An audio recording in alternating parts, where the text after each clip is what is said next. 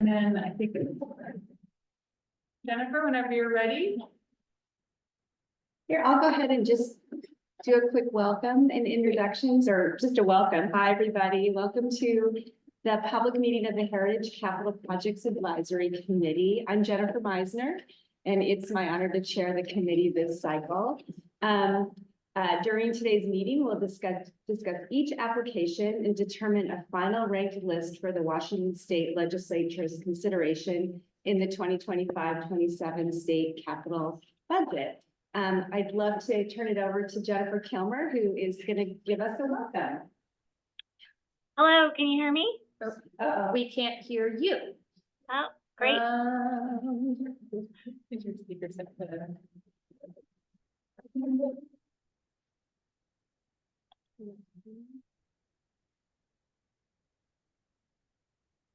Don't know what to do about that. Oh.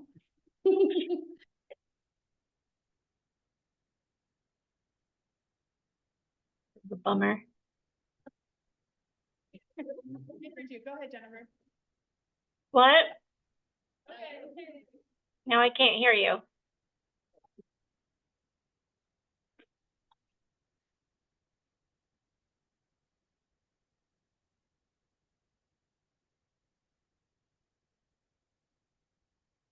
Can you hear me? Yes? I can't hear you.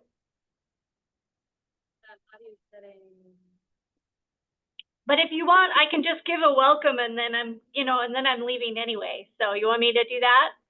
Okay. Good morning. I want to thank everybody on the advisory panel who has spent so much time going through all of these applications. I don't need to tell you that we had an amazing year of applicants. Really, so many more applications than we've received in the past. And as a result, a request for that I think nearly doubles the amount that we are allowed by RCW for this program. So I just want to, begin by thanking you for taking the time and the care that you have. And then secondly, just encourage the committee this year to, as you go through them today and share your thoughts with each other, to, really focus on the value that these projects and organizations bring to their own communities. There are a lot of projects from very small communities on the list this year. And, I want to encourage you to kind of think about the role that those organizations play in those communities, and as well, their access to resources like this program vis-a-vis organizations that may be in larger urban areas. That said, we have some amazing projects in urban areas as well. So I do not envy the task that you have before you today. But to the extent that you can really parse through and identify projects that are going to bring the most value to their community and to the people of Washington, I think that's your task. And with that, I will tell you good luck. And I look forward to receiving your ranked list. Have a great day. Great. All right. Okay, well, I'd really like to thank Harriet and the Quincy Valley Historical Society Museum for hosting us in this beautiful space. This is a past Heritage Capital Grant recipient. I think Harriet, you said it was completed in 2018. Is that right? We've actually had 4. You had 4. So this is an example of a project that just built on past successes, and look where we are. It's amazing that we're meeting in person. I know that's something we used to take for granted and we no longer do. I just think it's really wonderful to be here in Quincy today. So thank you. Thank you. And we're looking forward to the tour. Anyone who can stay, Harriet or someone from the society has offered to give us a tour. Yes. So thank you. Thank you for that. I again want to thank the panelists and Jay and David for traveling today. And at this point, I'd like to just go around the table and have all the panelists introduce yourselves, tell us where you're from and what organization you are affiliated with. And we'll start with Rachel. Hi, Hi, I'm Rachel McAllister. I am the director of the White River Valley Museum in Mary Ellison Farm, and that's in Auburn, Washington. Hi, my name is Geronimo Roldan. I'm the Washington State Historical Architect of the Department of Archaeology and Historic Preservation. Yeah, it's wonderful to be here and great to meet everybody. My name's Terry Badger. I work next door to where he says at the State Archives. Oh. I'm Sarah Sutton. I have a nonprofit in Tacoma called Environment and Culture Partners, and we help museums, historic sites do climate. I'm Ellen Poulsbo, and I work at the Northwest MAC in Spokane. Jay, you all know me. I work at the State Historical Society with David and Townsend. I'm Ruben McKnight with the City of Tacoma Historic Preservation. I'm Freya Liggett, I'm from Moses Lake. I'm current interim director for Larson Gallery. Alison Campbell, work with Jay and David at the Historical Society. My job is mostly to visit museums across Washington, and this is one of my all-time favorites. So please stay for the tour. It's a gem. I'm Angela Neller. I'm the curator at the Wahkiakum Heritage Center here in Green County. I'm Lynn Bethke. I'm here on behalf of the Washington Museums Association, and I'm the collections manager at the Museum of Culture and Environment in Central Washington University. Thank you all. And I wanted to note that one of our panelists, Zane Pannier, is unable to make the meeting today. So we actually will be removing Zane's scores since he won't be able to participate in the discussion. So that's unfortunate. And I also wanted to note that we will be asking for any conflicts of interest as we go through the applications today. So any panelist who has a conflict can wait in the research room or outside. And then Allison has offered to help ferry people back and forth if you have a conflict. So we'll make sure we take care of that. And again, I'm Jennifer Meisner. I'm from Seattle. I live in Seattle, and I am King County's Historic Preservation Officer. And again, it's really great to be here. So I'd like to just quickly echo Jennifer Kilmer's comments and thank all of you for your thoughtful reviews. We had a lot of applications to go through this round. I know that it takes a lot of time, and I also know that the applicants really appreciate everyone's careful consideration because they put a lot of time and effort into planning their projects and putting their applications forward. So thank you. Again, all that effort really showed in the caliber of the applications that we reviewed this round. Jay's going to expand on this in a moment, but as Jennifer said, the demand or the request was the highest ever this round. And after all the scores were tabulated on everyone's individual scores, there was only an 11-point difference between the top and bottom scores. So we have our work cut out for us today, but we can do it. And Jay has really done a masterful job of preparing an agenda and a schedule to kind of keep us on track today. We're going to be breaking out our conversation into 6 sessions of 55 minutes each, with 5-minute breaks in between. So we're going to be looking at 7 applications in each one of those groupings. The break in between will give David and staff a chance to sort of retabulate scores. If anyone is changing their scores as we discuss. Jay will go into that a little bit more in a moment. We'll have about 8 minutes for each application. So I asked David to be our timekeeper, and he'll just kind of wave his hand when we're getting close to 8 minutes. We have a little wiggle room, but we definitely want to make sure we save time to get through all of the applications today. Unlike in past sessions, we're going to begin our discussion with applications that have the lowest scores. So that's kind of a switch to how we've done things in the past. And again, reviewers may adjust their scores at any time based on the conversation and the discussion. We'll ask you to write your scores down on these sheets that Jay prepared for us. And then we'll all be giving our score sheets to David as we break out after each grouping so he can retabulate. So now I'm going to turn it over to Jay for a little bit more on kind of the housekeeping side, and then we'll make some final comments and we'll get started. Great. So you should have an agenda which lists the groupings that we will be going through. And I just changed it in Flux, so now your reviews are sorting by alphabetical. So it might be a little bit easier to find what you're looking for. I unfortunately couldn't sort it by ranking. And then we also provided a copy of the narrative prompts for you to refer to during the conversation. You all also have this sheet with the lots of red and blue, and that is the summary of all of the scores. It's a little confusing because this one is in the top-down order rather than bottom-up order. But this is kind of where things stand as of now. And actually, between the time that I printed these, the Neely Mansion Association also withdrew their application. So City of Vancouver and Neely Mansion have withdrawn. So we're down from 43 to 41. But they're unfortunately on the 51s already. So this is 8 more minutes. Yes. Exactly. So this is all reviewer scores, the initial ranking and the reviewer score averages.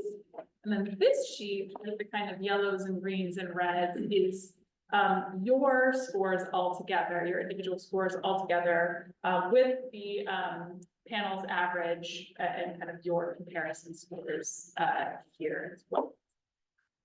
So that one is in the order that the meeting is going in. So that's in the kind of lowest first order. And then these were what Jennifer was talking about of the sheets to submit to David after each session. So we want to have you, if you do end up wanting to adjust your scores, you're welcome to state that out loud, but also mainly write it down so that we have a written record, that we can update the spreadsheets as we're going along, and that we have, we can double check that we caught every score update. That's very common. That's what this meeting is for folks to converse and to update as needed. Any questions about the packets that I gave you? Oh. Okay, so we will, I'm sorry, go ahead. Oh, do you want me to do the overview real quick of the applications? Yeah, do that. So I'm going to share screen for those online.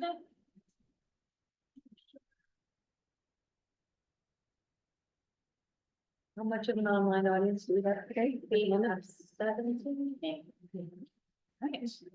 So as Jennifer said, and as both Jennifer said, we had a very high number of applications this year. This breaks it down between kind of the number of requests in the ranges of funding requests. So you can see that, a majority are actually under 500,000, and even about half are under 250,000. So quite a few small requests, and then 11 full $1 million requests, which is a lot. And then I have a map that's not showing up super well, but you can get the sort of general view of the location of all of the applicants this round. And that represents 21 counties. And then I did a little bit of looking at the types of properties. So 24 are historic structures, 4 are campuses of multiple buildings, some have with historic and non-historic, 5 are more contemporary buildings, 5 are what the RCW refers to as historical transportation conveyances, 4 vessels and 1 locomotive, and then 3 undeveloped properties that are looking to construct through the Heritage Capital program. So with that, I'll turn it back to Jennifer. Great. So before we dive in, I just wanted, again, for us all to keep in mind that this is a statewide program. So it's really important for us to consider a statewide geographic distribution of projects, as well as to provide support to organizations both large and small. And I think Jennifer already alluded to that. And finally, Jay referenced the prompts. And there are a few prompts that I think are especially important for us to consider as we discuss each application. Under project purpose, will public access to history of the site increase as a direct result of the project? Something to keep in mind. And if the facility is not going to be opened or reopened to the public at the end of the project, has the applicant, provided a timeline and narrative that really describes what the public benefit will be when it opens? That's something that's important. under community value, what value will the project bring to the local community? Again, we're looking at each project within its own community. What is the urgency of the project? Given the amount of funding available for this really high demand, is there an urgency around the project? Or is it a project that could potentially maybe hold off until the next cycle? I think that's something, you know, given the demand, we should consider. What is the cultural significance of the property or project to the local community? And will the project advance recognition and understanding of communities that have been excluded in historical narratives? So again, does the project advance inclusion and belonging of underrepresented communities within the project area? So those are just some things that, you know, I feel like to me are important, and I just wanted to share that with you all as we move ahead. So with that, let's jump in. I'm gonna open up Flux, maybe, let's see. And our first application is from the Northwest Schooner Society. And thank you, David and Jay, for preparing these little summaries. Again, this is a project at the Burroughs Light Station to provide public access. It deals with water systems, fire suppression, potable water supply, septic design, and installation for the keeper's house. It also includes plumbing, electrical repairs, and modernization and HVAC systems. And there were some elements of scope that were removed. The request is for $100,000. And you all have the scoring sheets. Its initial ranking is 42. And I thought it might be helpful for those who, we've got the list of kind of who ranked it the lowest, who ranked it the highest. Anyone's welcome to jump in and kind of talk about the application in terms of how you think it really you know, meets the purpose of the program.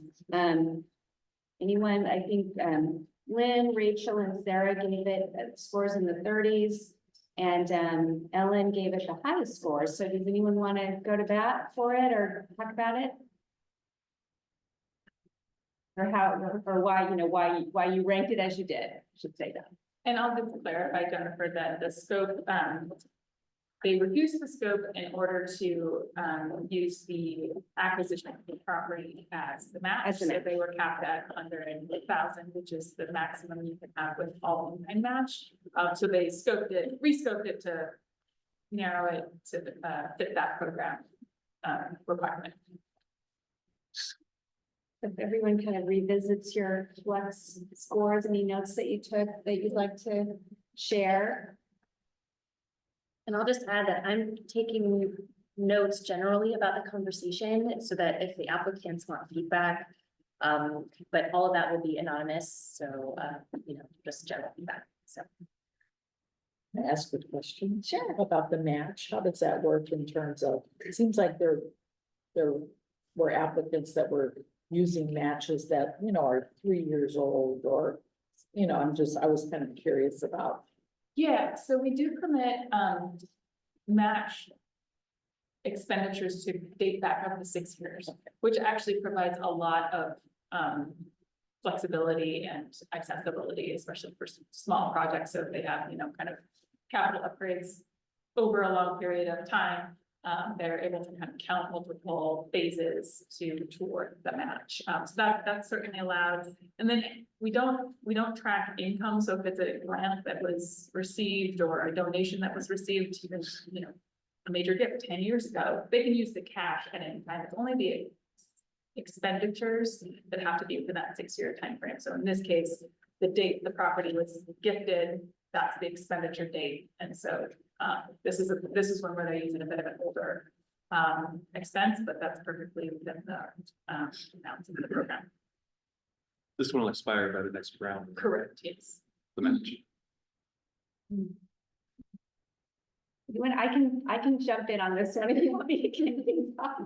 So for me, I had some questions about the organizational capacity to complete this project. I believe there are only 3 board members listed, and for me, that's a little bit of a red flag that there doesn't seem to be broader participation from the local community to support the project.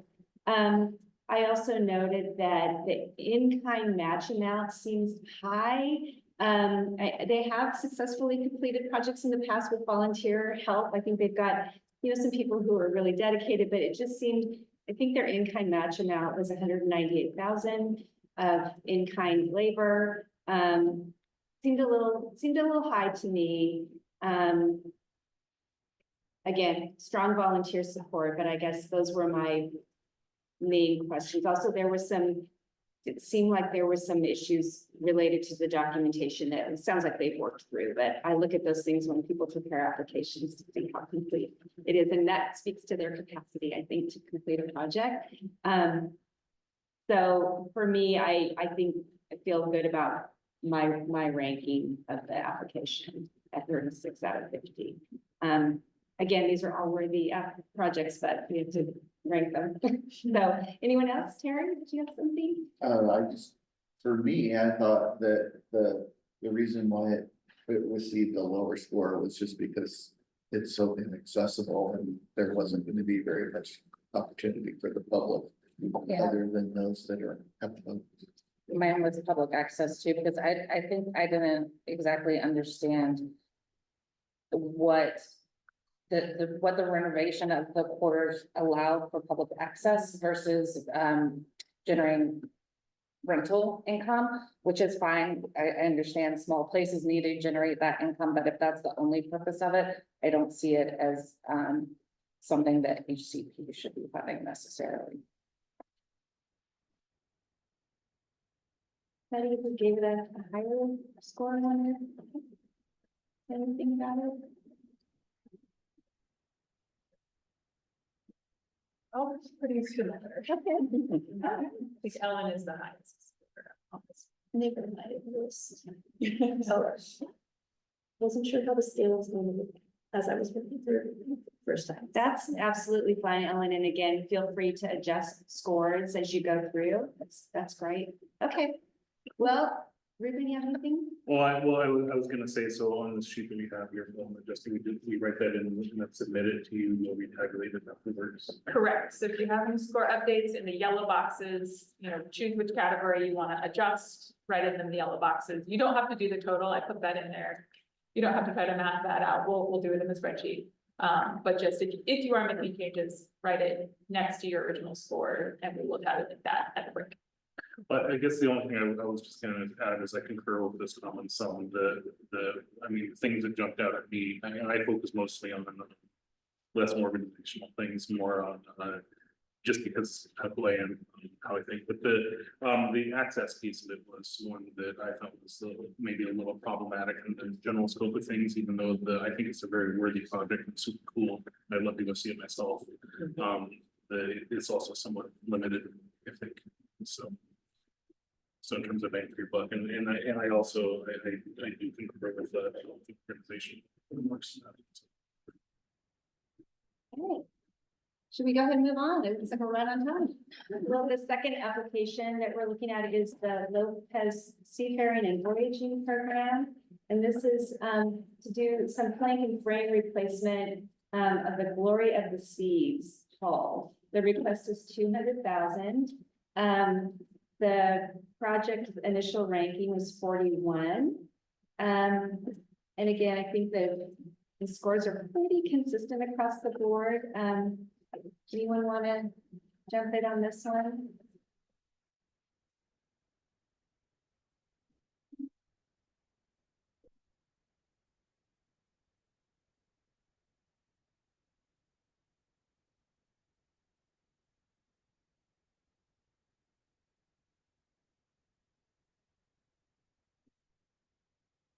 Well, I'll just jump in again. Just to get things done. And again, this is similar concerns as I had to the last one, that there are only 4 board members. Again, and wondering, about the scale of the public benefit of this particular project and vessel. They bring deep organizational experience, and there's new leadership, but I think their balance sheet and operating budget seems pretty lean. that's sort of where I came down, and I just said that I thought the application would benefit from a little bit more planning and clearer community benefit. Yeah. That's it. I can comment. I agree on the project planning. I was particularly critical about vagueness of estimates. I'm sorry, say that again. Vagueness of estimates. Okay. Round numbers are not, encouraging. And it's incumbent upon the folks who are offering estimates to support with detail in order to build confidence in the project and just plan it well. However, I love the community value, and the demonstration of the cargo voyage, I think, is brilliant. And I hope that somehow that can happen at some point. I also had a very high project value because I think that just the community that it supports and the furthering of traditional maritime, for youth is such a valuable historic heritage piece. So. I echo the concerns, and I also just want to commend the listening process that they went through, and the letters of support were really compelling. But I shared the other concerns. This is one that I also noted that it'd be great if we could do a phased project, like ask us for a little bit less and just build on some successes. I know that's kind of tricky for us as the panel to figure out, but I think a partial funding for a phased project, I would feel more comfortable supporting. But we have a request for 200,000, so. Any other comments on that one? Okay. Let's go to the third application, Holden Village, in Chelan, and this is another repeat application. Was it funded in the last round, Jay? I can't remember. It was. Yeah. And so they have a current open grant, and they are applying for additional funding for the same project. Yeah. To complete the new museum construction project. All right, this request is for $181,570. Its initial ranking is 40. And there were some low scores and some relatively high scores. So if anyone wants to speak to this one while I pull it up. I have a question. Yeah. I read the application a couple of times, and is this a religious retreat? Great question. question. So yes, it is owned by a religious entity that is a 501c3, so they are eligible applicants. And we have been very clear that there has to be public access that does not require sort of any religious participation. And they've done, I mean, they have lots of programming and things that are based around their sort of tenants. And this is something we've spoken with the Attorney General's office about as well, that they're an eligible applicant, and as long as there's sort of reasonable public access to the site, and that it's, open to the public, and that this museum space is not used for sort of religious purposes, that it's used as a museum space that's open to the public, then there's not a conflict there, so. But the public access is basically through hikers, correct? Versus. It is quite remote. Yes. Okay. Yeah, so you can, I believe, you can schedule like a boat ride, and they'll come and kind of pick you up if you want to go stay at the retreat, and then hiking. Yeah, so it is a bit remote.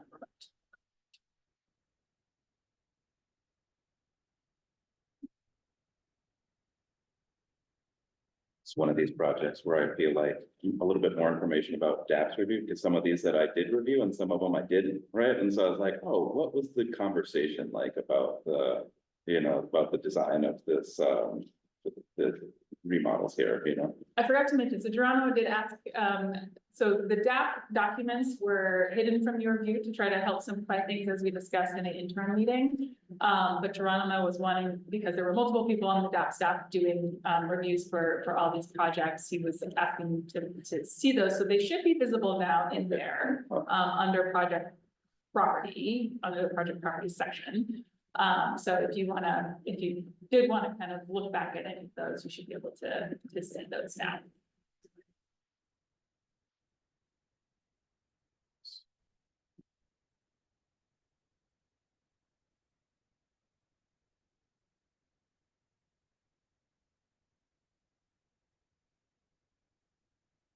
So I'll just note that the applicant did state that they are consulting with the Colville Confederation in Northwest Washington on how to best tell the stories of the Native people that lived in that area. So there will be that collaboration at some point. I don't think they're quite there quite yet.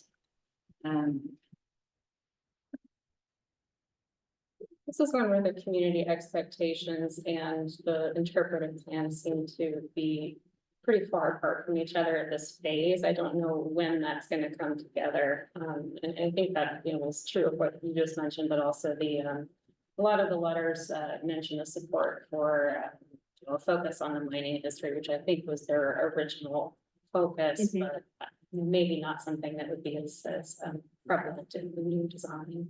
Yeah.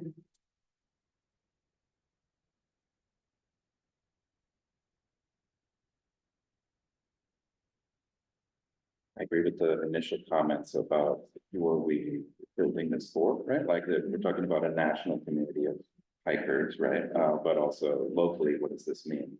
I think, yeah, my comments, I haven't been able to really answer them based off just like the signed DAP form, right? Like, is there a whole bunch of conversation that happened before we signed the form, right? Like, it's like, yeah, so my comments would be based off of what I can have about the project planning.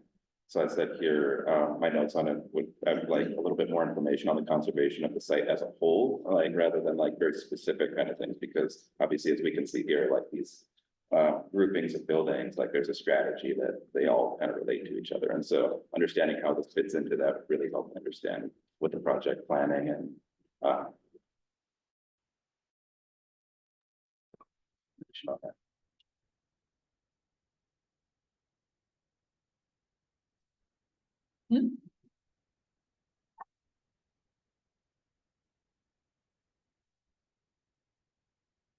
Should we move on? Any other comments? Okay. We are now at the Port of Everett, and this is a $1 million request to help complete this project on the waterfront. Construction of the Chamfer Lunar waterfront place, which they described as a public coordinated corridor, connecting the recently relocated and rehabilitated historic warehouse building. So this is really sort of streetscape infrastructure improvements to help them complete that project. This application scored 39, and anyone want to jump in? This one, Freya? I scored this one very high. It's actually one of my favorite projects out of all of them. Yeah, really just because I felt that they were doing such a good job of connecting all of their existing historical and interpretive resources in the area through this project. So, you know, it was not just an access project, but it was, you know, I felt that it was just very well conceived, especially for the interpretive portion of it. Yeah, they're repurposing a landmark building. They already had this existing static signage, and just the historical concept for that playground is really cool. Anyone who scored it a little bit lower? Let's see. Sarah, do you have some thoughts? Or Terry? Checking my notes because I had a different response. And one of my. And I see that I gave it a 1 for community value, based particularly on the lack of support letters. I think in this grant program, I relied upon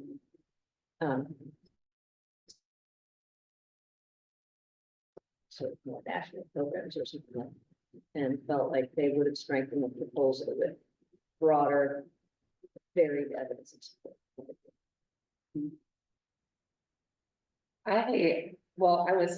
I got to Google Schooner, didn't know what that was. So first of all, that's pretty cool. I was confused because a lot of the examples that they gave for the public benefit were, they were talking about building exhibits and building these things, but then they showed exhibits that were elsewhere, that were at the waterfront center in Everett, and that the main access piece seems to be access to the warehouse or house, which you can see beautifully, you know, from lots of vantage points. But access to commerce, and this to me looked more like a tourism or a commerce piece than a heritage piece. I feel like I have to echo what you said. I think it's an amazing idea. I think it'd be an amazing community space. Yeah. But I wasn't quite certain that the primary purpose of the grant funded portion of the project is centered on interpretation and preservation. That's exactly what I said too. I think it's a really cool project. I learned about runners at attending the design show. I had no idea until a few years ago. But I do think this is really about finishing a pedestrian street and a site design more so than providing direct heritage interpretation. I think it's a really cool project, and I think they put funding elsewhere to finish it, but yeah. Yeah. I have the same response. Again, cool project, and I think that we've had a lot of, in various ways, discussions about, history in Everett over the years and various committees and panels and things like that. And so, this is a direction that I like, but I see this as sort of a public works kind of infrastructure type project that's knitting these things together, which is good, which is awesome, but maybe not really well centered for this particular grant and the needs that we're looking at across the continuum of the applications. So I scored it a bit lower on purpose. Yeah, I think from that public works perspective, it's probably one of the better ones. Yeah. I think I might have been slightly seduced by that aspect of it, so I think there is. It was seducing. It was very seducing. I would like to adjust my project purpose score for that one to 7, because I think that would be more in line with some of the other scoring here. Thank you. And feel free to, call out if you're adjusting scores, if you'd like to share with the panel, your thoughts about adjusted scores up or down, that's great too. Or just make sure you're noting on your sheet. Yeah. Definitely make sure you're noting it. Yeah. You're welcome to kind of speak it out loud or not. Okay, any other thoughts on the windows? No? Okay, we'll move on to the Port District number 2 of Wahkiakum County. This is kind of a hidden gem to me. I didn't know about this resource at all. It is the Apollo Annex at Skamokawat, right? Is that right? Skamokawat, Wahkiakum County. And it's a rehab including roofing, stud replacement, west wall reconstruction, siding, windows, doors, electrical, and septic. The request is for $136,855. And it scored 38 overall. So let's see. I think Ellen gave it a pretty high score, Geronimo, pretty high score. And then there were some lower ones in there. Sarah gave it kind of a lower. I think Sarah, yours is the lowest of all. You have to put you on the spot to hold that. Yeah, anyone want to jump in on this one? Yeah, I mean, I thought that this is, I scored it high because I thought it was a great idea to increase access to this facility, and it is right next to a historic district. So I thought that it would be a nice way of activating a historic district by creating what seems to be kind of like described as like a business incubator kind of space. So supporting small businesses in a heritage location to really increase access to the larger location, which I think that's why it's like, oh yeah, this seems like a great idea to me. Maybe some areas were yeah, some areas where I thought it could be improved. I would like to see just a more specific work plan, like, that details of the areas being preserved, like citing, might be in partnership with area building preservation and other, building preservation initiatives. Yeah, or even, making explicit their, efforts to support minority and women-owned entrepreneurs, right? I think it's just the overall lack of specifics for the project that really kind of caught my attention. You know, the business incubator came up several times, but I didn't really get a clear explanation of what that meant. It feels like a Department of Commerce project in a historic building. And so lots of value there, except for a heritage role, that it felt like there was more intention and evidence for the planning. And if they, if they struggle to keep it open 2 days a week at the moment, how will 365 in the future be achievable? Maybe a case for that. Yeah. Really good points.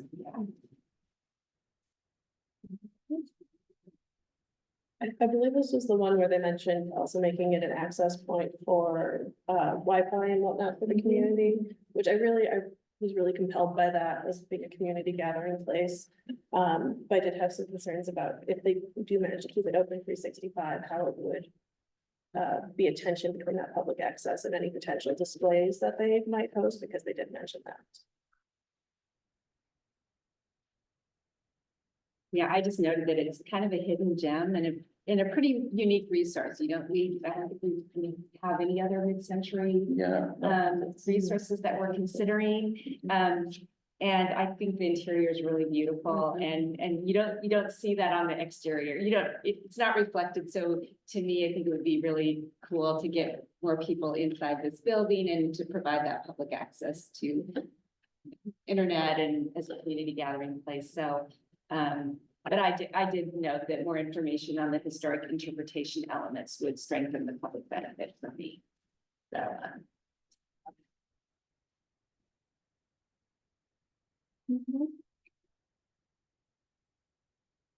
I don't have to talk about each one. I'll try to, if we have time, I'll try to turn mine down. Okay. Where are we? We're moving right along. Terry, we're doing okay, huh? In time? Yeah. Okay, so I didn't have for some reason I don't have the agenda. So are we on Ferry? We're on Ferry County, so we have just a couple more under 30. So thank you, sure. I didn't grab it, Jay. Thank you. Thank you. Ferry County. Okay, this is the Schlegel. Where is it?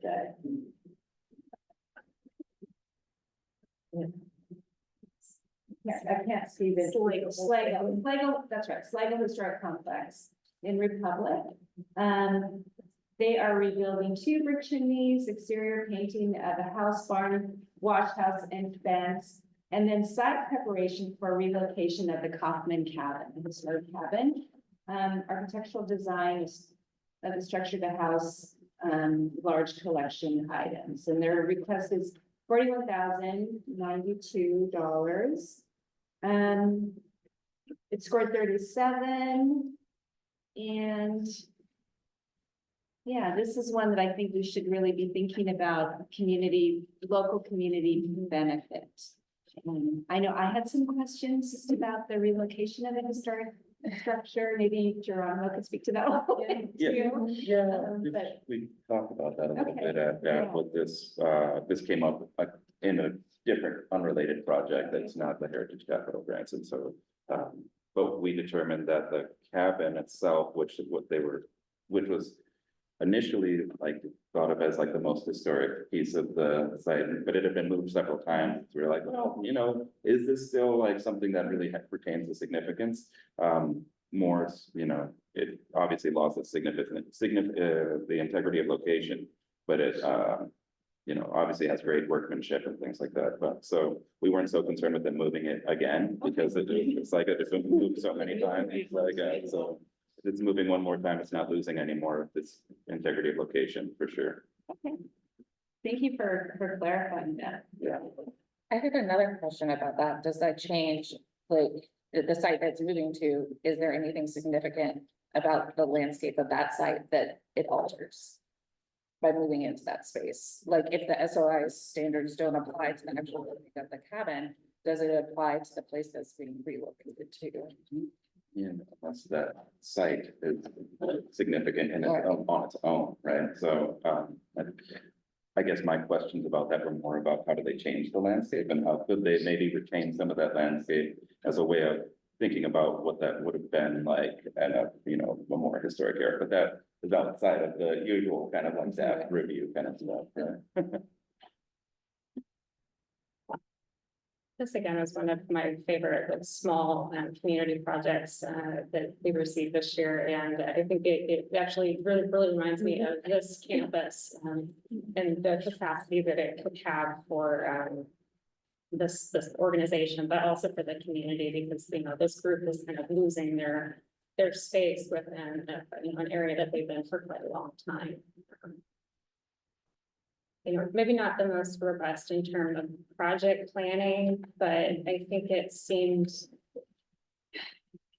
fair for the level of the project itself. I appreciate that. And I think that, correct me, Jay, this is an all volunteer organization. So, you know, I think they did a pretty good job of pulling this together. The only question I have, John, I think they noted that the cabin is National Register, listed in the National Register or not? And does it really matter? Yeah. Okay. The house and the. Oh, it's the house and the barn. The houses, right, yeah. Mhm. So The that cabin is not. Yeah, the integrity of the So then site that- and the landscape. And if the national. To a site next door, right? And that was, I remember the proposal was that it would not be moved directly onto the property, but onto a parcel next to the, next to the house, and that's why it wouldn't really necessarily affect that, but I felt that they could retain some of the landscape features and like trees and things like that as a way of kind of thinking about what it would have been like before. Yeah.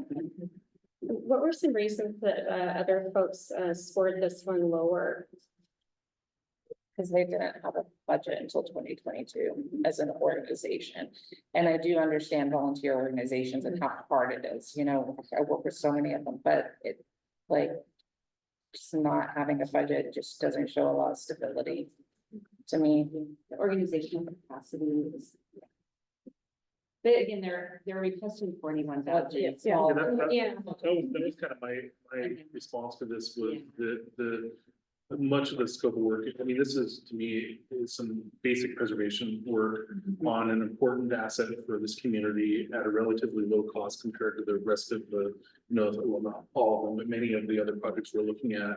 And so this to me seemed like a sort of a bang for your buck type of grant application. And so I scored it a bit higher, I think, than the average.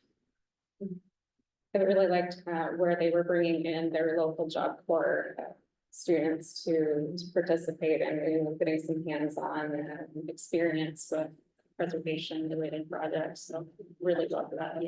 Involving the local community and And I felt that this is, so I scored it pretty much higher than the average and felt that they were asking relatively small money in the universe that made a huge difference for them and gave them a boost at a time when they're trying to do all the things that we want them to be able to do. And so is there a way that this can be that boost is what I was looking for.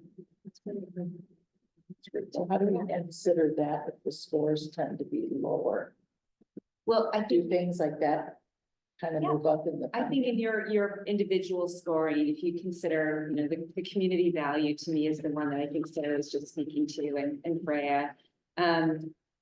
You know, organizational capacity, though they're all volunteer, I think, you know, you have to think through like, do you believe they have the ability to complete that project and that they've planned it out, Jay? I was just gonna say, I think it's a good point to consider relative to the request amounts and so yes, they are all volunteer capacity organizations, so they have a lower capacity than an organization with a lot of staff. But based on the size of the project, the size of the ask, do you think they have the capacity to perform this project? So in the context of the importance of the project, do you think that and I would apply the same kind of thought pattern to the project planning, right? You know, maybe it's not quite as robustly planned as some of the other major capital projects, but do you think it's adequate for this size of project? Which I think for me, I mean, my score is lower, but it's more because they didn't answer all the questions. You know, there wasn't a lot of detail of their interpretive planning. There wasn't a lot of detail like how they say they're using volunteers, but they don't talk about that experience. And so, you know, I'm very much a 2.1 point. You know what I mean? And then here's my And here's score. where it adds up. Yeah. Well, I think that really speaks to, again, the capacity of the organization. They're all volunteer and, you know, they probably did the best they could to pull it together. And we all know these things are cumbersome too. I mean, no offense, but you know, it's not. You know, this idea that they're moving from their current location to that library location, they're having a more central location, they're close now to this historic site where people can, you know, hey, it's a walk down, go and visit it. You know, I feel like they're kind of moving to be more active, but it's just not reflected necessarily in the application. So I struggle then, I think, with, I mean, I tend to think every project we reviewed was good and would be a good project. But for me, I'm very much 2 points, 1 point, 0 point, 34, okay. This one seems very much a make or break situation for this organization, that the likelihood of them being able to put together enough community resources to replace what this program could provide, it seems pretty low. So if anybody is interested in moving their schools up. I wonder how important is, because I don't feel necessarily comfortable changing my score because I'm very much, they didn't talk about a collection management plan. They didn't talk about their interpretation. They didn't, you know what I mean? I mean, I feel like I shouldn't be making assumptions for this group that they could do it, but I don't make those same assumptions for this group over here. Well, yeah, really, and just to reiterate, no one's pressured to change. Yeah. No, by the fact that it is only $41,000 and it really would make a big difference for them. Yeah. To be So you have to funded. just on balance weigh out, you know, how you feel it really washes out. So that's where I asked the question about value, cost versus scores. How does that come together to, you know, make those decisions of who gets money? Look at the top ranking for this round. This is something that I haven't seen in the last several, as far as the number of $1 million requests, and that's really changed the whole calculus of what we're doing here. You know, we only have one of these small requests making it into the threshold as it is right now. And, you know, that really goes against a lot of the changes that have been made to this program over the past several years. So what do we want to accomplish with these grant funds? And I don't know how to do that based on the scoring system that we've established. There's a discomfort there, so just put it out there. And I think, I'll just comment on that the demand has really highlighted some of these systemic issues that we're encountering now. And so I welcome the panel's discussion at a future date about ways we can update the scoring, the program, and the criteria for future cycles to address some of these issues. But for now, we kind of need to stick with the criteria, the guidelines. But if you have thoughts, please share them at our future. I think we should have a kind of a regrouping or a debriefing meeting, you know, in the relatively near future and talk through some of the issues. We track some parking lot plans to get to when we're through with this round. Be great. I will, when I follow up from this meeting to you all, I will send you a doodle to schedule that next meeting. Thank you, Jay. That's great. Okay, any final comments on this one? All right, let's move on to the last application in this grouping, and it is the PBY Memorial Foundation, Pacific Northwest Naval Air Museum in Oak Harbor. Construction of a hangar style museum building on the Pacific Northwest Naval Air Museum campus, and their request is for $128,611. They ranked 36. And there are a couple pretty high scores and then some lower scores. So anyone want to jump in?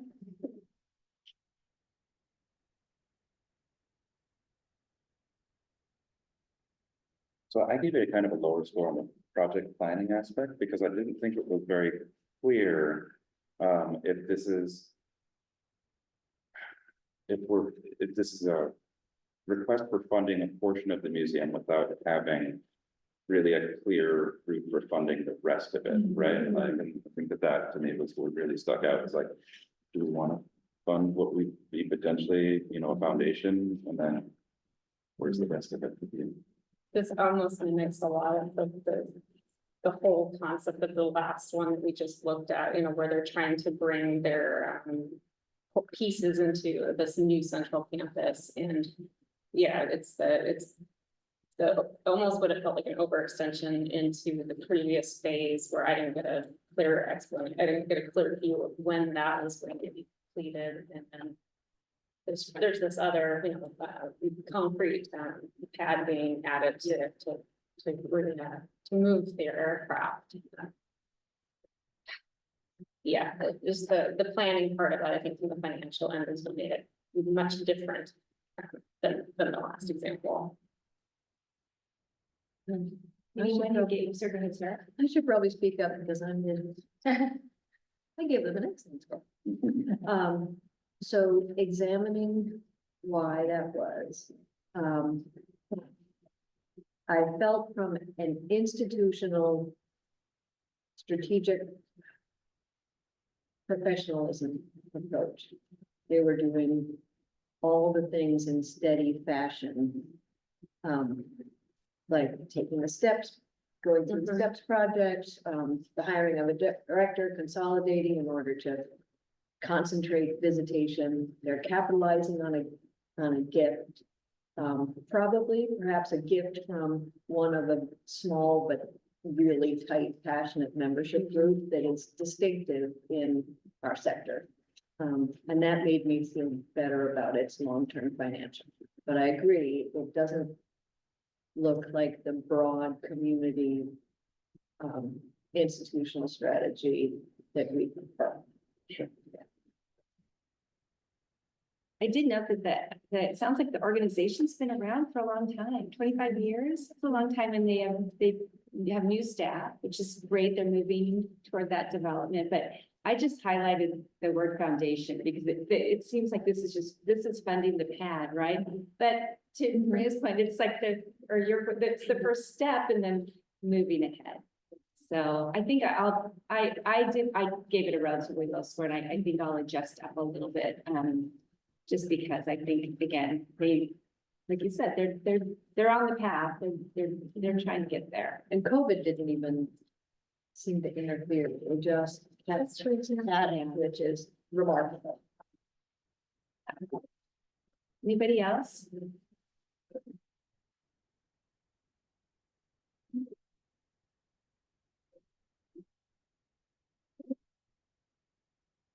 All right, well, I think we're done with the initial briefing, right? Well done. We are ahead of schedule. So let's all take a few moments to, adjust scores if you'd like to, and then give them to David, and he's gonna in real time, adjust our spreadsheet. Very soon. I'm perfect. Which I never said that before. For a reason. I'm cheating here every time. It's great. I love it.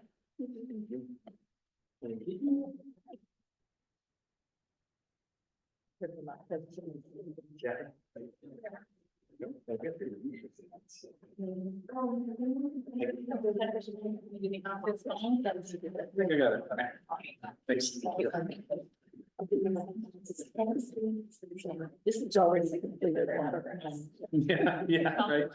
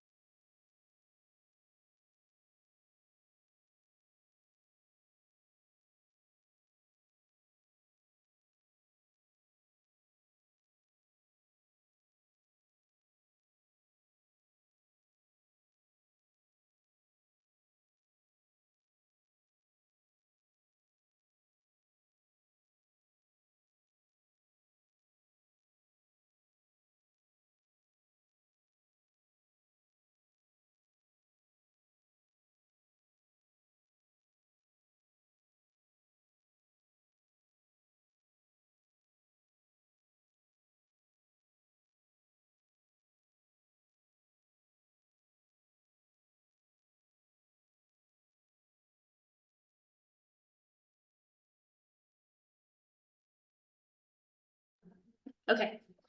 We're back in. Yeah, just Okay. have to unmute us. Okay, great. We're just kicking off grouping two, session two, I should say. So we'll get started with the Lelooska Foundation and Cultural Center. That's the first project we're looking at in this grouping. This is phase two of the capital improvement plan. And the grant would fund schematic design for a new permanent Lelooska Foundation and Cultural Center museum building, utility repair, asbestos and asbestos abatement. Is there anything else? Demo of a dilapidated building, along with full schematic design for a new, larger climate controlled museum space.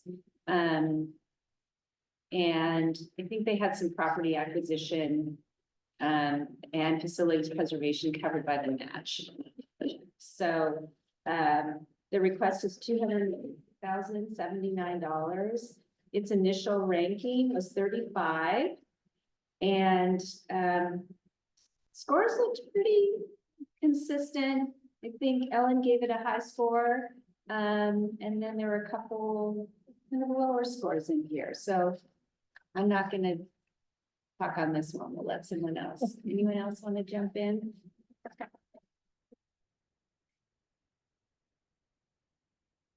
I thought this was an excellent project that really fit nicely into the larger picture of the property, and that's why I scored it pretty high. If there was one area where I kind of, in the project planning, I wanted to make sure really that it met SOI standards, because I know that there was some demolition of older buildings, and I was like, oh, are these really like, you know, how significant are these buildings and what shape are they, right? That was kind of like, just wanted a little bit more information on how those conversations were developing. Okay.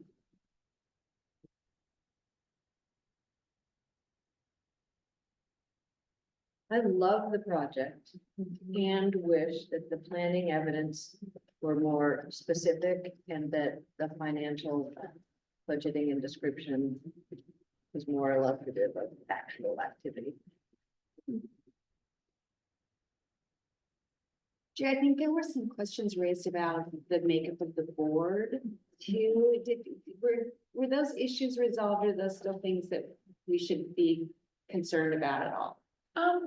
There was so this is a repeat application. They applied last time, and this panel, which has a lot of new members, was concerned that there was a lot of conflict of interest between the staff and the board members. There's a lot of relationships, personal relationships. I wouldn't say, well, I can't say that I know that it's resolved. They did declare those conflicts in their paperwork, and basically, you know, do their best to separate out conflicts of interest from decision making. And they are an organization in transition from kind of a more family-run organization and working to professionalize into a more, you know, 501c3 based museum and cultural center. And I think that in the 2 years ago discussion, this panel felt pretty strongly that they were not far enough along in that transition process. And so I think they're still working toward that professionalization. And I think it does show in some of the submitted materials that that they are working to sort some of those things out. In particular, the property transfer is now complete, and so the family does not own the property anymore. The 501c3 does. They worked all that sort of out, and so things are moving forward. But there still are quite a few sort of interrelated folks involved, and the leadership and the board and staff. So I have a philosophical question about that. Because the group is a cultural group. The family is reflecting a cultural approach that might be different from the folks who designed this grant program. And so that made me feel like, whereas in a totally European colonial approach, we think it should be this way. And in a more culturally diverse approach, there might be different ways of doing it that I can appreciate. That's a good one. Is it appropriate to bring up things not seen in the application itself? Or experiences? I don't think so. Unless there's What does that mean? some very specific public Experiences that are asked in the application? No, Just information that, Just that inform- you may, that she may have. yeah. Outside of what was, Opportunities. yeah, for example, if you'd had an opportunity to do a site visit and other panelists have not had an opportunity to do a site visit, I guess you should sort of not consider that if it, the experience isn't reflected in the application, right? Thank you. Thank you for raising that, yeah. So I like this project and its purpose a lot. I think that the close relationship between staff and board is I understand, this is the way the things have been done or can be done in some groups and organizations, but at the same time, it makes me wonder, if you ever have a situation in which the family's financial interests are not consistent with the organizations or something like that, that could lead you to down a rocky path. And that's my only real hesitation with it. And that's kind of when I got to that point, I was like, and so, but at the same time, I think I probably scored this probably fairly consistent. But it's just kind of in the middle. And that was my main hesitation, really, because everything else about it, I think, is well, most of the things about it, anyways, I think are really consistent.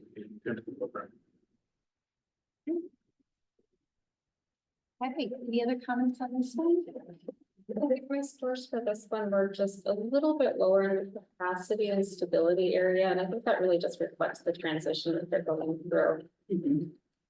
And I think that's going to show in several of the other applications too, where we have like capacity building projects. All right, let's move on to Tacoma. Ruben, you get to. Yeah, I guess. Where would you like to go, outside or in the archives room? Okay, great. Because earplugs for you. Okay.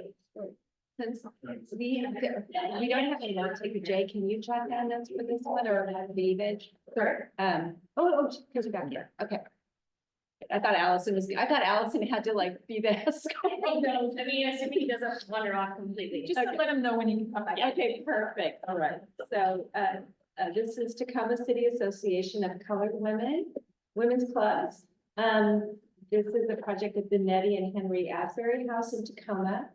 And the request is $100,000 for rehabilitation of the foundation floors, roof siding, windows, and doors. This application scored 34. Looks like pretty consistent scores across the board. I think we might call in Terry. Terry had some questions about it. Anything you want to say about it, Terry? Reading my notes. Yeah, let me see if I can.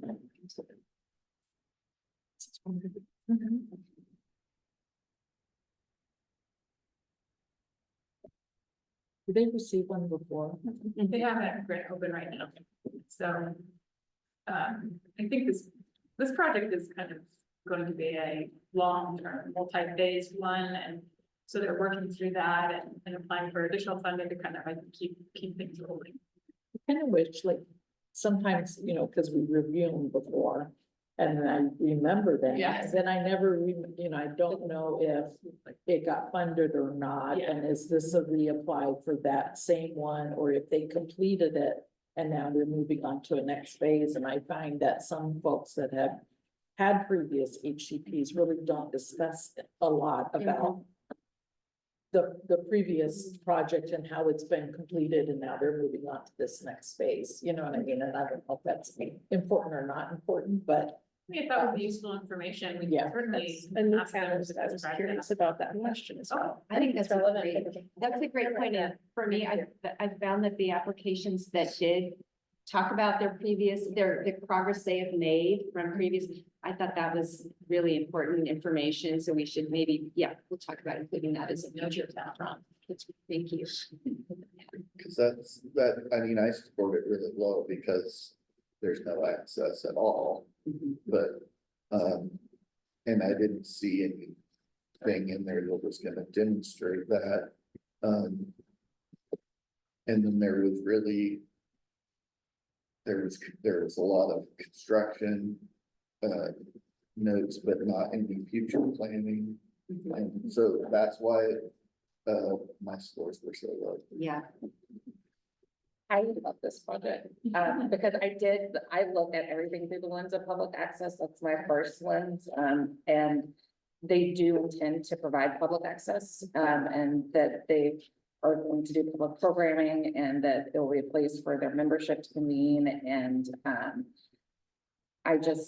I really liked it as a project. I don't know that they're ready, though. It's like, what I saw was a lack of like organizational readiness. I would love to see them go through steps if they haven't. I think there's a little bit of a disconnect between like, we're preparing this space, and then yes, we have these ideas of what we're going to use it for, but how do we get there? Like, I think there's a big gap in between, so that might be what you're seeing too. I think I've seen that in a lot of the applications too. They're so focused on this step in their project. They don't answer those interpretive plans. They don't talk about the value to community, like, okay, we're replacing a booth. So it's very focused on just that, but it doesn't they don't kind of discuss the bigger interpretive parts or the bigger community value. Then I end up scoring lower on those because they're not addressed. Which I think is too the difference between having professional grant writing staff and being a volunteer organization, right? Like, we know how to tell the stories, while they may not be able to see, they just see the project so clearly, like, this is the, right? I thought we did a good job of just saying that in the project title itself is reclaiming a Black cultural space in Tacoma, and this was like what you're talking about as far as access. Actually did have some concerns that their longer term approach to operations and maintenance and trying to fit into those museum goals could be the enemy of the good for them. And it really, like, their goal felt like it was it should be more focused on just opening up that community space again, because it is a continuity that they're trying to establish. I have a question about, will they be able to see our individual comments, or if there's a message I want to send, we put it in the notes over here. And tell me, Oh. I got you. That they strengthen the proposal next time by giving an operating cost of an open and running building.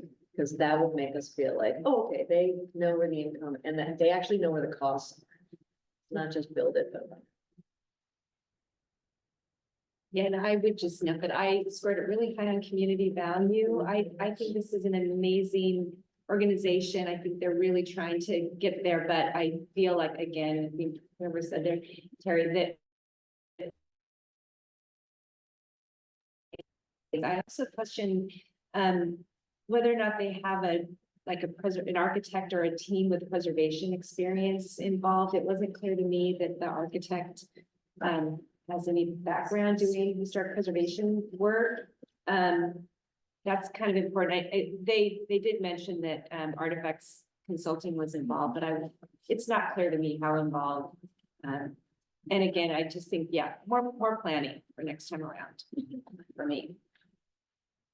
I hope that the proposal, like of the restoration of the house, it would have met my review. Okay. Yeah, absolutely. So, I mean, it didn't seem like a very invasive kind of plan. And I think that when you look at it overall in scope about like, okay, as a community center, like, you know, there's certain needs that it would have that might take, I'd say precedence over thinking about it as the preservation of residents, right? Yeah. So, yeah, I don't So know. you would have been fine with it, yeah.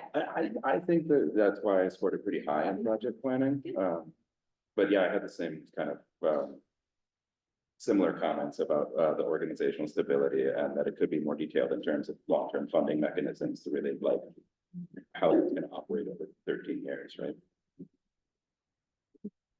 Right, anything else? Honestly, just in terms of the project, like relevance for the grant goals, like this is probably one of the few that was historically relevant as, a way to interpret a public figure in the state. And I've never seen that with any of that items.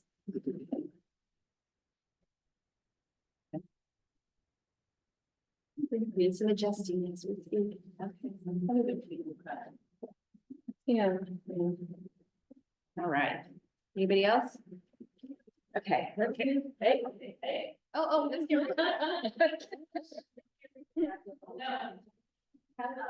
Capitol Theater.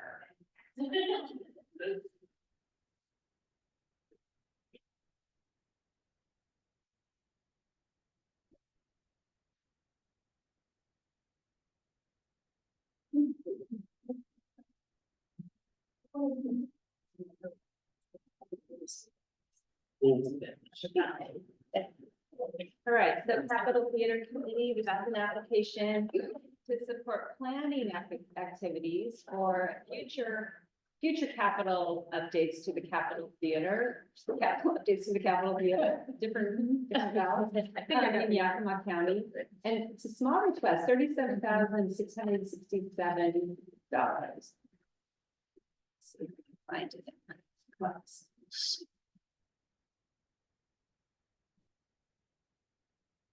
And it scored 33.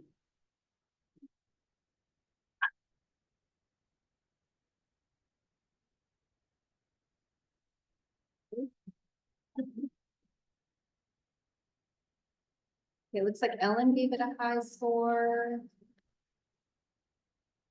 Geronimo, you gave it a pretty good score. Did I? No, wait, I'm the wrong one. Sorry. I'm looking at let's see. Ellen gave it high. Lynn gave it a pretty high score. And then there were some lower scores. Geronimo. Anybody want to jump in on this?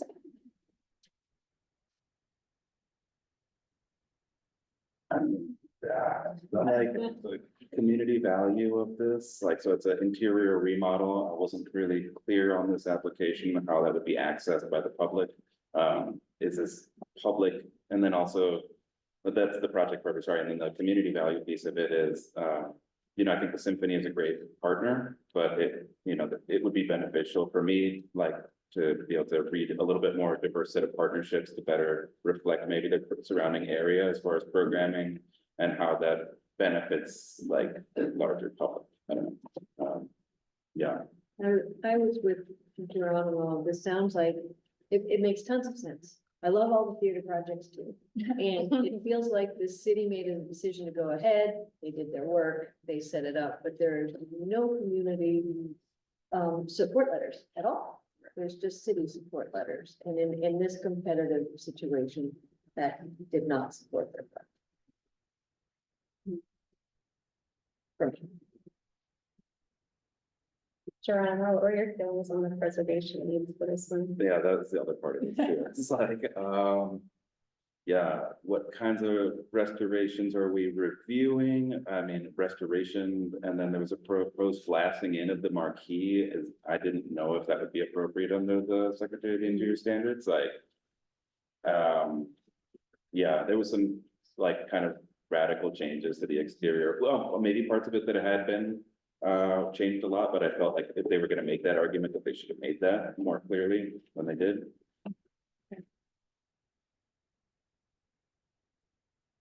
I think this is very important feedback because I believe that it is their plan to apply for funding to support the capital upgrade eventually. So if there are sort of concerns, it'd be good feedback for that. It's a kind of really complicated history for, restoration, renovations, and major changes that have been made to the building already. I felt that, but I think it could be a little bit like really direct. Anybody else on this one? Okay. All right, Seattle Theater Group, Seattle Theater, this is a proposal to replace some boilers and piping at the Neptune Theater in Seattle. Request is for $88,533. This is one that the scope was tightened up. Yes, so the owner of the building is a private LLC, and the Seattle Theater Group manages the theater and has a lease with the owner. And sort of in reviewing the documents, we noticed that one boiler serves the theater and one boiler serves the residential and commercial spaces. And if the nonprofit owned those spaces, then that would be a different proposal. But since they don't own and operate the retail and residential spaces, we told them that only the boiler for the theater area would be eligible. And so it was reduced from their original proposal to include only one boiler, and additionally, the funds that the building owner was going to put in for the second boiler support, they can't count as match either, because all of the activities funded by either grant or match have to be eligible, and so only the one boiler replacement is eligible. Sounds like we put staff through their paces. Thank you for sorting it out. So, in looking at the scoring, Freya gave it fairly low marks, and Sarah, do either of you want to speak to it? And then Geronimo gave it high. Pretty straightforward. You know, historic buildings need to have heat, and yeah, so. To me, it was very clear, like, it was just like, okay, like, this is clear need, like, it's like very straightforward, good plan, and I think that clarification about like the one boiler that came through, and I was like, okay, and understood it, like how they adjusted their scope, and so I really appreciated that. But yeah, I mean, this is also my first theater like review, so like I gave it, like, maybe it was like an inflated score because it was the first one, so I'm very curious to hear why like people were not feeling that. Okay, I can see why I'm not feeling it. As I said, love the theater aspect. My sticking point was, again, no community endorsement of this activity, although the community uses it a lot. Community was not. I had concerns about their systems replacement because they're replacing in kind. And they're 39 years old. So all the efficiency they'll get from these systems come from the fact that it's 39 years later, not necessarily because it's designed well or designed thoughtfully or for future climate. And though I completely understand that climate is not a part of this, if you are a systems engineer, you have information about that you would include in your proposals. And I didn't have evidence that they examined why they were choosing these systems.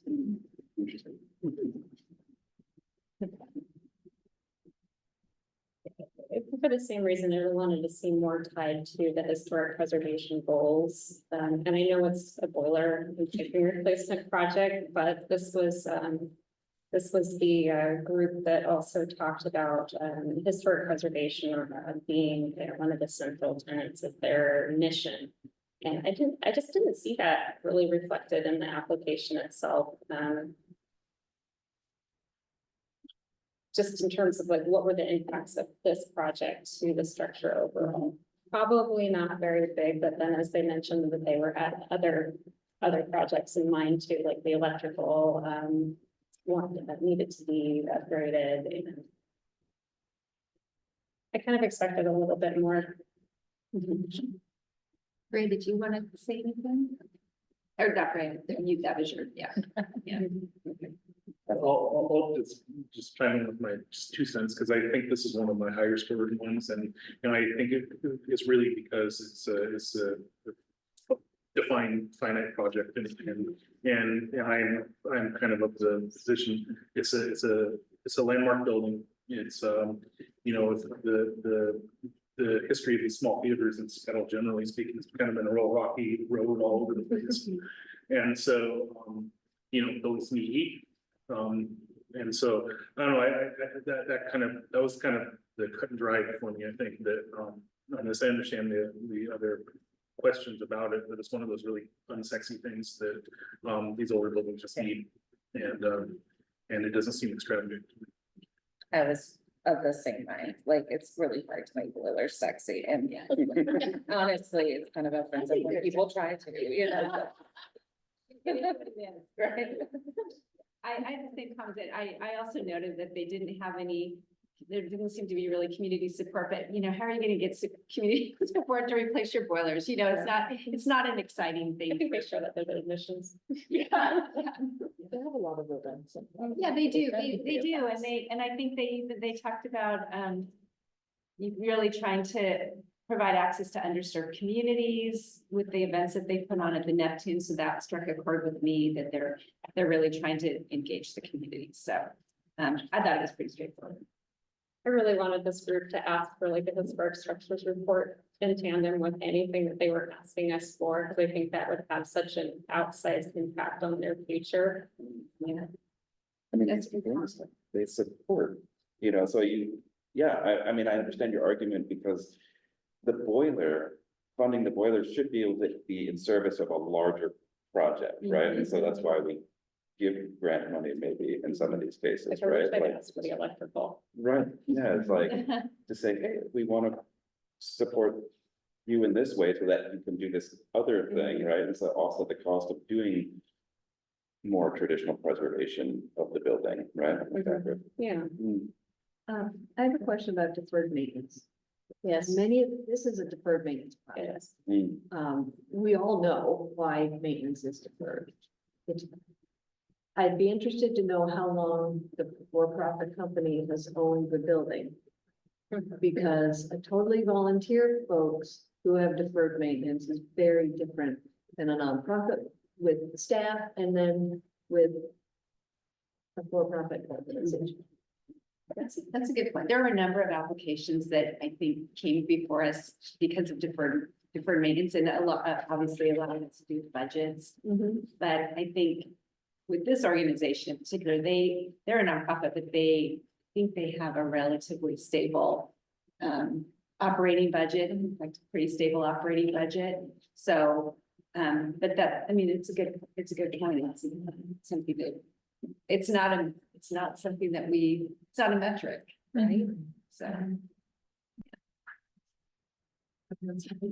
Future comments. Keep that in mind. I think we're at time. Ruben, you have a last. Oh, sorry, I wanted to, maybe this is maybe I'm forgetting a silly question, but I actually really appreciate the historic structures report question, and I just wonder, like, for these types of projects, is that part of the advisory process, the application process that this may go through? I'm just wondering because it is kind of a natural, if you're going to do like a multi-phase thing, you know, and you've got a bunch of systems issues and things like that, that instead of hitting those piecemeal, if you have like a facilities plan that's based on the HSR, for example, that would be a really, really good, I think, guidance.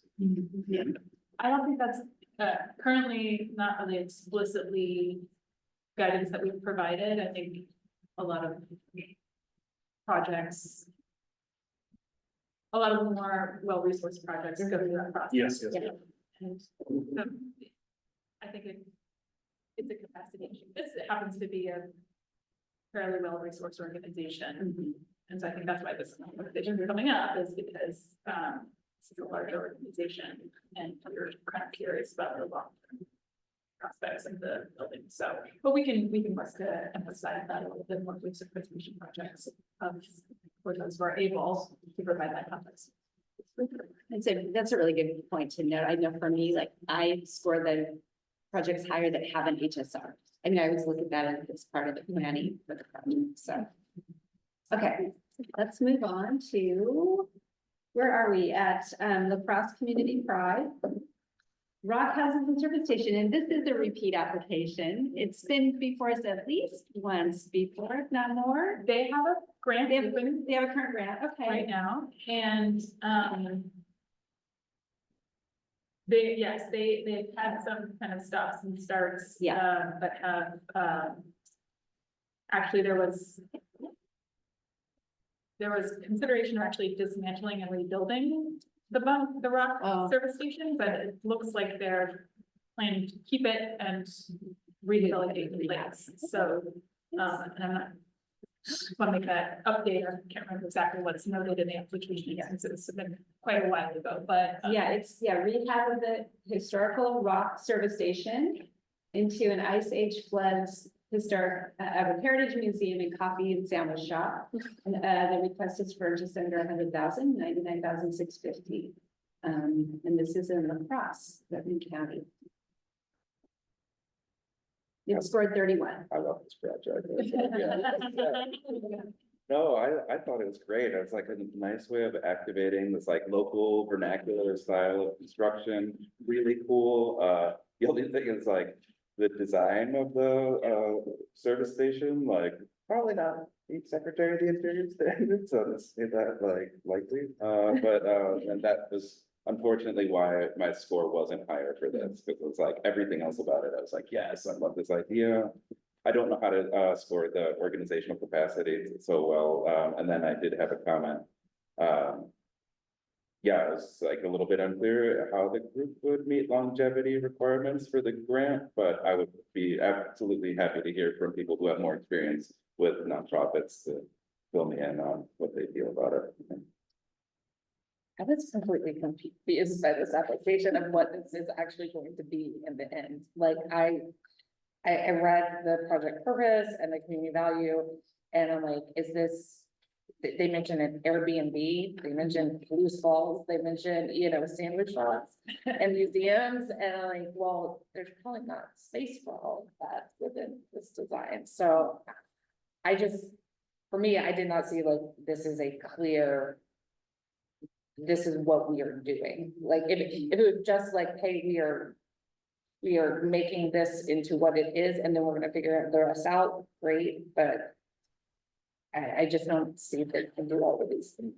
The Airbnb is a portion of the grant that we're funding now. Those were the bunk houses. Yeah, so- Yes, So those are adjacent to this structure. A bit of a confusing site in the sense that, so there's one service station and 3 little bunkhouses next to it. And then across the street, there's 2 rock houses that are a little bit larger. Okay. And so all these structures are owned now by LaCrosse Community Pride. And so they've been focusing on they want to rehabilitate the service station into the Ice Age Heritage Museum and kind of visitor centers. And I think they want to kind of add a little sandwich ice cream shop in the back. And then the bunkhouses is what's in their current, part of their current grant and work on the station too, some preliminary work on the station building. And they've been working to get the little bunkhouses to Airbnb them out to generate some revenue. Currently, I don't think there's a plan for the larger houses across the street. They really want to focus on this building because there's not really a similar. Well, there's not another museum in town, and they want it to be a tourism support for the town, which is I think why they were mentioning Blues Falls and kind of some of the other attractions in the area. And this being kind of a point where people will come. So speaking about the Secretary of the Interior standards, that was my main reaction to this project. I remember the prior reviews and I think it's so cool the stuff they're doing, and so I want to support it. However, they took this old service station and then the rendering made it look like an interpretive center at a national park. Right. And so they had a closed gable end on this, with a closed, I think like soccer ceiling area in there. The window system is not right, not what you want to do in this, or, configuration of it. And so that was my main thing, is if you calling it the rehabilitation of the historical service station, that's not the design that you want if you're going to call it a historic rehab, in my opinion. And it's not a value judgment, it's just so I think that I would have some concerns with that approach. I think it's where we get hung up on the terminology part aspect of it, I will say, even from Heritage Capital Project's perspective, they're eligible to build a new building to house what they're proposing. So there is that piece as well. I mean, obviously, according to 2102, they also should not be damaging historical assets. But even if they were to build this brand new, it would still be eligible for the program. Sure. I think this is They a call it special out. value for the community. Yeah, they call it out as a rehab project though, so maybe it just needs a little, they need to be Just change the word. deciding what direction they want to go. And because they are a current grantee, I know that the design and the addressing kind of the building as it is very much kind of in fluctuation right now, which obviously is not represented here, but yeah, it's a little bit of a evolving project.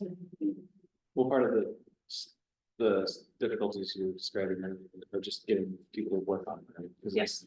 those It's a are- remote location. It's remote. Yeah. And I do love that they're so committed to it. This is really economic development for that location, that whole town. So it seems like they've, pulled a little, downtown revitalization group, and I scored it really high for community value, but I have the same questions about the actual project. I think for community value, it also ties them into the existing tourism value for the Ice Age floods in general. There's the whole highway and designated area. It's very, very popular in our area, so. I mean, as a way of like a suggestion, I guess, right? Like not to design their project for them or anything like that, but I'm like, wow, like you could easily meet the Secretary of the Interior standards with this project by thinking about it maybe more holistically as like a roadside attraction and including that roadside kind of 1960s. The design of the service station as it is, like, and kind of thinking about it through that lens, rather than maybe trying to mimic something like national park architecture or something like that, that would give it a different reading than kind of a roadside attraction type of feel, you know? I think it's, square, I didn't penalize it much for the, for the design, I just wanted to note it kind of, because if that's, if it's still illegal and that's not the intent, then okay, but, so I don't want to get too muddled up if that's not the center point, of this project on that, but I do think that there would be ways to do this that would improve it, I think. Okay. Yeah. Yeah. All right, let's move on to the Experience Learning Community Museum of Pop Culture, also known as MOPOC. And this is a pretty straightforward application to retrofit some elevators. The request is $388,015. It's in Seattle. The application score.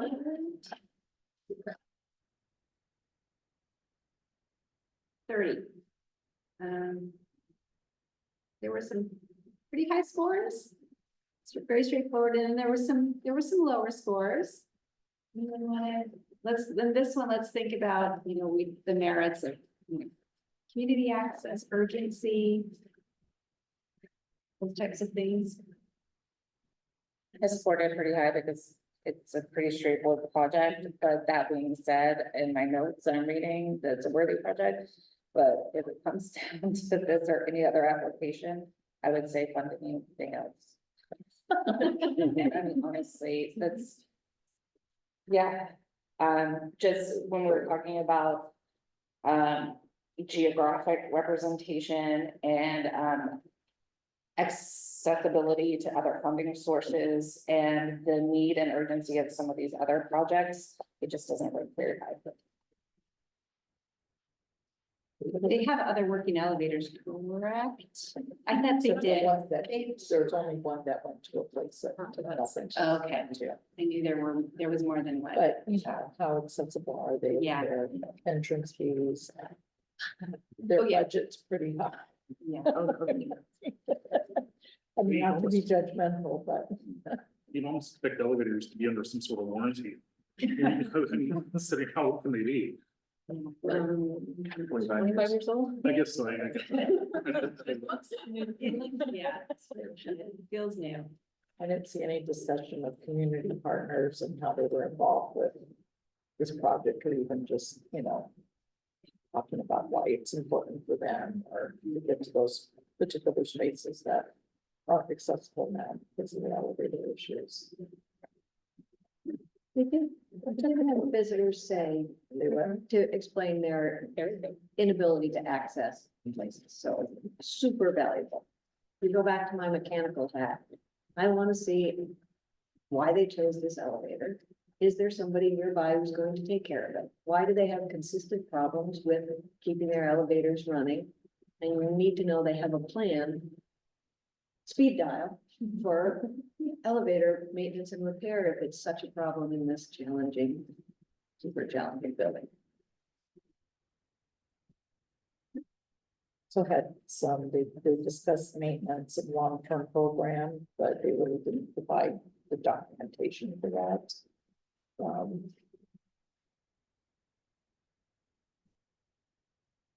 They did say it's part of a phase project, their 10-year capital plan. And the 3 elevators selected are the most critical to their ongoing operations and visitor experience.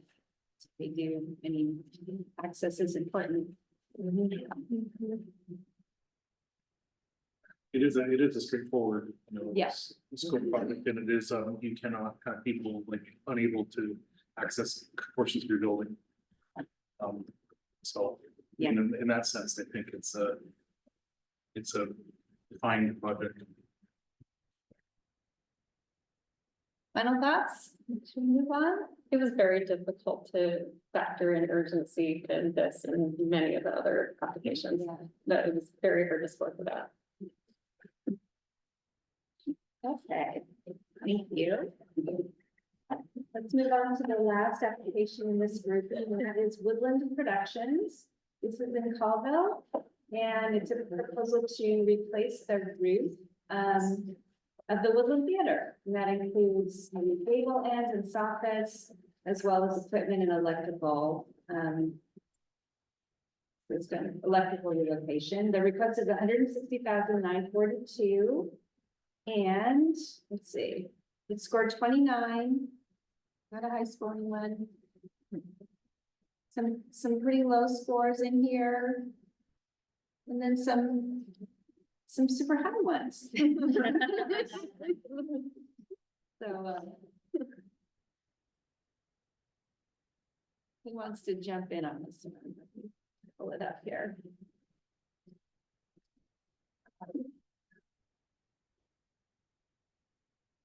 I'm looking forward to hearing the negatives on it. My summary is that it's important in the community.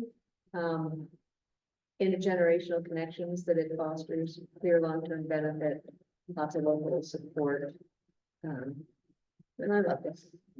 I like the work, the photos of the work being done and things like that. I was like, oh, yeah, nice. That's a great argument. Like, those images really, they made a lot of difference for me.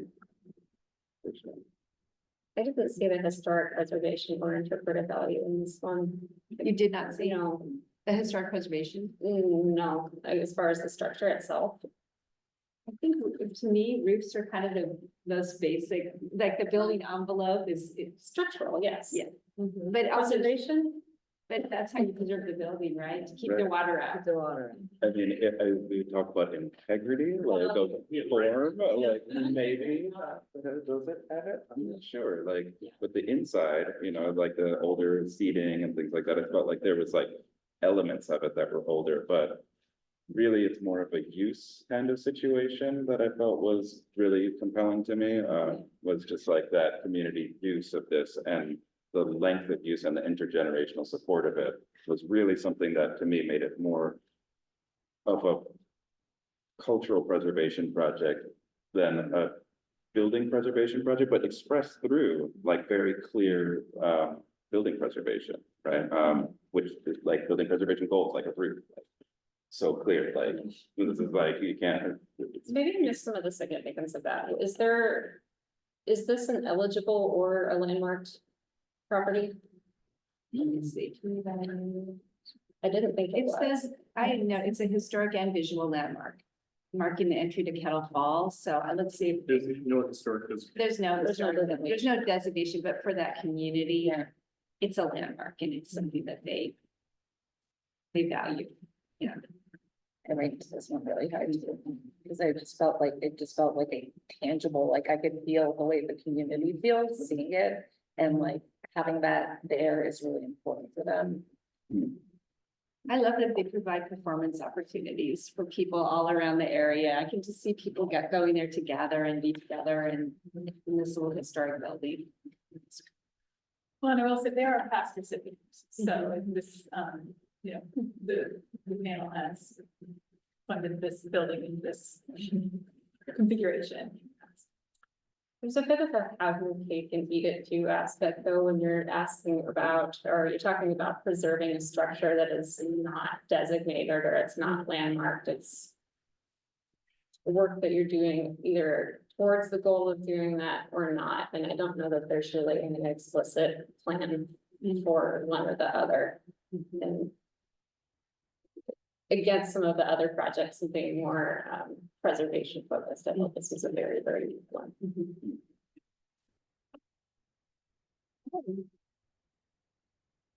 Anybody else on this one? Okay, well, we just got through grouping 2. That's great. I think we're doing well with timing. Okay, so let's take a few moments to update scores if we need to, and then pass them down to David. Take a little break. Good job.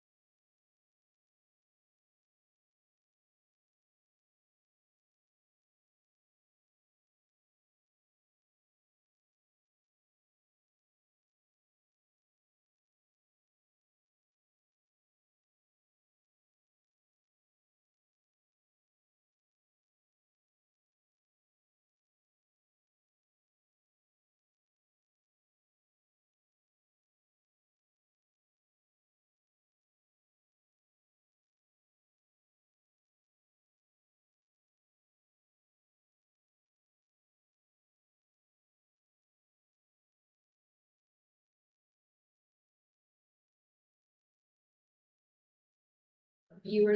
Yeah. Yep. Don't run. I think I'm gonna work us. All right, so now we're jumping into session 3, and the first application is the Poulsbo Historical Society. And this is an application for some work at the Maritime Museum. It's to replace a chain link fence with clear glazed storefront system, a new hospitality and project work center, and improvements to the roofing, electrical doors, and decking. And it's a very small request of $46,000. So the project ranked 28 with some, pretty consistent scores. Anyone who ranked it high, want to talk about it? I did, I think. Okay, Ruben? And my reason, like some of these similar ones, is, to me anyways, this is it's a smaller project. Manageable, smaller project.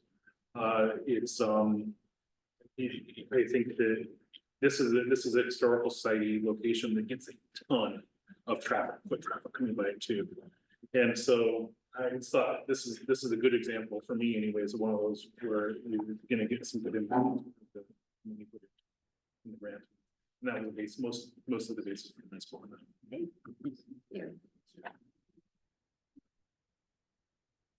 Anyone else want to speak to it? Yeah, this is something that's open to the public and for free as well. It's they don't have an admission cost. Actually, don't know why I scored this the way I did. I might change it. That's what this is for. I'd like to change my community value to a 9, please.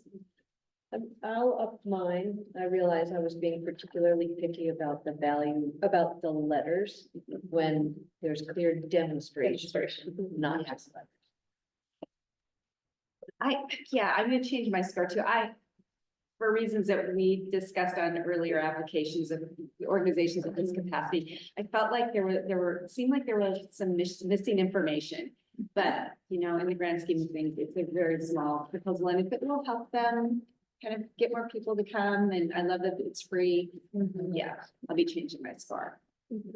Did anyone have any thought on the project purpose? I think this comes through with any of the ones that are existing museum facilities where they don't have as much explicit explanation of their interpretive planning or their purpose. What was this one like as far as examples? Does anybody recall that? Let's see. The comments are no details on specific. Yeah, that's kind of what I had too. Yeah. Okay. Lacking In specificity. terms of exhibit signage. Yeah. Right. This really was just a pure function ask, I felt, and I didn't get a feel for what their visitor experience was like. I will note that we don't require interpretive planning as a submission. And so as we can sort of consider improvements to the program, if more explicit information about interpretation that is needed for future consideration, I'll note that as well. Be nice to know more about existing programs. But it's one of the questions that we consider. That's true, the public or the budget purpose. Yes, it is included there. Yeah. Yeah, I felt that the project planning, it was very clear. And I was like, yeah, it's one of these things where it's like another good scope of work and great contribution to the feeling of means that stretch of street there that has an excellent presence, a lot of foot traffic. But yeah, I felt like I would like to see a little bit of information around interpretation and same kind of thing where it's like, could this, they could have made a good argument about that their interpretation and exhibits could reflect the diverse heritage of Washington's coastal communities, right? Which I think is like a really wonderful larger story there, So I wonder if some of the applicants are losing out on potential points just because they're not explaining their project purpose as much as you might want to see. And that might be good feedback for us as program administrators to do a better job in supporting these organizations as they work on these applications, to really emphasize yes, you're a history museum, but like you need to describe your work and your impact in the community in order for the panel to understand. You can't just say, oh yeah, we exhibits. You know, So I would have wanted to get like a higher score on project purpose, but. Yeah, for the project as the work they're describing as their entire operation. I mean, I think in the past, it's kind of been a combination of both in the sense of, you know, and I'm speaking program wide, of this specific project enabling the organization to provide public access to history. And so obviously a lot of these organizations do that through their mission and being a history museum. And sometimes the projects are directly related to that, and sometimes it's more peripheral of, you know, building on the road, improvements. So I have a question. In their grant application packet, we're asked to consider these questions in our review. Are they asked to address these questions in their application? Yeah, they were provided in the guidelines as prompts, yeah. Which is new this year, actually. In previous cycles, it was very vague as far as the narrative was concerned, and this year we provided those prompts to try to help with that, but it sounds like there may even be yet more that support that we can provide in helping them describe that and maybe organizing them a little differently. So it's more clear in the panel as well. So that's good feedback for us. Yeah, we tried to strike the balance because before we hadn't attached the entire interpretive plan and collections plan and all that. Yes. It's just too much for anybody to go through. Yeah, especially for the large organizations that have very thorough documentation.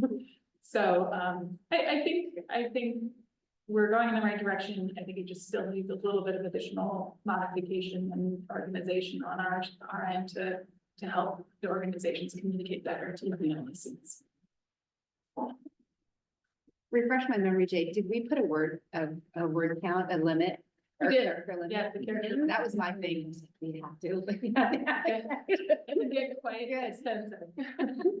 This has been the best round so far. Yeah, I think so too. I remember the customer, a lot of repeat Copy and paste. repeat information in different sections. We already saw that. Okay, Ruben, any other final thoughts on this one? Ruben, you have like a 16-minute break. Yeah, so you have a long break.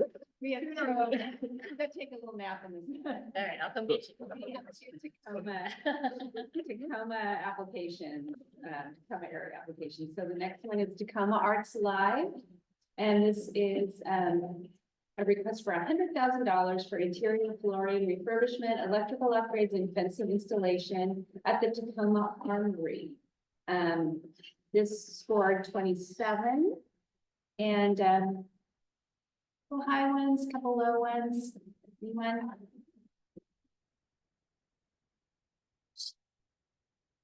Is this a repeat application, Jay? I don't believe so. Okay. No, they acquired this building recently. Yeah, that's right. It was gifted to them in 22. Yeah. So One thing I noted under the project planning is that the project said that they're refurbishing the floors, but it looked like the quote was for refinishing. Refinishing doesn't do anything for structural integrity. So I don't know if that's a sticking point or not. They're just two different things. Say that again, refurbishing versus refinishing. Oh, yeah. They might have just used the wrong term. I think they meant refinishing. Okay. That's what I took away, but Yeah, and the budget says it's buff and recoat. yeah. With a flat rate of no math. I find that challenging. Wait, say that The again. estimate is just, it's $62,000. Yeah. I didn't see any evidence of preservation related planning with this one. If it is a preservation related project, or is it a preservation adjacent related project? Yeah, The standards just weren't really well defined enough to be able to determine what they were, how it fit in this program. mhm.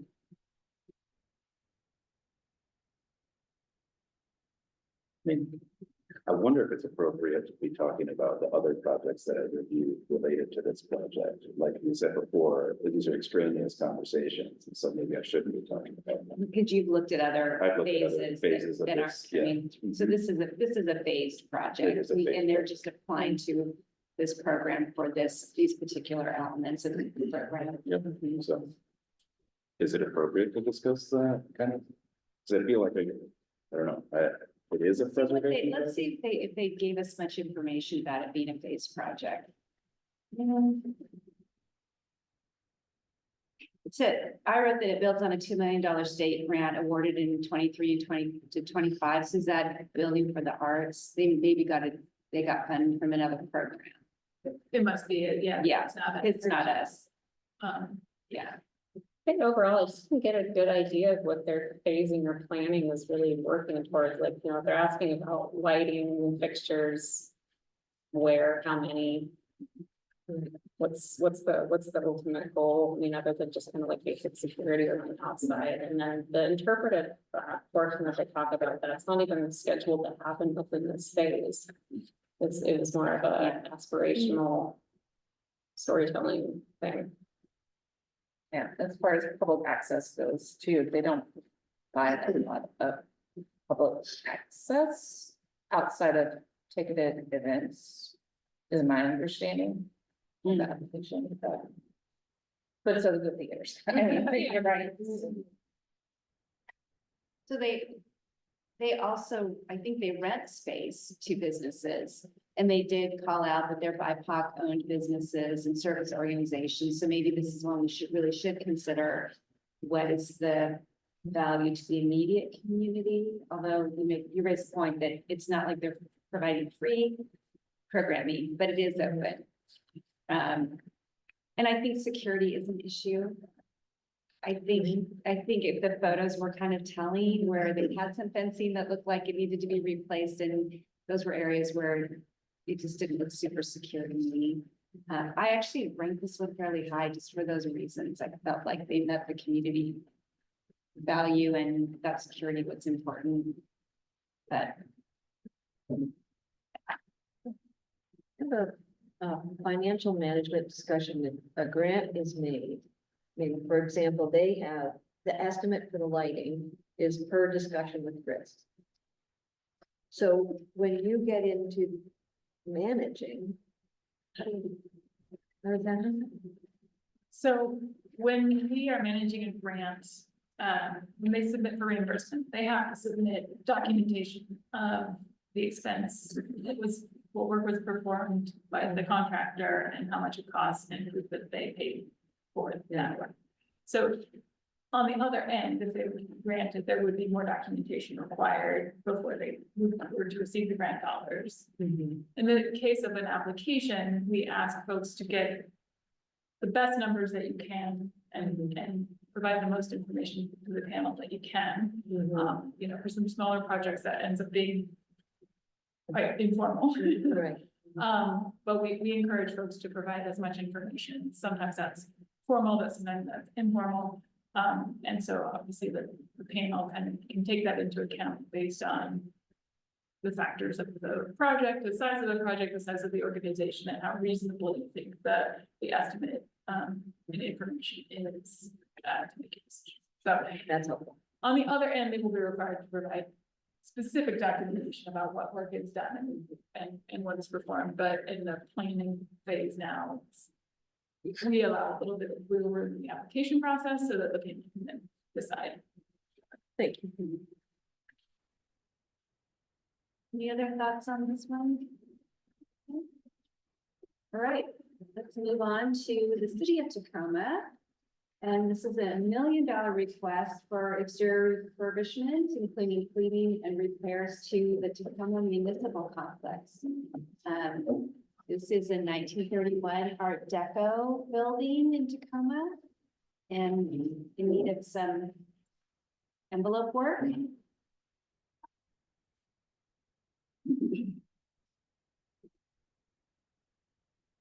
This one's ranked 26th. And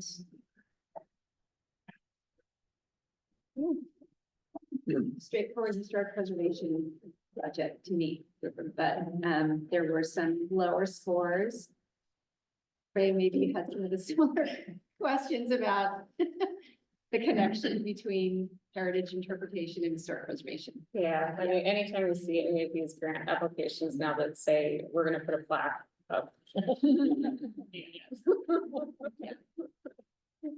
Yes. Like, because this had a lot, I actually felt that this one had a lot of like potential for community involvement.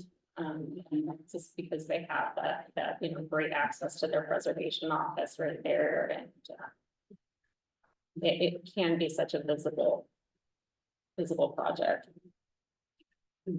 But I struggled with phasing. It's just so hard to figure out, like, what was actually gonna happen with this particular thing. How far is it going to get? I feel like we have to start at some point. Yeah. Now would be a good time. And it is National Register and locally designated. So again, this is like, if you just look at it as a historic preservation, and I know there's the heritage, but it is open to the public. It's their seat of municipal government. I did know too that there was no outside support. There was no community support for it. Although I think that, the idea of rehabilitating our existing, community buildings versus like just tearing them down or whatever, selling them off and building a new one, I think that this to me is, it expresses a community value that I think is really great in this project. And also, essentially like, yeah, having the council chambers, like in a historic building really like, I think expresses a great message about what the values in Tacoma are about, like basically the kind of message that is sending locally. I think is great. They put a lot of effort into this study. I think that's a really, really valid point. When local governments are really willing to invest and not, tear down for something shiny and new or move their municipal seat outside. What's the saying? Bricks and sticks, get like that. Those are what drive the funding, right? People love to see a shiny new building, and it's like, and for public things or for nonprofits and stuff like that, I feel like it's an intense gravitational pull towards, the new building versus rehabilitating. So I think that's what really made me give this a high score in community value, although could have used the letters. And it's not their fault that it's a huge building. That they have cared for a long time. Right. And they're used. Yeah. And have invested in the cost of that. Yeah. To To that end, it's auspicious, right? Like, yes, that it is huge. And, there is sometimes just a little heritage by osmosis and taking care of our old things. Tacoma's had their fair share of, these kind of big historic buildings that need, and they're doing their best and they're gonna take care of them, so. Anyone else? All right. Move on to, Jay, do you want to grab Ruben or? I will grab her. Okay. Okay, we're on to the Schooner Martha Foundation. I feel like there were a lot of vessels and you haven't talked about a lot of vessels yet. So here they come. I had no idea. I feel like there's always a lot of vessels. Yeah, they always need reverse. Yeah. All right, so Schooner Martha Foundation, they're located in Port Townsend, Jefferson County.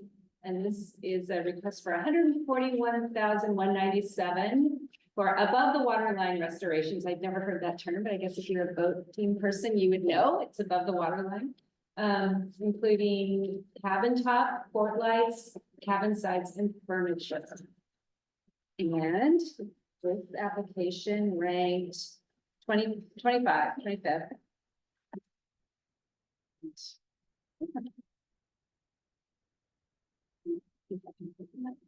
Anyone want to jump in on it? Schooner Mark.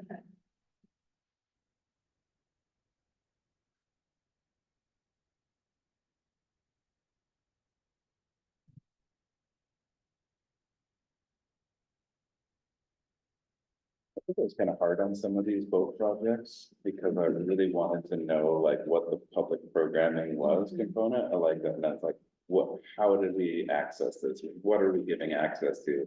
How much of the year did we have access to this? And to whom are we giving access to? Like, yeah, that was, I think I dinged a lot of these kind of on being like, I want to read specifics about what is the, you know, community need for the project.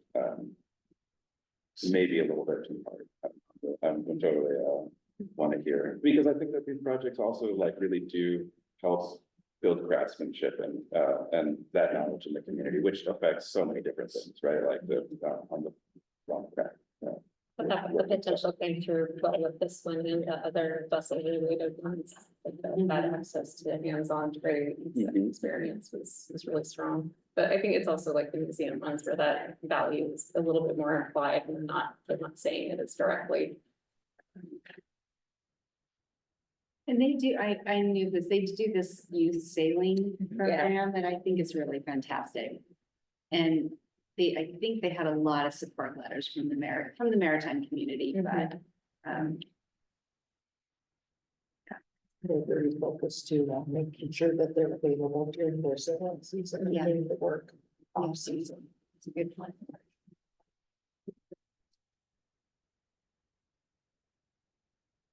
Yeah, I also know that they seem to have a pretty lean operating budget, but well managed. And they definitely have they're committed to volunteer development through the Northwest School of Woodland Boatbuilding students, which I thought was also great. Opportunities for people to work on the boat. I think those are my favorite of the boats.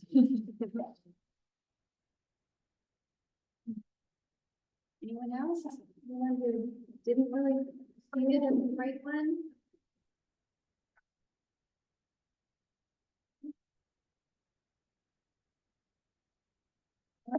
Move on? Let's do it. Okay, now we're on to the Northwest School of Wooden Boat Building.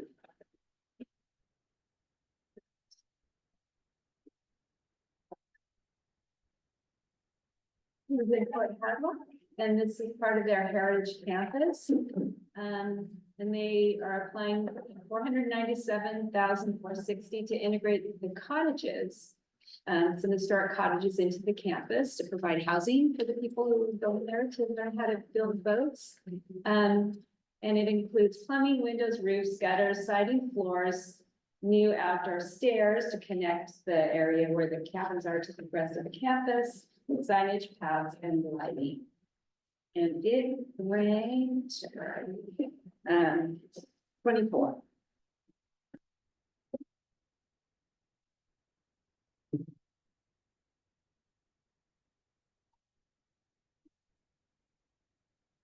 I found that the use of the housing in order to support the students make this a distinctively interesting project. Historical preservation in service of historical preservation, education, economic development. These days, we have to do things that achieve multiple goals in our limited funds, and this is a nice example of that.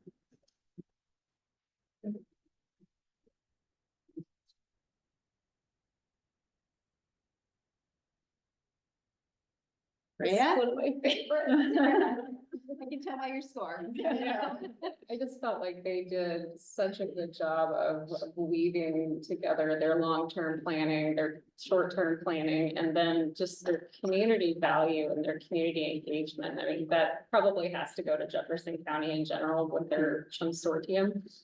It's just wonderful, wonderful name, and I love the spirit of it. Yeah. It's just an exceptional application in general. And I think, you know, value for the organizations. Yeah. I think they have a really strong board and they have a really, really solid management team in place there. And yeah, I thought it was really Everett's the board that I'd love to have somebody from there that join this panel just as some sort of capacity building for this program. I think they'd be really good at it. Great. Anyone else on this one? I did say that the rehabilitation of the buildings needed more detail to really understand if it really meets the Secretary of the Interior standards. Yeah, good point. It's preservation and service of preservation. I love that argument. But I'm like, okay, but is it preservation? Like, if it's one a little, I mean, yeah, at face value, yes, but I think I would need a little bit more detail to really make that call. Right? I think the thing that sort of held me back on this one, the integration project overall is very interesting, but I feel like I didn't understand why these cottages specifically were historic. Like they mentioned mill workers cottage, which was really interesting, and I just wanted to know more. And I didn't necessarily pull that out. Did they say these are, isn't there a historic district here? Yeah, did they say there, I didn't get it, they gave us the 1920s cabins. So they're eligible for listing, they're not part of the existing district, but they're eligible. Right, they're not part of the district, but yeah, I think the eligibility is absolutely what we look at. And Yeah. but potential eligibility. Yeah. That's why I said that's why standards would probably apply here, because I think these are pretty clearly eligible on their own, especially like given the context. Okay, anything else on cottages? Okay. Let's move on to the Northwest Seaport. Which is, this is the Lighthouse Switcher, number 83, and it's located on South Lake Union. And the project request is $84,964 for overall restoration, including the boat deck, 2 deck houses, 2 deck, 7 deck, TWO. 2 deck houses, portables and plumbing, and I'm virtually sure this is a phase project, right, Jay? We've seen this. This is the third on this boat. I think at least third. Yeah. I think the comment a moment ago was prescient about vessels just kind of always needing capital attention. Yeah. So yes, this vessel has been funded several times through HCP. I can look it up if people want a specific number. They actually just wrapped up an older grant, maybe 4 or 6 months ago. Okay. And are requesting more support. So, yeah, there's been, I don't think that there's been, sort of an intentional phase project from the outset. It's been more kind of like many projects over many years. And so there. Do they have an outstanding grant right now that's not closed out, or they? No, they finished, they closed out, or they are, I think I have not had the letter yet, but they're closed out of their older grants, so. Okay. Let's see. Yeah. Okay, they say their initial rank is 23. And they've got some pretty low scores and some pretty high scores. Lynn, you liked this one? Yeah. I think one of the things that I particularly liked was the incorporation of ADA access into this project, as I imagine that's often a challenge with vessels. And so thinking sort of sideways, well, I don't know, I'm not familiar with vessels, but the incorporation of it stood out to me. Same, I did my grad work on a tall ship, so, that was also particularly, I scored higher on that part for the access that it would provide, because I've seen it work really successfully before, so.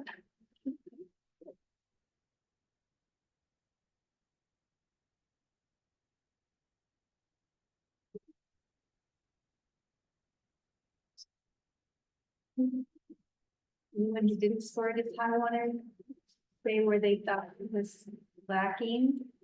I've some concerns about sort of the longer term operations for this group. They did talk about some operational changes and I didn't really get a good feel for what that was meaning for them. And I just didn't get a feel for their vision. Yeah. Okay, they clearly understand how to do preservation work on their boat, but you know, just the rest of it.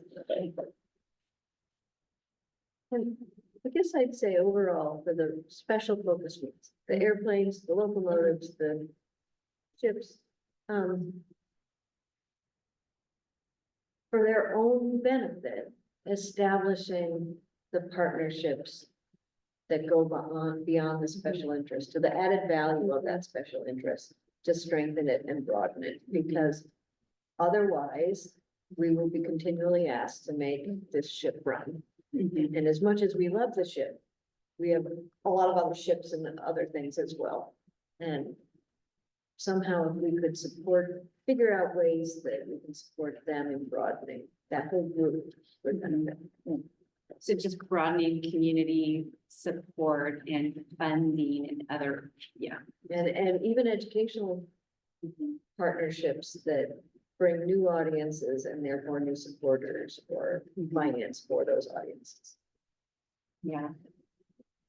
Good, similar comment to the Blackboard was, and I wonder now, hearing that they've been a recipient of multiple grants, how much that was developed out in other applications, because it's like they mentioned the partnership with For Culture and the Lake Union Park Working Group. And I wanted to kind of read more about how these partnerships are central to their community value, right? Like, and what does it, like, what does that look like? Because it's there. I mean, those are great organizations, but what do those look like? And maybe they were developed out in previous applications, and I'm just not privy to it, you know.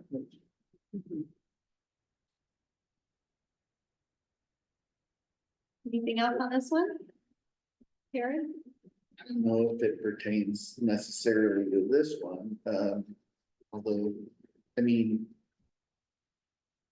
we have a big maritime history in this state, and Harbor Days was just in Olympia, and so one of the fun things is that you get to go down and tour a bunch of ships that come into town to share their, history, and Coast Guard boats and tugboats, and so they do travel around. Yeah. And it is fun to go tour on them. So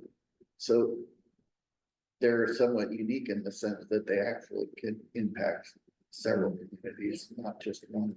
Which is what I liked a little bit about insurance. Gives them a little even broader community value beyond their. I like that. Does this one go, leave the dock? I don't think so. This one doesn't No, leave. deck, they just finished the deck, so there's no pilot house or anything. Okay. Well, eventually they'll get to that. Sale. Another part of my perspective on this particular one is the National Historic Landmark inside of the National Heritage Area. And those two things, I think, are pretty significant, and we all know what boats are like. We see a lot of these, I mean, when I see the grants too, they're kind of, sometimes I have like the reaction of like a boat, they're constantly trying to fall apart. And that's just the way it is. But this is a particularly important resource, I think, as well. That has a lot of enterprise value. Okay, let's move on to the last application in this grouping, and that is Mr. Foss Theater. This is in Centralia, down in Lewis County. And it's a request for $544,330, an overall rehabilitation of the building, including plumbing, electrical, flooring, painting, casework, millwork, doors, plaster restoration of art in the theater, seating, and theatrical lighting and sound. So this is an ambitious rehab. We are. The initial rank is 22. Middle of the road scoring on this one. Ellen, you gave it pretty high marks. Ron, pretty high. Unless I'm looking at the wrong line again, let's see. Yeah, I mean, Yeah. I've reviewed this project for federal tax credits, and I had a question about that because for it to be a federal tax credit project, it has to be under private ownership and so I'm like, how does this work with the nonprofit group, right? Like, is there an issue there with it being a nonprofit group applying for this grant money when there are for-profit group that's owns the building and is applying for the federal tax credit? So I wanted that kind of clarified. So there's an LLC that, or, yeah. Is, am I mistaken, oftentimes there will be an ownership structure for the purposes of transferring equity in the tax credit process, that it may not reflect I guess, control, I don't know. Because I know that like things been done that way, like with the theaters and. Yeah, so actually, this is the Providence Academy is another example of this, where there's a LLC ownership of the building. And it's just to kind of take advantage of other incentives, and then the management is the nonprofit, which applies for the grant. And so we actually ran into this several times in this cycle where we basically we have that grant, the applicants show that the purpose of the LLC is specifically to support the ownership of the building and the mission of the organization. Yeah, oh, And in order to sort of protect the state investment, we would require essentially both the LLC and the nonprofit to sign into the contract. So typically, the officers of both of those organizations are the same. There's just two legal entities that, have a legal relationship. But as long as there's long-term site control to the applicant organization through whatever mechanism in relationship with the LLC, it's still eligible. So, but we would require the LLC to be encumbered by the grant contract as well. So this building is not owned by the city of Centralia? I would have to double check. It says that they have site control through a long-term lease with the city of Centralia. So maybe the LLC transferred it to the city. Well, maybe this is not one where there is an LLC. I'm not familiar with the tax credit. tax credit. Like that's a, to me, that was a very unclear part of the application. I was like, we might want to get that cleared up, just like to try to understand what that is there, because not to put them in hot water, I'm not a tax lawyer, so I'm careful. Yeah. I seem to recall, like, for example, I don't want to go too far, but just like, for instance, I think we just think of more to the federal district tax credit that the city owned. And there was an equity partnership put together that I think actually probably goes away on following the recapture period of the tax credit. And that's a function of before there was something like direct pay with IRA, a nonprofit couldn't access benefits unless they did that. Yeah, so I think you're correct, Rachel. It's owned by the city and they have a lease with the city. So I don't think that there's an LLC involved in this one. So I'm not sure about the tax credit. Anyway, that's a separate conversation. separate I didn't mean to go down that rabbit hole. It was just a note on mine. I was like, I was a little bit confused by that, but otherwise, yes, I have been working with them, and seeing this project develop, and I think that they definitely are doing amazing work in that theater, and really their project scope is there. It's pretty great, so. You know, if their lease got renewed, because the thing that just said expired, these 2012 with option to renew it. They have an option to extend for 2 terms of 3.5 years, and then it was amended to permit extension for 4 additional 5-year terms. So they have control through 2035. The organization has the option to have control. So in the case where there's an option to extend, we essentially and the option is the lessee.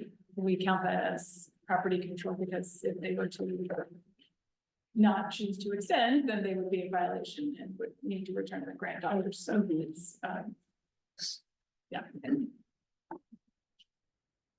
Well, this one, I scored pretty high, and I did note that they noted that I think they had some hiccups during COVID. They really, they things kind of slowed down, but they have renewed interest in energy. with new board members. I think they're getting ready to hire an executive director this year. If they haven't already done so, they noted it was all volunteer, but they're on track to hire an ED, which I think is good. It's a big project. And the city's supportive, obviously they own the building. So I thought it was pretty well planned, and they've got the 100% of the match in hand and clearly needs some work. So, And they do have a current grant with us. Yeah. They received funds last round and essentially this scope is kind of over both grants. Yeah. To continue that large overall rehabilitation. So they're not doing all of that for $500,000. Right. It's a big project, but it speaks a little bit to urgency. It makes sense to continue supporting to continue supporting them as they move through this project that they've planned out. This is one where they did mention some of the ways that they satisfied interpretive activities. I wish that showed a little bit more just evidence of that or examples. Just to make it a little bit more competitive, since this is, half of the, eligible ask. Yeah, you're right. Okay, anyone else on this one? We just get through the third grouping. It's now lunchtime. Yeah. So I did when I posted the agenda online for the public, I did say, times are subject to change. So I would like to keep a half-hour lunch, Yes. because we still have a lot to get through, and I anticipate we will need some time for discussion at the end as well. Yes. So let's plan to meet back here at 12:25. Sounds good. And I have lunches. I don't necessarily know what y'all order. I just pulled up. Okay, good. That's right. And then Jane, somebody answer the question in the chat. With that. Will you answer the question in the chat? Sure. Okay, great. Thank you guys for lunch. Was that mine? Okay, that makes sense.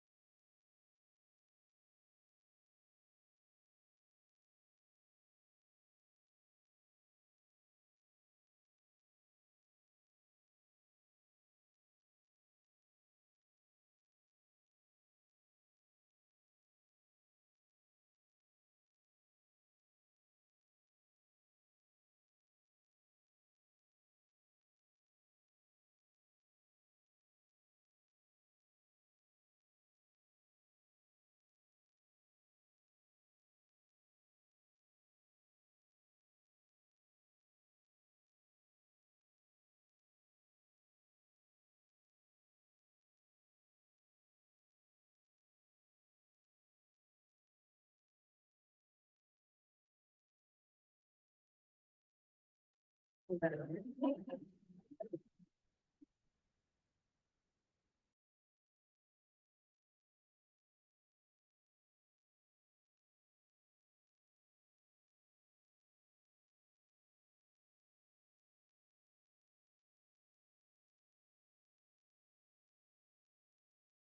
of Greater Seattle, and this is an application at Camp Hillworth, Federal Way. And, this is $1 million request for, restoration of 2 of the lodge buildings, the Rotary and Timberwood lodges. And that's to reactivate those lodges. They're currently not being used. Their restoration includes new kitchens, restrooms, camp offices, as well as upgrades to building systems, roofing, window siding, and chimneys. And let's see where this one ranks 21st. And again, $1 million request.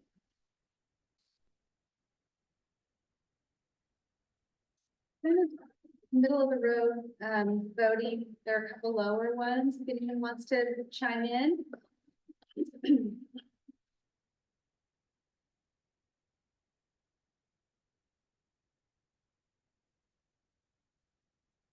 Lopez had some interest just in it being Federal Way's first landmark property. I didn't really get a feel for like what the preservation standards were for the project overall, and that made it a little difficult to score it. Yeah, I can speak to that. It's Federal Way has an interlocal agreement with King County's Historic Preservation Program. So they have King County's commission with a special member.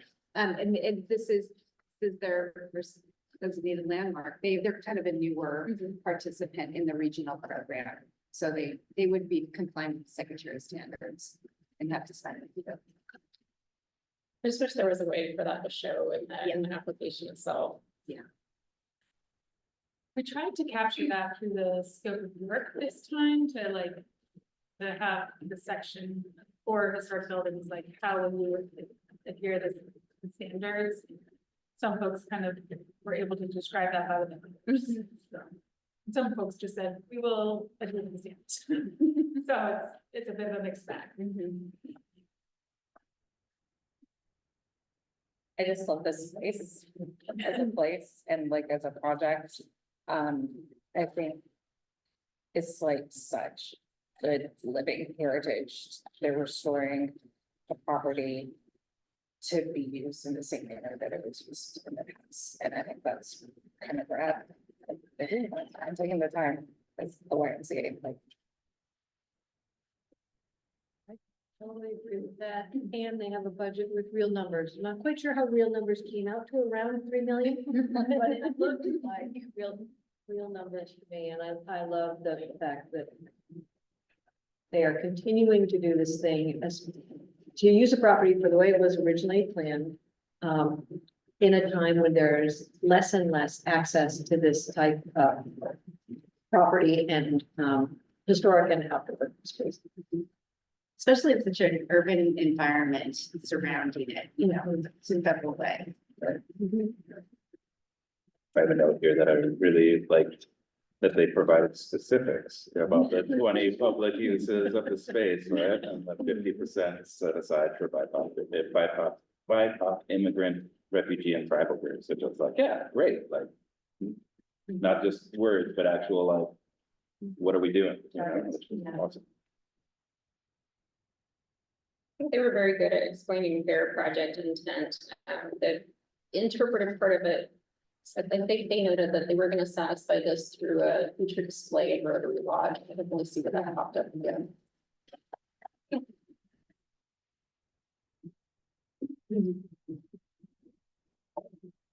Any other thoughts on this one?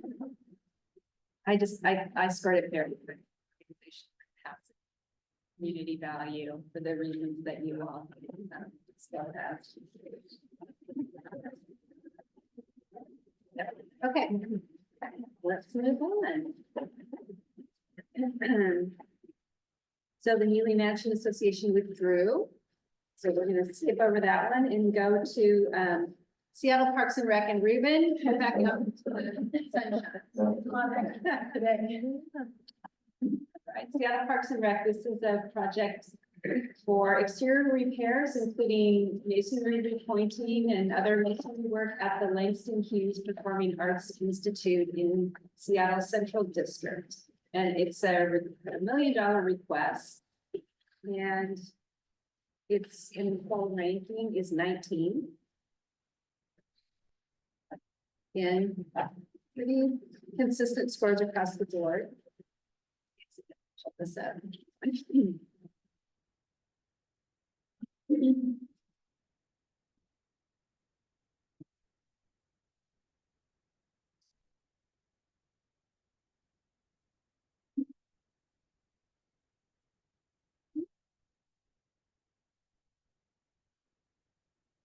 Anyone want to speak to kind of immediate community value, urgency?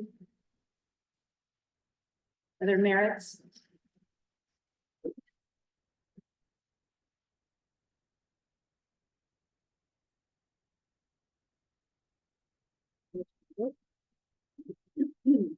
This one a little odd. I didn't see any letters of support or acknowledgement from the occupant of the building reflected anywhere in the application. Let's see if I can get that too.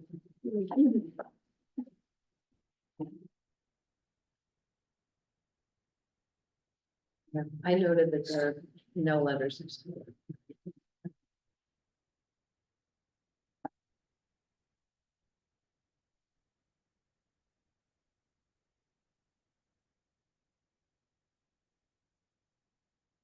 Yeah, I noted no letters of support as well. It is a designated Seattle landmark. I noted that. And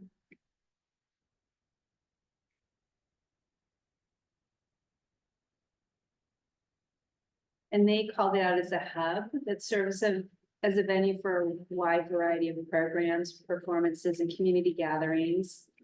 And that they celebrate and promote African American culture and heritage. That was notable.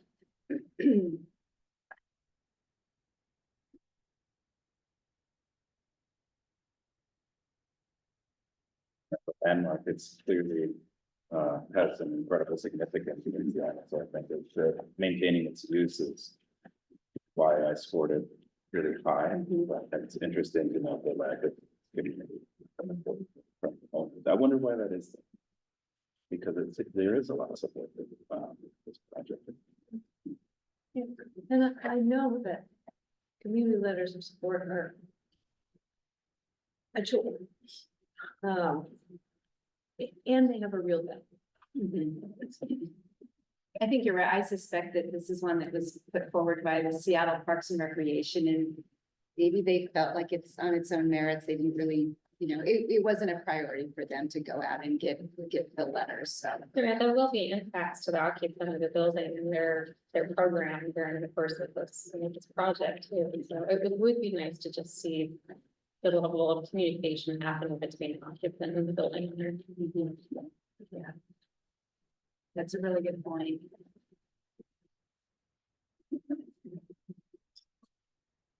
Any other comments on this one? All right. We will get Ruben back. Yes. I'm sorry. Yep. Thanks. So much job.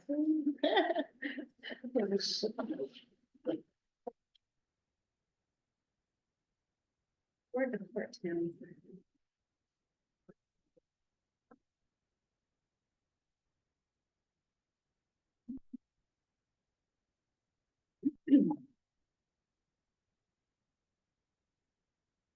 Hey, here we are with Port Townsend's application to replace the roofs and do some weatherization on 8 buildings on their Point Hudson Marina and RV campus. And it's $1 million request. And this project initial ranking was 18.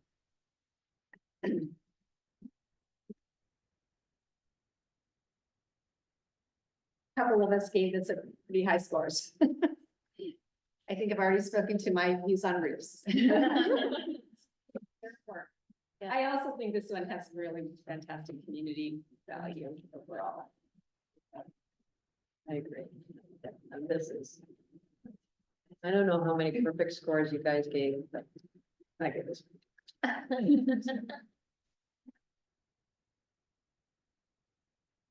If anyone had other ideas about this one, say.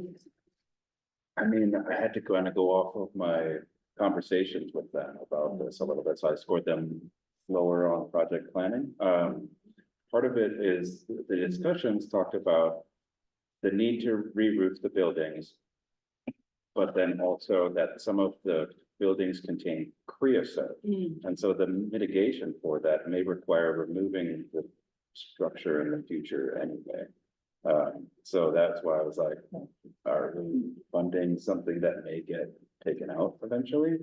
But there was just, yeah, it's like, okay, these roof beams probably contain creosote. And so what does that abatement look like in a couple of years? Or is this support for this project helping say, okay, the abatement might be something a little bit more sensitive, right? So I don't know. To me, it's like that could have been a little bit clearer in the application. Yeah, that did not come through to me at all. Right, and this is the conversations that happened around. Is exactly what I was just kind of talking about at lunch. I was like, those conversations could be reflected a little bit better in the application somehow, right? Like that. And I think it's relevant for you to bring that up because you're reviewing the project as part of DAP, and I think that's really good information. I mean, granted, if it's funded, they do have to comply with the 13-year contract period, but They would have to, but that's an interesting point. Well, so maybe that would help, again, like reinforce the sensitivity of the abatement that should happen with those creosote. So I'm wondering if that was picked up in the report. It was in the report, yeah. And yeah, So there's creosote in the roof. in the roof beams, right? And that is, a hazardous material that needs to be abated somehow to be able to make the buildings habitable.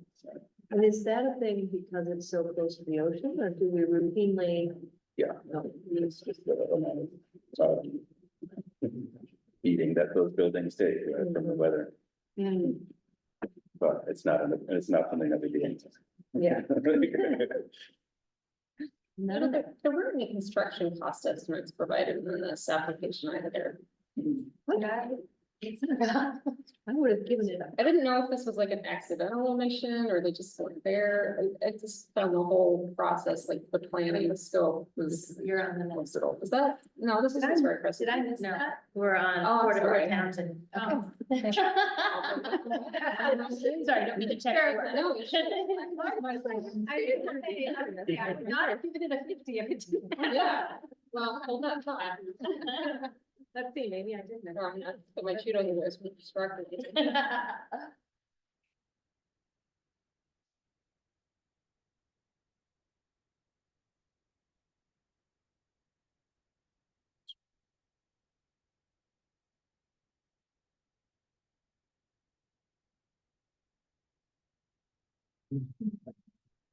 I'm just, yeah, so it's in the Point Hudson survey report in the attachments. There's a section on the creosote cost estimate for it.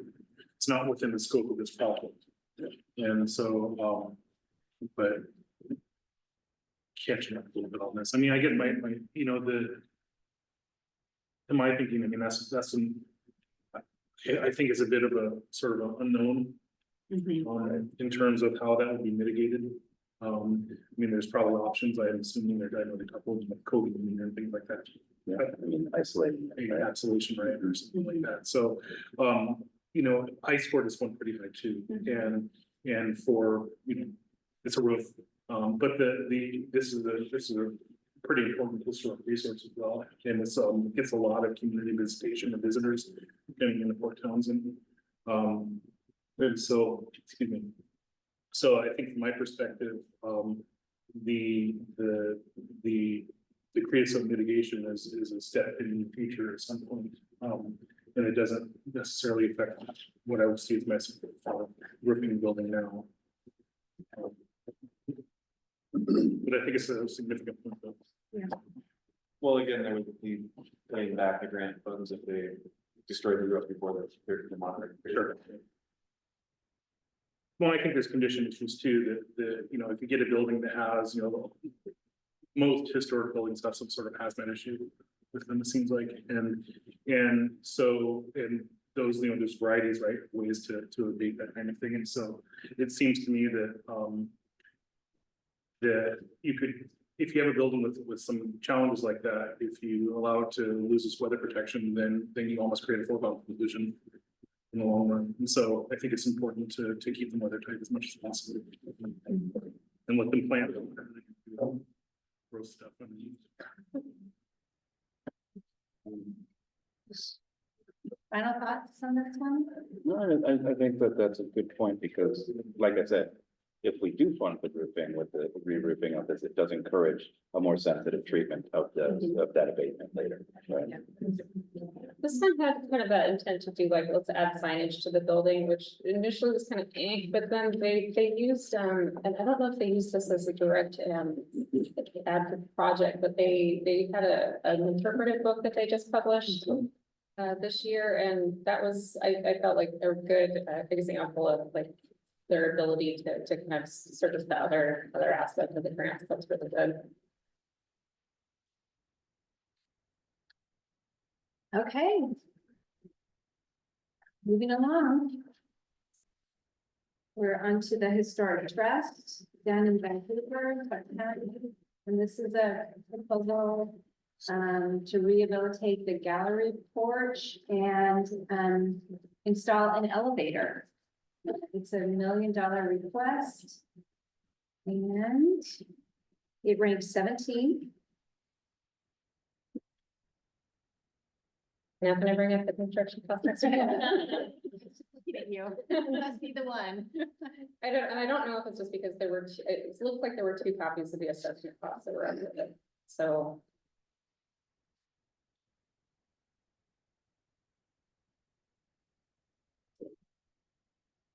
Oh, I have a question. Budget document missing? Okay.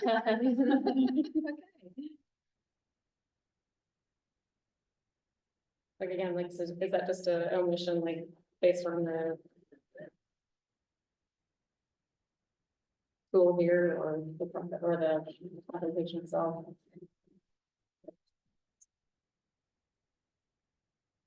Yeah.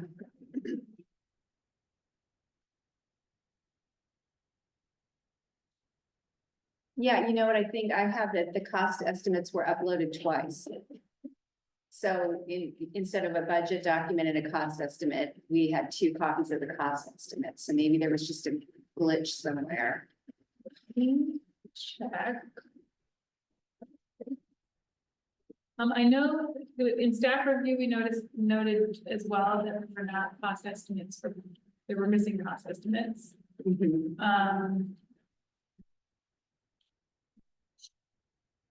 Are we missing? Yeah, there's something missing.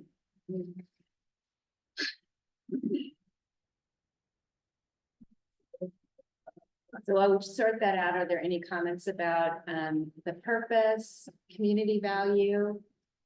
Yay.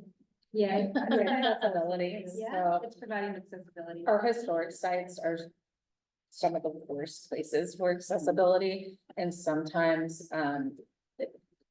our SOS standards can make it hard to accomplish that, very hard. And so they seem to have found a way to work within that system and make it work. So yeah, I guess I go get them. This has been an ongoing conversation with them about this project and how to locate that elevator. That took a couple different options, and this really, I think that they did a really good job of really describing the argument for why they needed to put the elevator here, and how that was going to also rehabilitate that area on the first floor, which that's like, yeah, it's great. Yeah, and the fact that they can now have access down there to check the piers and do a little archaeology, you know, yeah. use the intervention as an option. Yeah, I think the only thing I marked them down over was the missing document, but I thought for like organizational capacity, I scored them really high. I really like that they have rental fees coming in to support the ongoing maintenance of the building. The organizational stability, I'm very tied, So, and then it will provide more access. so there is under the budget / project attachments, there's budget. Historic Trust Academy elevator and some central porches cost estimate. But it does appear to be internally generated, so it's not a contractor's estimate, it's an internal estimate. And the Historic Trust is, manages quite a bit of real estate and can manage properties for the city as well, on behalf of the city as well, so I think that was.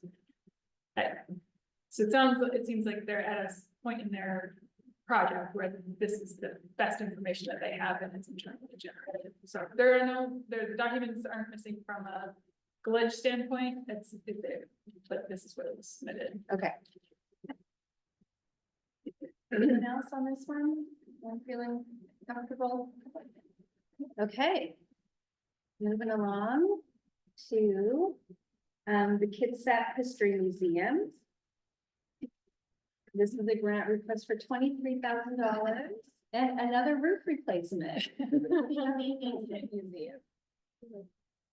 You don't need to know, hear from me on this. You know what I scored. You know what I scored.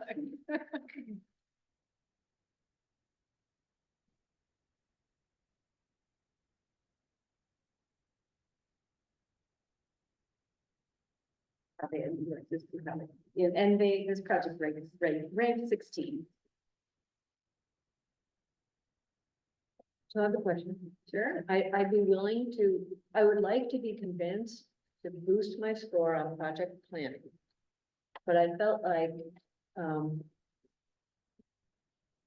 who identified the problem and described the solution? I didn't see a current assessment, an assessment of current needs and the work needed. Saw 2 bids, no case for the bids, so hard to know if this bid solves the problem. Did anyone have those same feelings, or? So I love a and a boiler.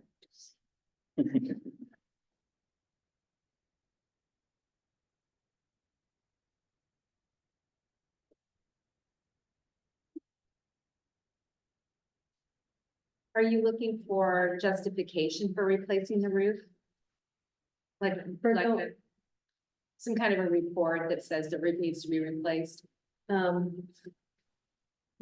Not so much as that, because I bet because they can tell that, right, reach the end of the life, but why is this design the right replacement design for building envelope?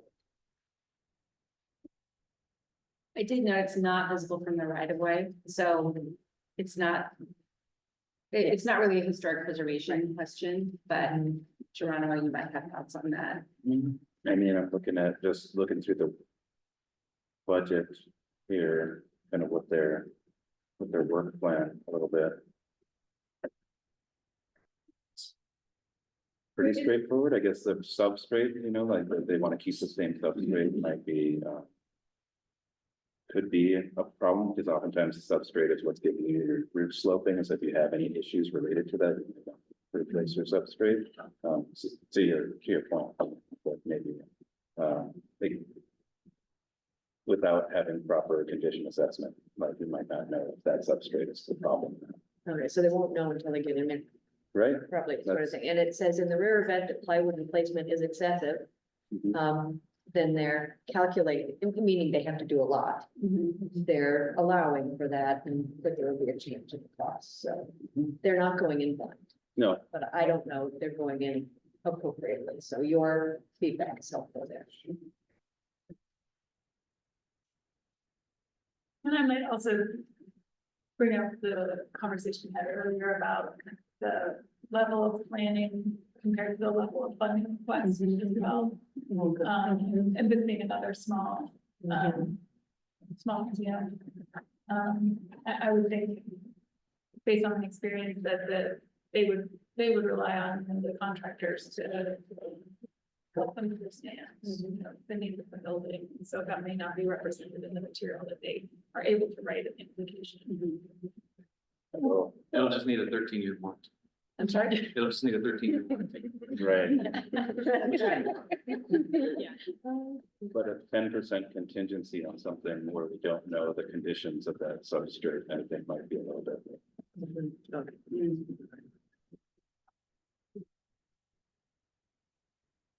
But it's a really expensive, $62,000 replacement is like an enormous cost anyway, right? Like, so it's a significant scope of work that they're doing. Okay, anyone else?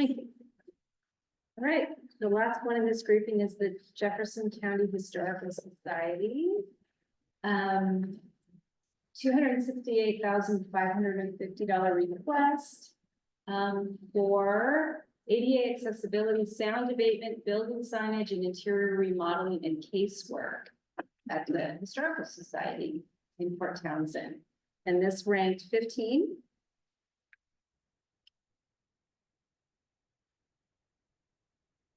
Ruben, you're the low score. I'm trying to figure out why. Give me a second.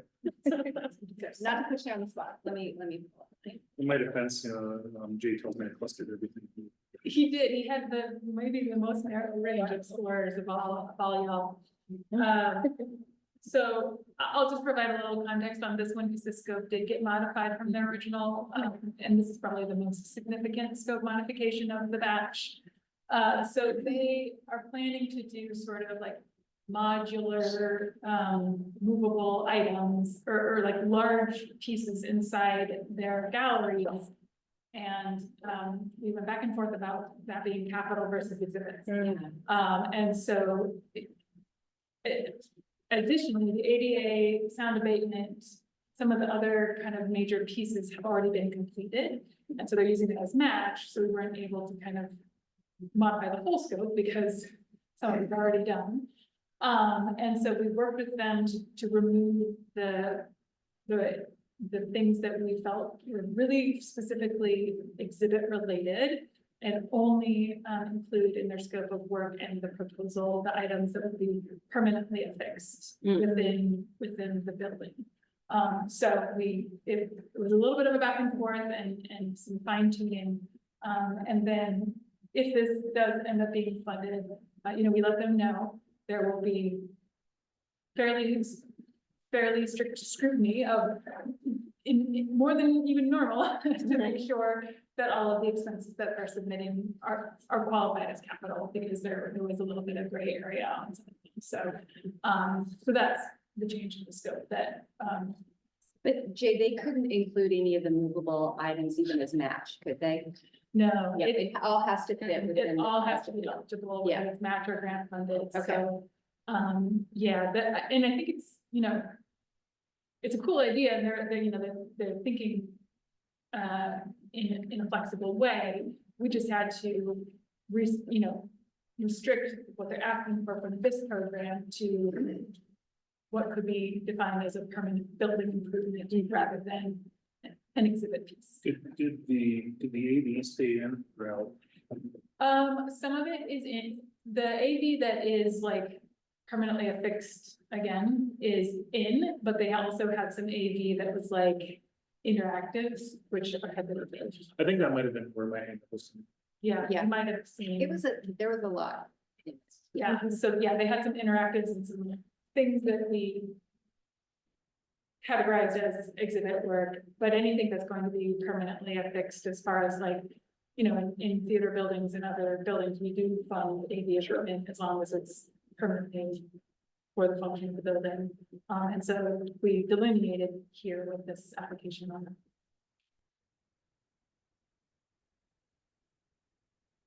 Anyone else have comments? Yeah. I like the value of it, and so it's a nice way of creating regular public access by improving the ADA accessibility of the project. This is one of those projects where it's like, I didn't review this, and I really would have like to know more about how the project was revised to meet FOI standards and what aspects of it, like, are we. What aspects changed, right, about the original plan, and I just can't tell that from the application as it's written right now. You mean change from the original application to now? Mhm. I would say anything that was changed would not be subject to SOI standards. Okay. Because it was all interior Okay, exhibit stuff, so I wouldn't be. okay. And there was a discussion earlier about wanting to know about previous applications. This application came through in B 23 discussion, and it was revised, it's for the ADA access, but it was revised to add a lot of this stuff. Like, it was only a $20,000 ask. In B 23, Oh, okay. but they withdrew that application. So it was funded in the last cycle? No, No. No, they The one- Oh, they applied. withdrew it. Applied. They withdrew, okay, okay. So I just think to the public access is strong on this one. The ADA upgrades are really important. And I noted that they did get letters of support from city, county, library, and a disability advocacy group, which I really appreciate that they did their support for this. I think they did an exceptional job of explaining how this helped their interpretive objectives too. Just a really creative way to approach their annually rotating exhibits, allow them to work with non-community partners, so. And they specifically call that broadening historic narratives to include stories of underrepresented communities and backgrounds, which I think is great. Anybody else on this one? All right, guys, we just got through another group. Got 2 more to go, so take a little break and adjust forward as necessary.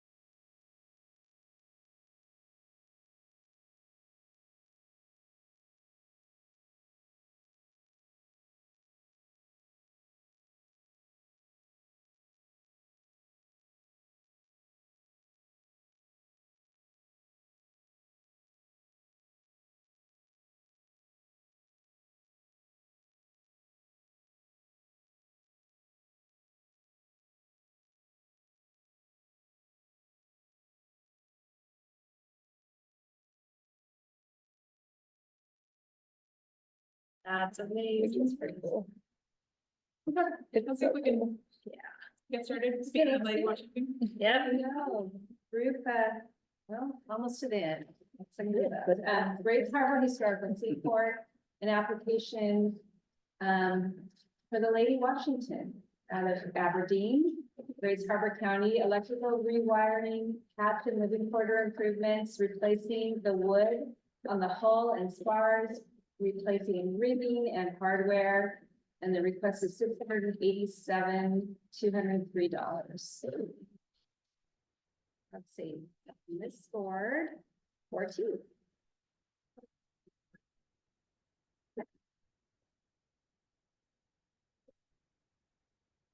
Lynn loved it. Like Freya might have some questions on it. Let's see if I'm looking at the right one. Nope. Still, the scores are pretty close. The scores are right enough. Yeah, scores are. This is one of the only ones where I had some questions about the organizational stability, which is really hard for me to judge as somebody who does not do these things, but I was like, are 2 volunteers enough to maintain this kind of a vessel? Like, or I don't know that much about vessel management, man, about 2 volunteers. There's a lot of. Right? I checked. Yeah. I mean. It's a volunteer organization, like it seemed pretty squared away. There were some questions I had about loan liabilities, but They have pay staff, Okay. Yeah. Well, do whether or not that they mentioned that. well, They either had way, the whole stability or it's just in like they're in pretty good shape. Right, but they have a functions management. They had a recent strategic plan.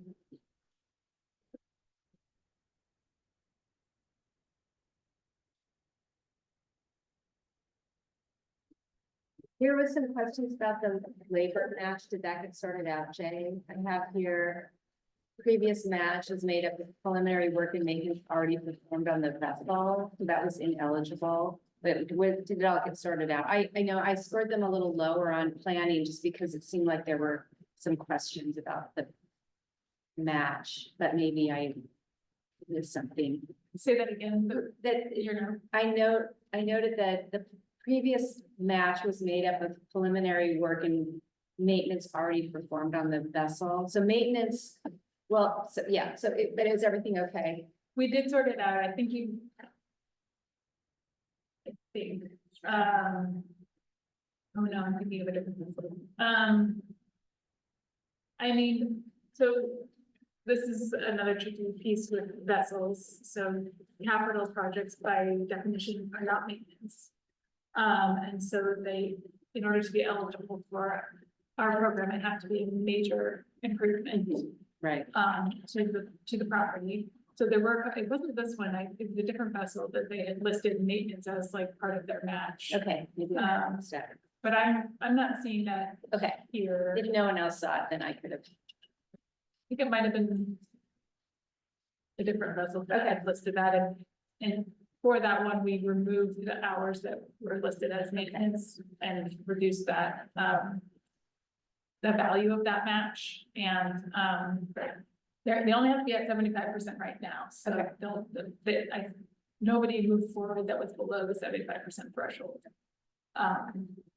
If they were, they had to reduce the rent to get to 70%, so. Okay. Anyone have comments on the community value?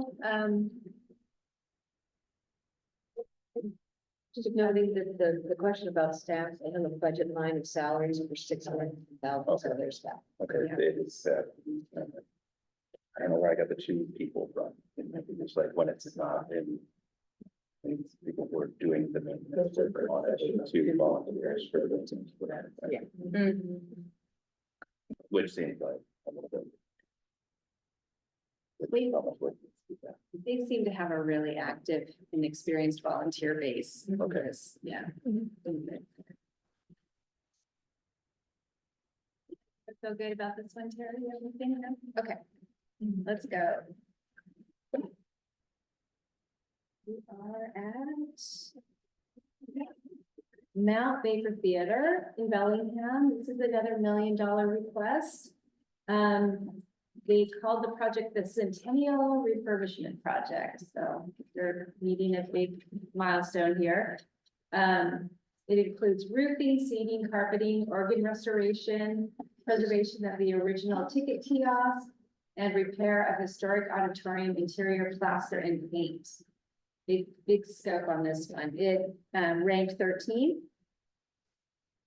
And scoring is pretty even across the board. Anyone wants to think through, what are you laughing about over there? No, it's Just this, the same, the scoring could be even. yeah, which is, you know, not a problem per se. Yeah, I think that's yeah. gonna be the case moving forward. I think from here I on. think that, yeah. There's not a lot of variation because they are all scoring very high, yeah. so.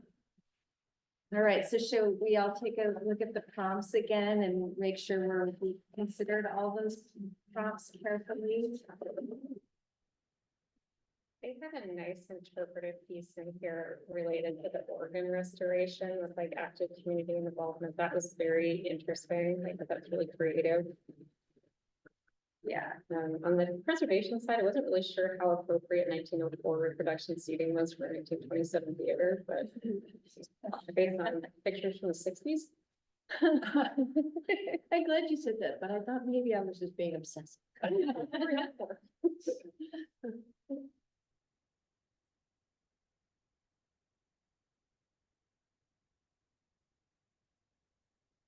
It's National Register, Washington Heritage Register, and locally designated, so we know it's historically significant.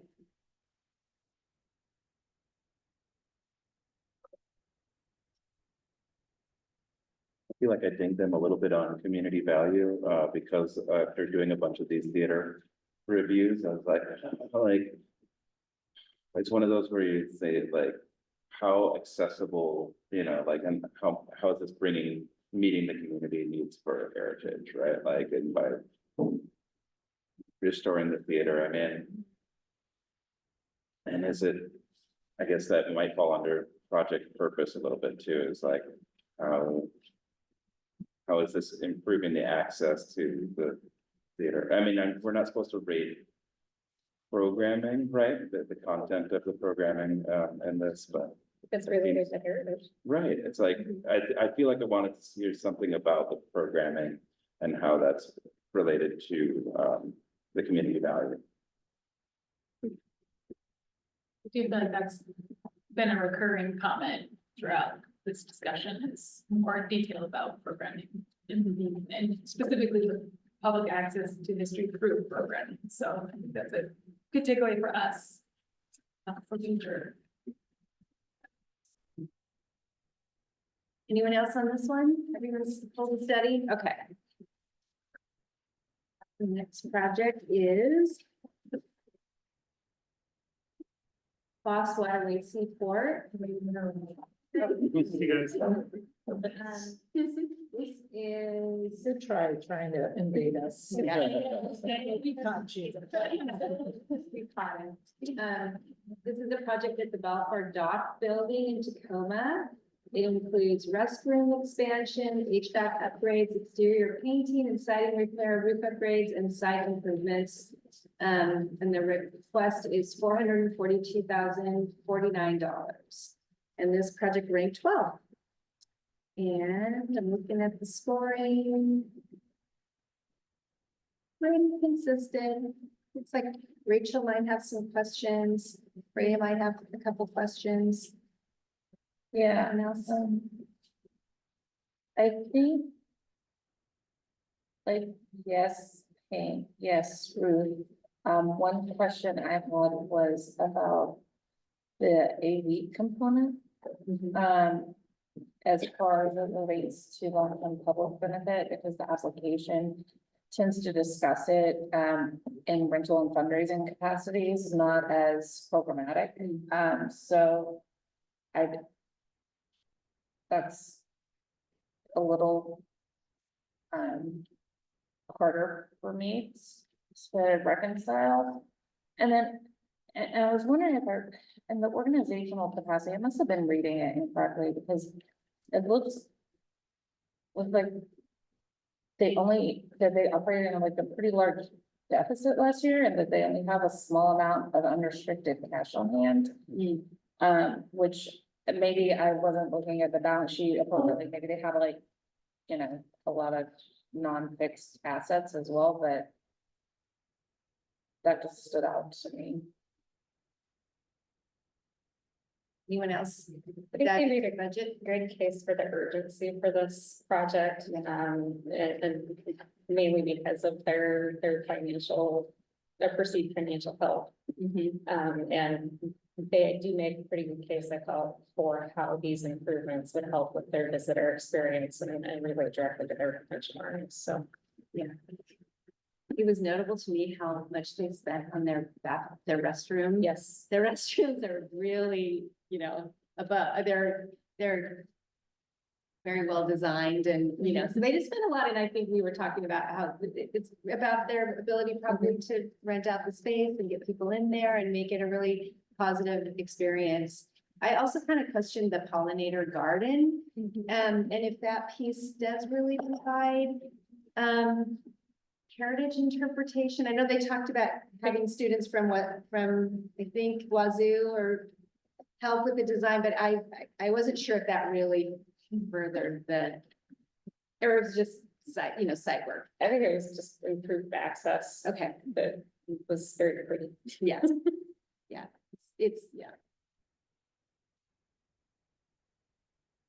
Anyone else have concerns, questions?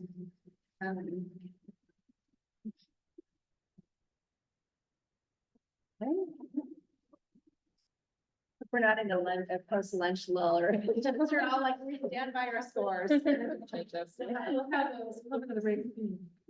All right, there's chocolate. We might have to pass around chocolate now. Yes. I guess that's next. Oh, thank you, Allison. Okay, let's wait for Ruben. We'll move on to Bainbridge.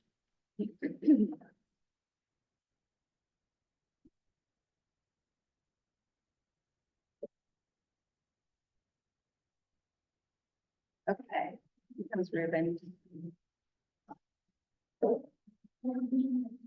Bainbridge History Museum, sorry, on Bainbridge Island, and this was an application to expand the museum to create additional archival space, exhibit space, administrative space, a research library, a multi-function education area, and educational gardens. And the request is 450,000, and it ranked 11.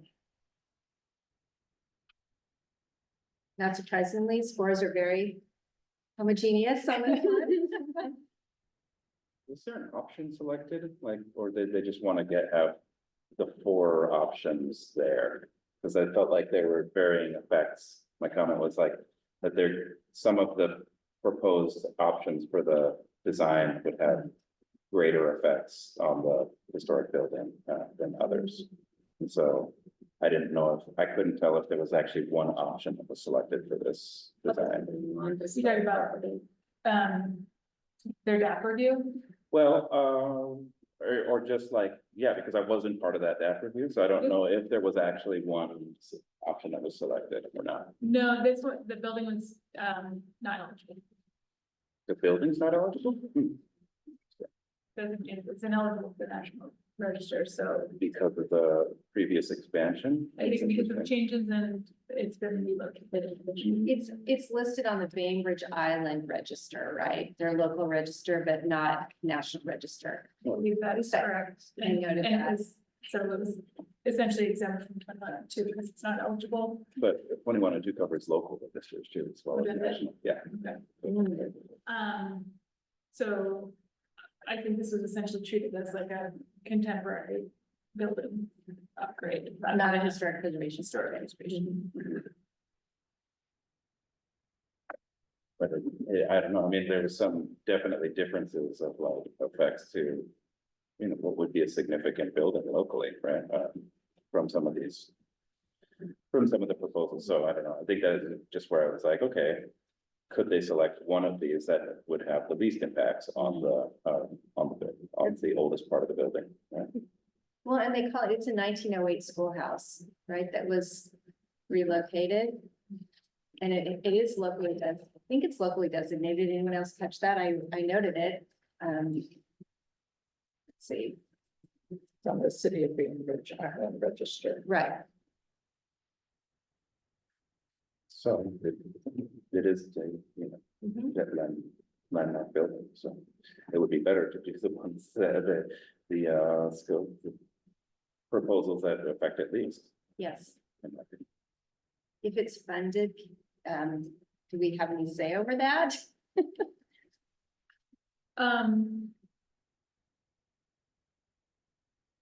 So the draft letter should be, visible to you now, Geronimo, and it says, it's not eligible for listing. Having lost its integrity, been moved several times. Okay, And it is our opinion that no historic resources will be impacted by the current project as proposed. all right, But this doesn't address the local listings, which actually wasn't aware yeah, it should address a local listing for sure. that. So it's further contact with that is not necessarily related to that. Well, somebody reviewed it. I mean, I think, we do ask in the application whether they go through local historic review. And to sort of, yes, local signature. It does say the project is not undergoing local historic review, which is interesting. I don't believe they have an active program. Okay, so maybe it's on the register, but there's not active city. I think they don't have a seated commission. I mean, we have staff, what was that? I mean, they have a program, but I don't believe they have an active commission. Yeah. I mean, we would, as staff, would do our best to monitor and make sure that, the oldest part of the building, the decisions were made that would benefit that, but we would not have any power to like restrict, like we could offer guidance and information, but we wouldn't be able to restrict their grant dollars, rescind the grant dollars because based on that. So, and we're happy to do that. Yeah. And as a heritage museum, I feel like that is a value that they share. So aside from the historic preservation questions, in terms of the facility as a heritage museum, how do people feel about community value, purpose, planning? Any comments? I'm gonna adjust my score down a little bit on project planning because I gave them a 10, but realized, no, on organization, even though I believe they're totally safe. Their budget and their balance sheet are all zeros. Yeah. I questioned that too. Yeah, that's. So I'm pretty sure it's a glitch, but it's.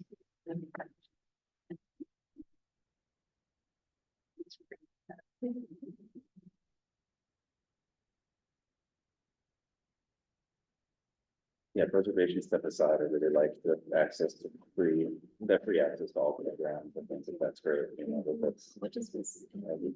All the kind of stuff that you want to read about in a heritage program, right?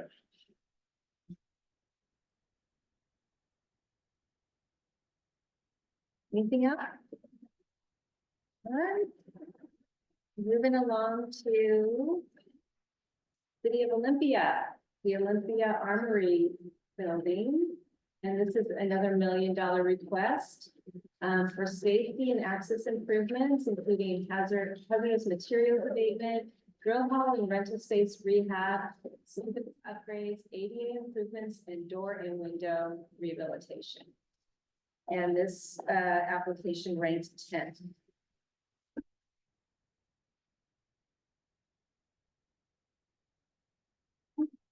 We have several people who feel strongly about this one. Which is why it's up there. Yeah. Yeah, in both directions.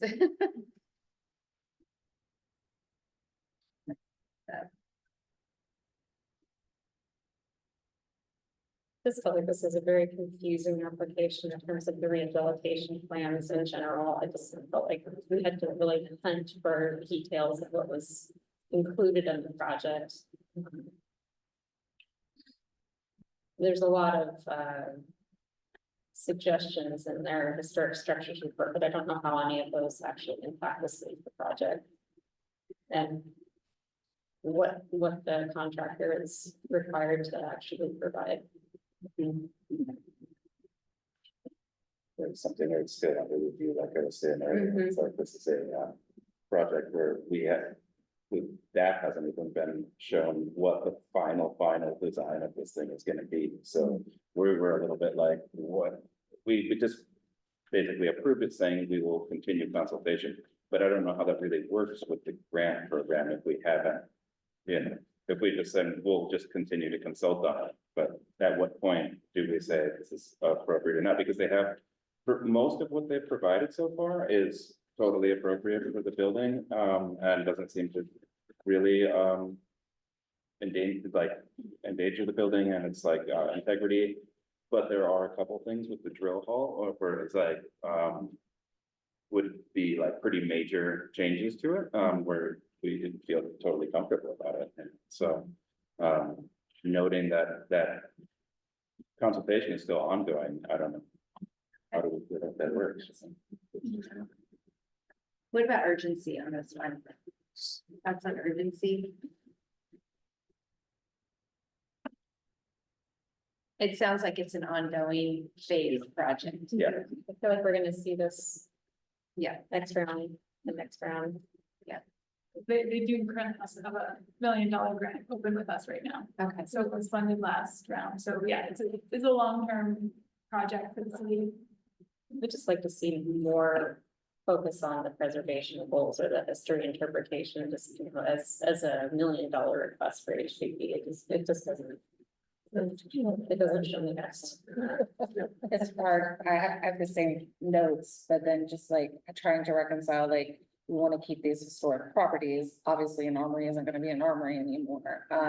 And there are more than one armory, you know, too. So like, and it being primarily an arts-centric project, but they're not eligible for BFA. So they're there. So here we are, right? You know, it's hard. Why aren't they eligible for building for the arts? I mean, it's a bit. Oh, sorry. What? Sorry. It's owned by a city and municipalities aren't eligible to be on that project. Okay, any other comments on this one? So I think the ADA accessibility component is really good, and that speaks to the urgency, and they wanted to, I know that their goal is to put some mobility focused businesses or organizations on the second floor. So I think that was to me one of the big pros about it. Okay, moving on to Museum of History and Industry, Mohai. $1 million request for interior remodeling. There's a lot to this one too, if I remember. Let me There, and I wrote these captions. There is quite a bit in here of about sort of like architectural redesigning of the interior, but they don't really describe specifics of what that is. So they kind of did a bit of an umbrella term here. Yeah. For the slide, but. Yeah.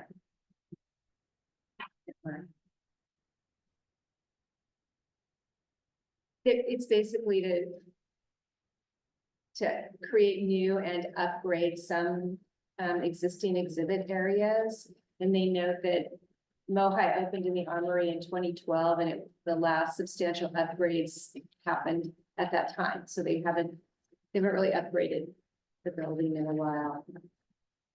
That was one of the things I took a hog with, because I mean, if we say as is legislated, you know, that a capital project needs to last 13 years and they're saying after 12 years, they need to search everything around. I don't know, it doesn't sound good. Which everything is in the. Like, they need to upgrade their exhibits, like That's part of the standard though, for. I feel like there's been changes in exhibits and stories that people are like changing the whole. Oh, Yeah, for sure, they've upgraded, but I think they're talking about more of the design and, you know, physical. Yeah, none of these funds can go to. Yeah, we would. we would limit it to, or we would only be able to reimburse them for like, they've got some building system improvements and like wall reconfigurations, like space reconfigurations that are permanent. But if it were too exhibit related or too close, or seemingly short term, or like with the Jefferson County, like a mobile thing, like something like that, we would flag that and not permit them to submit that. That said, Well, what I pulled some out, of this is, But Rachel's point is still true, that it's, yeah, yes, they're it's been- saying that it was 2012, well, that wasn't even our monitoring period ago. yeah, that's true, that's true. So what I pulled out, changes to lamping and electrical systems, changes to architectural elements and design features. That's where I. Yeah, it's kind of vague. Architectural and design changes that will enable flexibility in displays, clear visitor pathways, and enhance accessibility and inclusive architecture and design. It's kind of vague, I think, but. And let's think about urgency. Yeah. I live Mukai. And got great childhood memories, and all sorts of things. This had sort of a little bit of a kitchen sink effect on me. And I was, I know that this grant.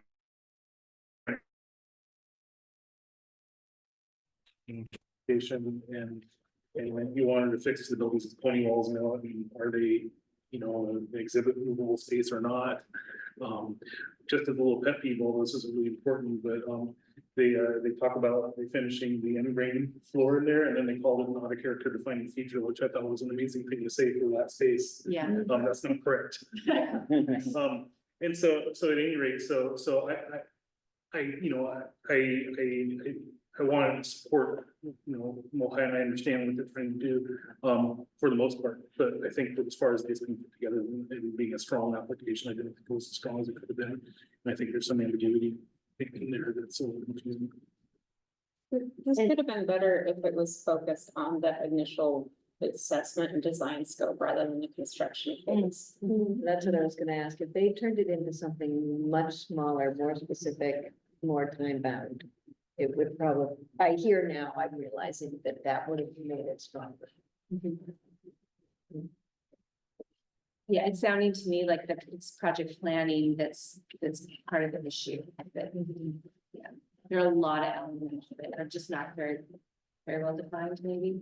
And it just might be time, because the consultants, RIA, will do an excellent job. Yeah, they might not finish it right. Okay. Down to the last one in this batch, unless there's any final comments on that. Okay. Western Forest Industries Museum, and this is another movable resource. Our only tree. It's quarter number 5 steam engine in Mineral in Lewis County.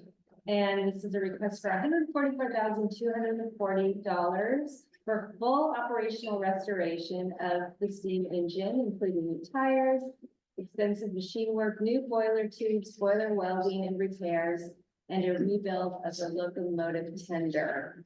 And this application ranked 8. Very homogeneous scores.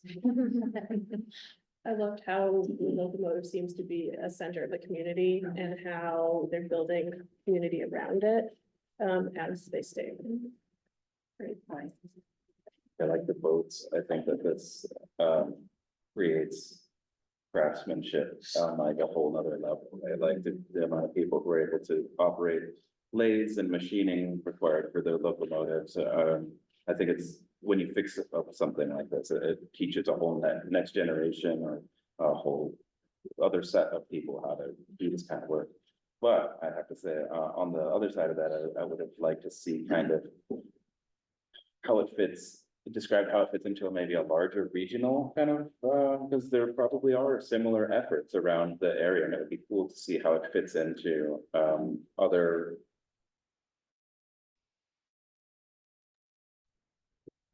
drawing some people, or how does it fit into a larger picture? I would have liked to see that called out a little bit more, but otherwise, yeah, I gave this some pretty high scores too. It's a pretty remote location. That's what I was Get 100,000 visitors a year. Yeah. That says something about the I love heritage it. of I do. Wahkiakum, right? And I also like to, It's right outside the mountain. you know, we have the Northwest Railway Museum, all those of us who've been on the path for a while, I've seen a lot of applications, and that's, I mean, that is a real, it's the place for train history in the region, and this is really remote, this isn't, you know, Snoqualmie, Washington, where people are coming to, you know, experience Thomas the Train, and, you know, I think that it takes a lot of commitment and to pull skilled labor to a place like this to work on this livelihood. I really commend them. And I love that they're, you know, providing these train rides. The urgency really came through here and the community support. Cool. Okay, anybody else on this one? All right. We are down to our last group, and let's take a little break and give our, we have the updated score. No, I do.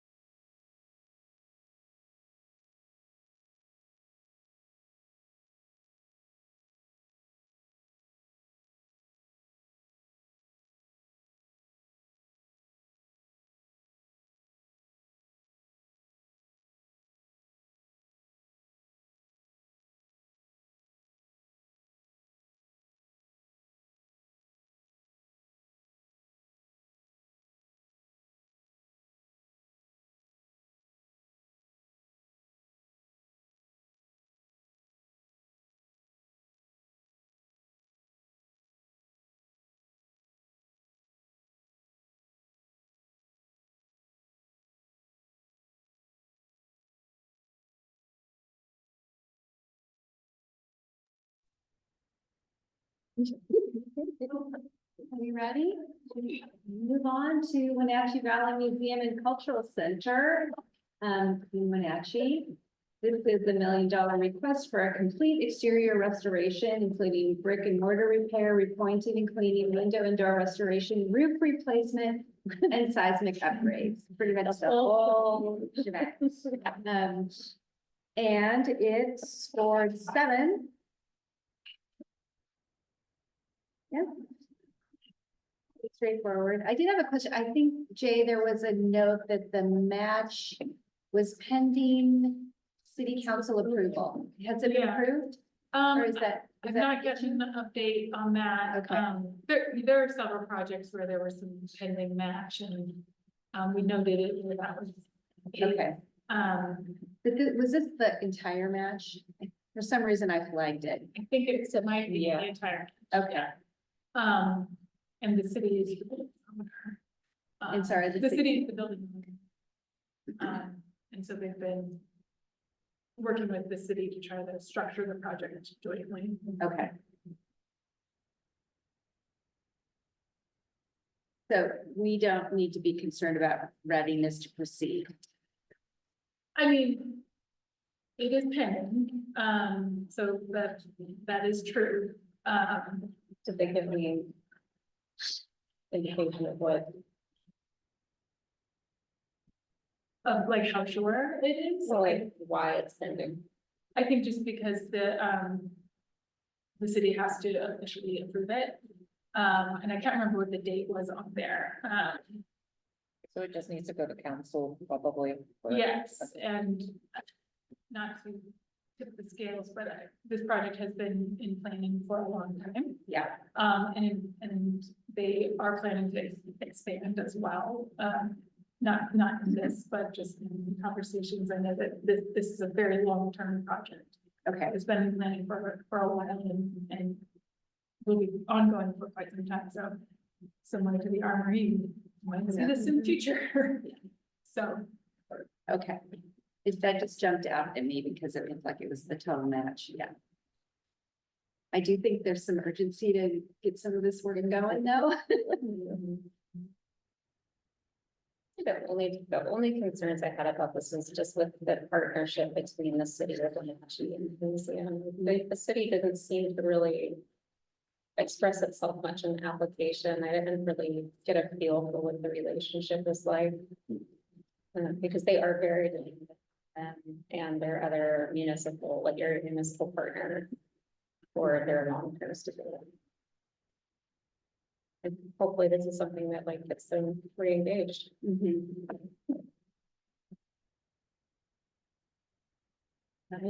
My highlights for it, besides my obvious favorite comment on reduction in greenhouse gas emissions. Let me just predict you'll start to see more and more in applications. That they've done a cap assessment.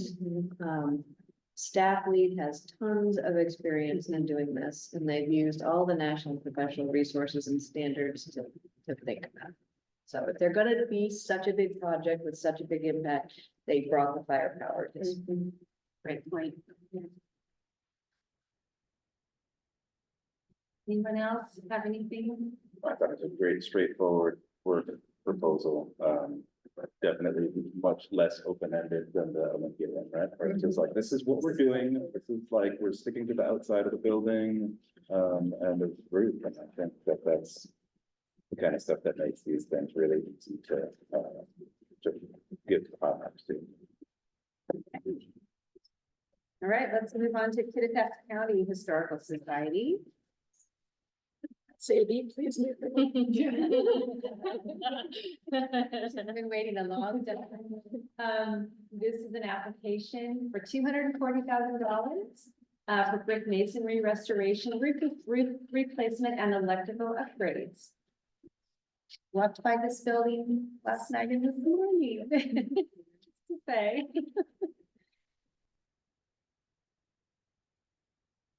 All right, and let's see, where did it rank? It ranked 6.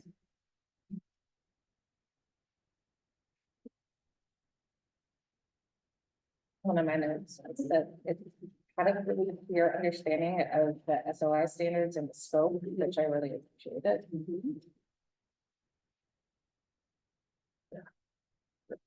Give them some advice. I think so, yeah, that's, oh, yeah, this way. As a similar note, that in terms of clarity of this application was probably one of the better ones out of all of them. It really cleared project elements and just the overall phasing, like including what they've completed and what they're planning for the future. I wish more of them looked like that. I don't want to sound like a broken record, but I was like, yeah, the programming, like, I really wanted to read more about how the lecture series and the walking tours and special events play into the accessibility of local history, right? Yeah. But and that came up so many times, I just, I'm trying to limit how many times I keep saying. And the free admission, I love. Yeah. This, project planning, stellar. I love that the board is really taking a long view about strengthening their foundations, financial stability, looking for federal funding for projects. Yeah, we gotta go on. Really at the top, historic preservation professionals retained for the project. Top, so. I also appreciated the variety of letters of support for the project.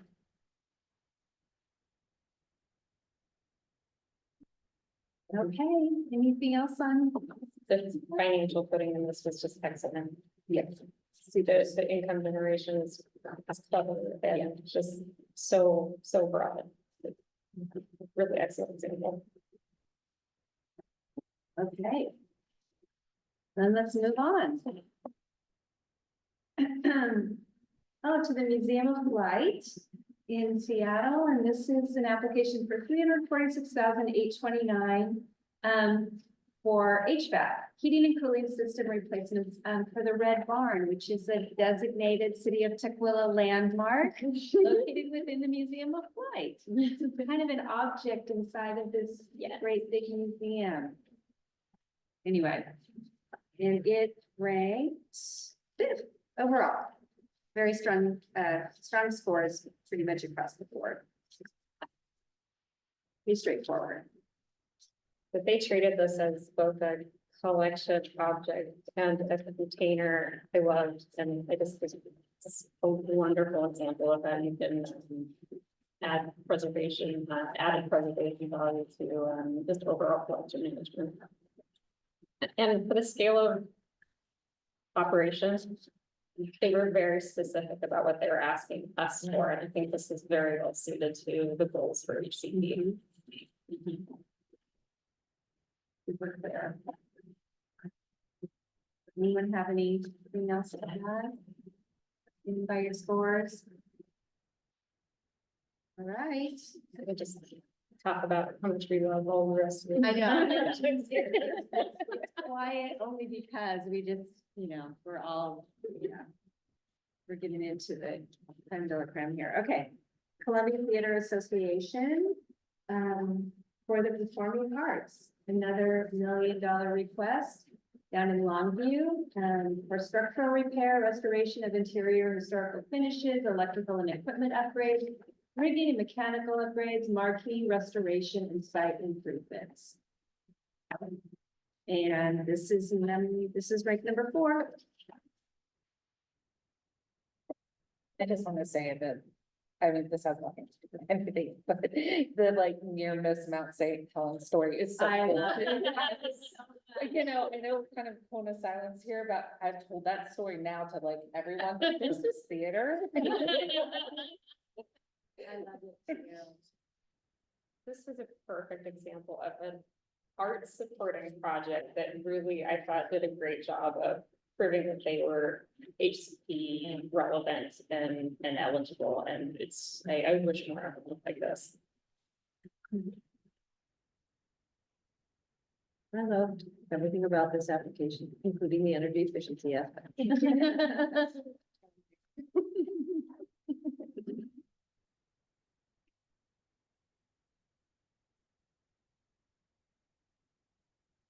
No other questions, comments? Okay, moving along then. Okay, Holocaust Center for Humanity, and this is a proposal to acquire adjacent space for the Holocaust Center for Humanity to expand. They're in downtown Seattle. The request is for $577,670. Sounds like there's some time sensitivity to this one, a little bit of urgency. And this scored third.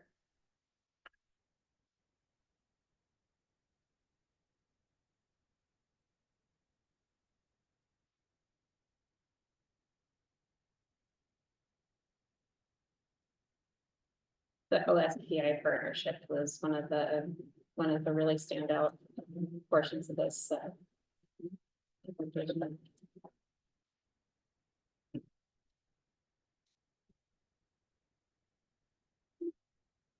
I think to demonstrate a need really well, because now they're taking on this problematic relationship with the PSI and they need more space.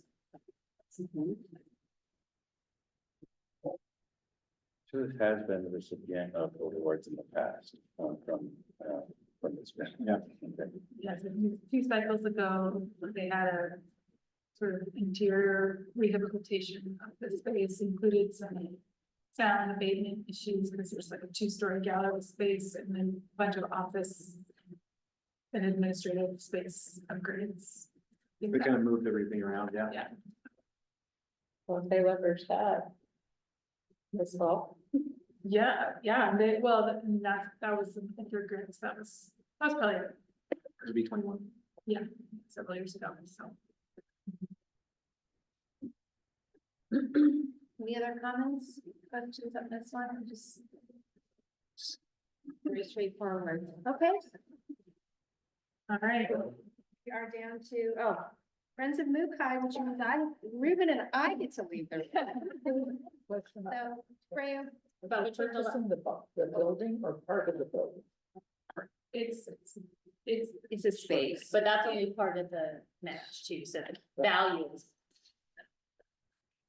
I have to double check. I thought it was purchasing portion of the building. Yeah, it was. Yeah, it's an adjacent space to the existing space. Yeah, On the first yeah. floor of the building, but not the whole building, it's probably 40 stories. But it is purchasing. They're purchasing from the owner. Yeah. Freya, do you mind sharing this?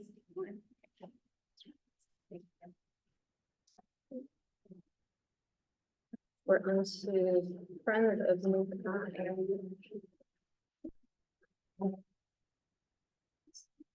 And this project was completion for rehabilitation activities for their historic strawberry processing fruit grilling plant. I think the idea of the food hub and the interpretive center.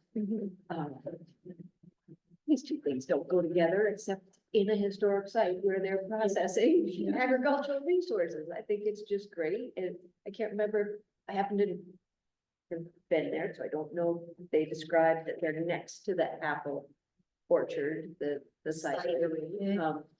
But it is the best next move, and I wish I could have thought of it myself. Well, I love that it's open and free to the public. That was a good part of the community value. Any thoughts on Kennedy Valley or? So, yeah. How many resources do we have that tell the history of Japanese American communities in that area? Right? Do we have things like in that setting? Actually, that's just so cool. Tops. Okay, let me go. Is that it? Yeah. On Ruben staying out there because we're back to Tacoma. Oh, yeah. There is definitely.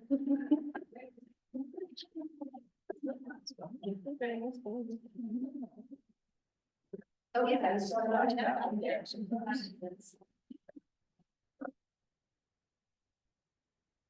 Our last application, Metro Parks Tacoma at Fort Nisqually Living History Museum, an application for $221,138. structural repairs to the kitchen and sales shop buildings. And I know this is an ongoing project. I think we funded it in the last round. It was funded, or the one before? They did receive a grant last round, and it was still open. Or no, it was two. There's the one that had for planning. And then the conservatory was. Yes, sorry, I'm mixing up the conservatory and the Forest Club. So, the conservatory was 2 cycles ago. Forest Club was last cycle, and it was the planning pieces for this part of the project, the design services. And now here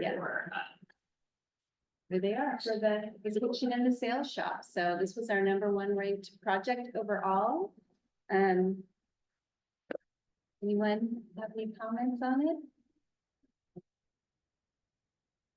From a preservation perspective, I really appreciated how they put together their kind of scope of work and like all of it's like, it's very direct and it was a really easy project to review from the DAP side. I was like, yeah, it's great. Like, I also have on here that, you know, that fort has a very complicated history. And it's like, it's great to, I think that food and the intangible heritage can be a site where you can actually come together. It's a kind of universal element that allows us to kind of come together and maybe helping to discuss the more complicated histories of the site, right? And I felt like could have been a little bit more directly addressed in the application because I think that's such a cool aspect of this project, right? Yeah, clearly well planned, top historic preservation professionals engaged. Organizational capacity. Is there anything else to say about this one?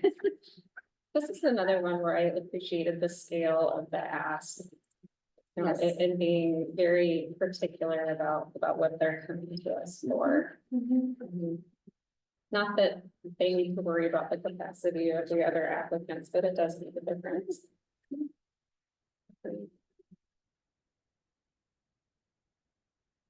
Okay, I think that wraps up this phase of our meeting. We've just got through 42 applications. Thank you all. Congratulations. Now comes the fun part, the more fun part. Everyone give any updated scores to Dave. We'll take a few minutes to rejigger and go from there.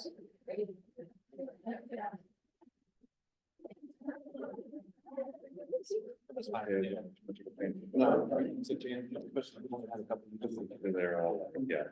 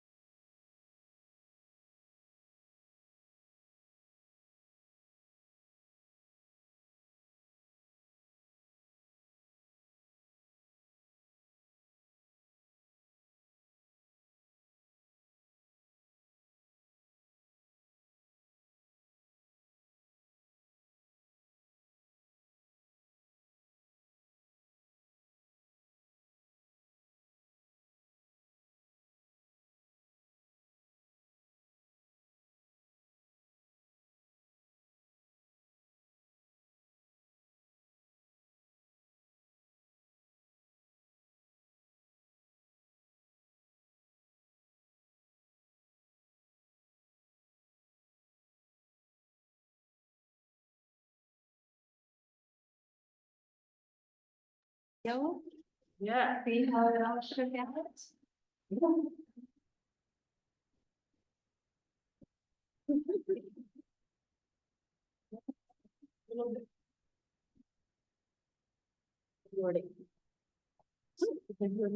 See that very well.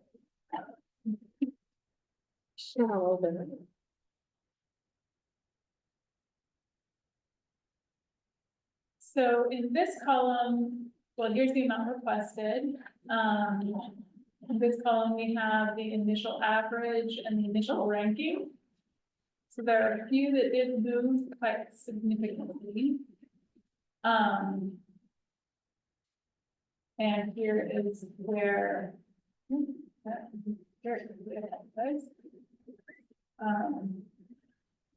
Ranking their standing. So right now, funding through the Port of Port Townsend is just under 10 million. Here through. So that is. How many projects, Jane? Lost my 17? 18 projects at 9.9 million. And the legislature rounds these up. So as we enter amounts into the amount awarded column, we'll round it to the nearest thousand. So for instance, this would become 871,000 at the top and 222,000.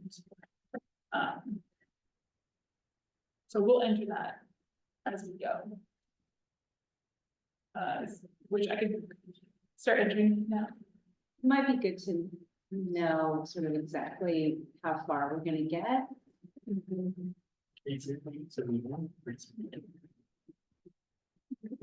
you. And someone's gonna miss their So is the next step then, you guys look at the whole list and then decide if maybe there's partial funding? Do we make those suggestions too? Well, so the next step is yours. We can, revisit any of the application discussions. We're well ahead of schedule, so we have, a solid hour. If you like.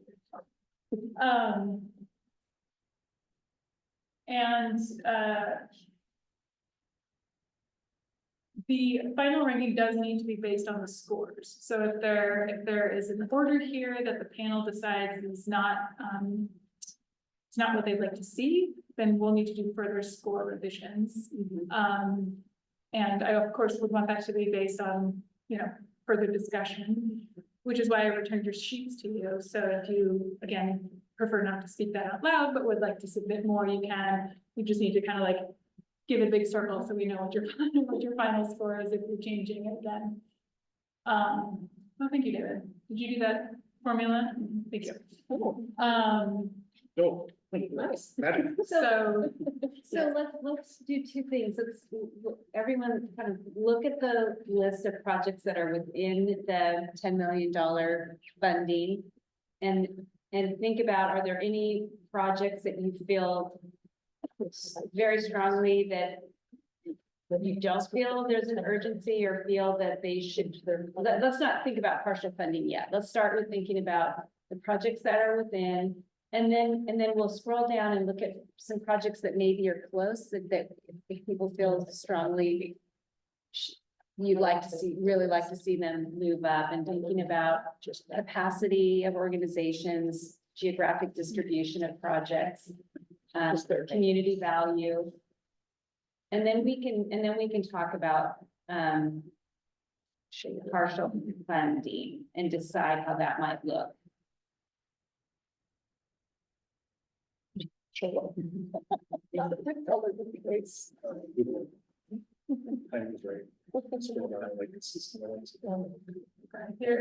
Here's the box. Let's see, yeah. Lower. I'm sorry, this is. So the Port of Port Townsend here at the very, very top is the last funded. So that's 9.916, which means we could give a very small fraction to the city of Olympia. which would be next. Here's the door. Yes, one door. Yes, you're all good.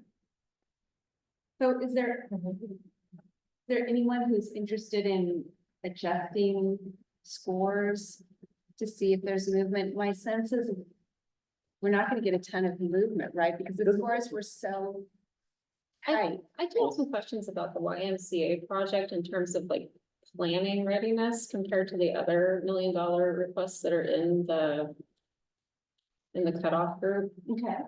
Um, Where does YMCA fall again? looks like it's about in the middle. Okay, there it is. YMCA. I mean, this was a project, I didn't get the impression that they even had design plans at this point. I think they do. But it's not as part of this, Oh, right? Let's look to see let's look that one up.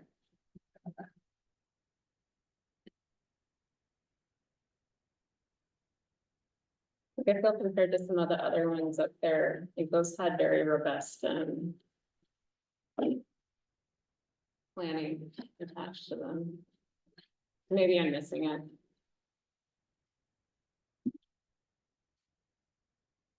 I think that my impression of this, I could be have the wrong impression, but is that I'm kind of looking for geographical distribution and project types and this and that, but the way these scores are rolled out, because we do have to have the rankings based on the score, that I don't see like a lot of ways to move things around very much. I mean, it's all pretty tight. Yeah. That's what I'm seeing too. I'm looking, Freya, for, I know they have a strategic plan. But this is a construction Right. request. Right.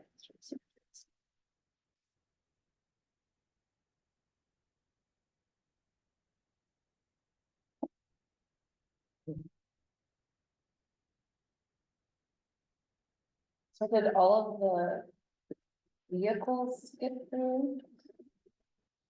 Conveyances? Yeah, sorry. I think there were a couple toward the bottom, so. The Okay. Glory of the Seas is down here.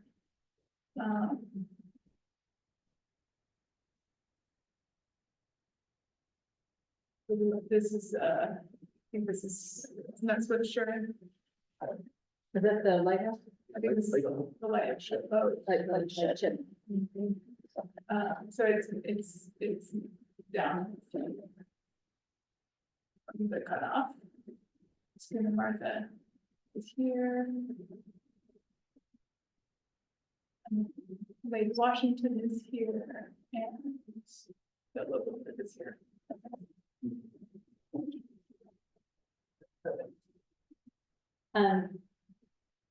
So Freya, since you brought up the YMCA, is anyone else interested in changing scores related to project planning readiness? I guess I'm not really asking for changes. Okay. I'm just asking to clarify if it is actually like a construction ready project and the same way that the other ones in the $1 million category are.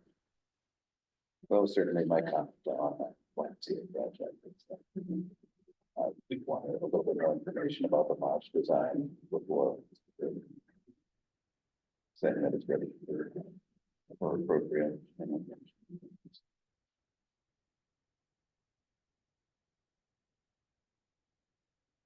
I'll just note again that it's a locally designated landmark, so it will have to go through, get approved by the Federal Land Commission.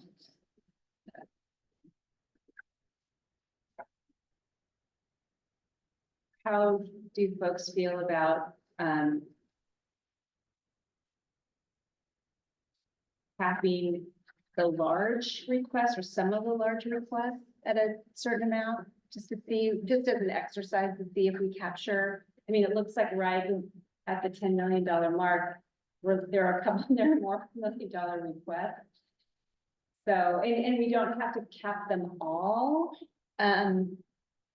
We can decide, I think, you know, we want to be fair about how we do it and justify how, if we decide that we're going to cap projects, but how do folks feel about just as an exercise, capping the $1 million request at 750,000, just to see what that does for us. I'm just pulling that number out of there. We can cap them at any, I think it's a good exercise just to know how close we are to having.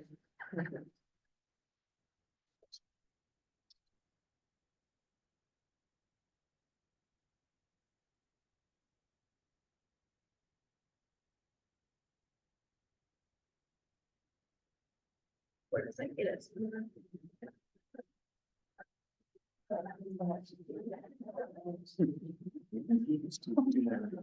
Is that a fair cap for, like, there was one up there that was 800 and something? That they're allowed to get through at 800, but everyone. Well, that's a good point. That's a good point. Capped at 750. And Yeah, but Let's see what this gives us. will we cap that one too? yeah, Yeah, and what is like the cap Mukai. and again, we can, if we choose to cap, we can say, you know, the very top ones, we're not gonna cap, or, you know, we can decide how, if we choose to go this route. So unfortunately, because there are $3 million requests in a row, that doesn't get us very far. That gets us from Port of Port Townsend to not even this, actually. It gets us one more. It only gets us one more. Well, actually, Okay. $2 more $1 million projects. Can we like look at after those $1 million projects, can we look at like the next 3 that are under $250,000 and see if there's a way to power rank them to jump up?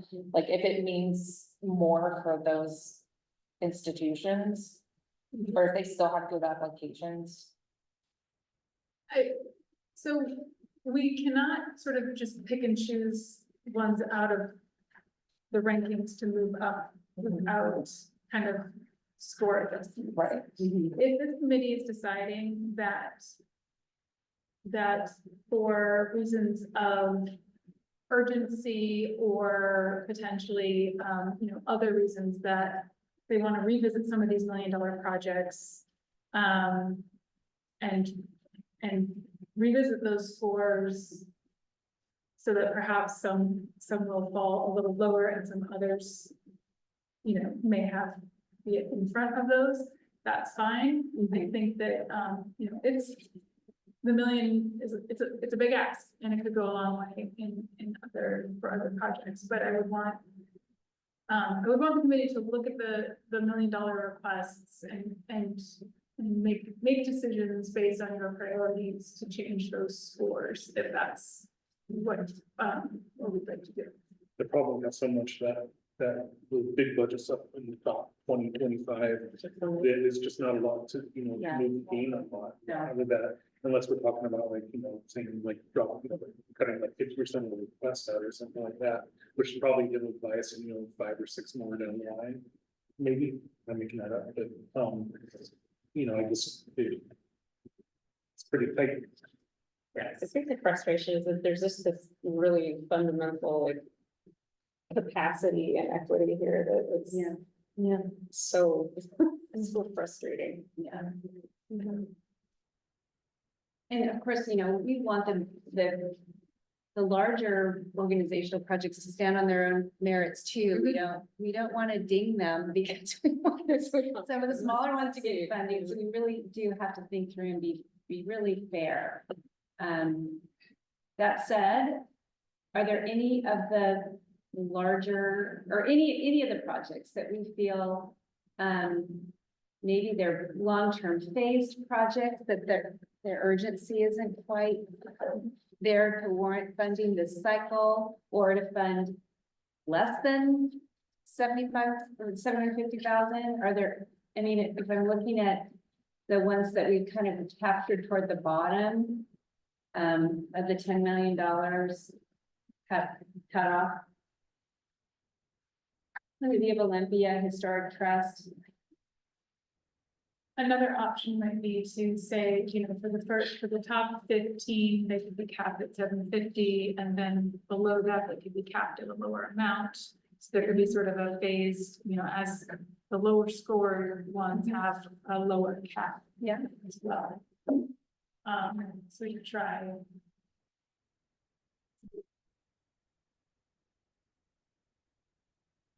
I don't know exactly where we want to start with that, but.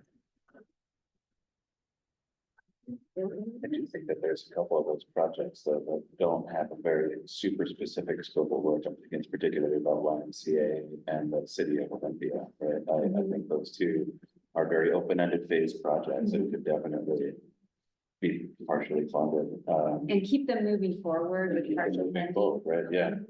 So after the first dozen, it drops to the 500. Let's try that. The first, after Grace Harbor, we drop them to 500,000, the big ones. So then the YMCA bridge, Seattle would also go to Mhm. 500,000.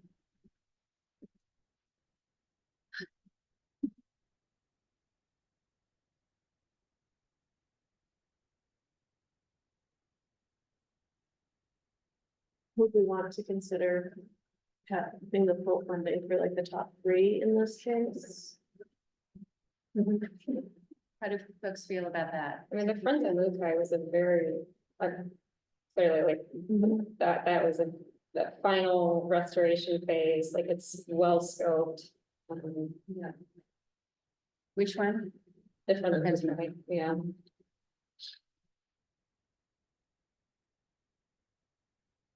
Some of these are so specific versus the ones that are more open-ended, like longer phase projects, that it kind of hard to treat them the same way.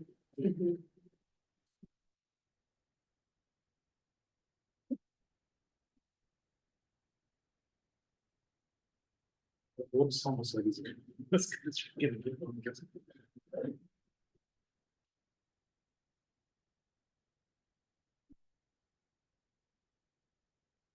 think that's really all it takes is. Yeah, so it's 9.9.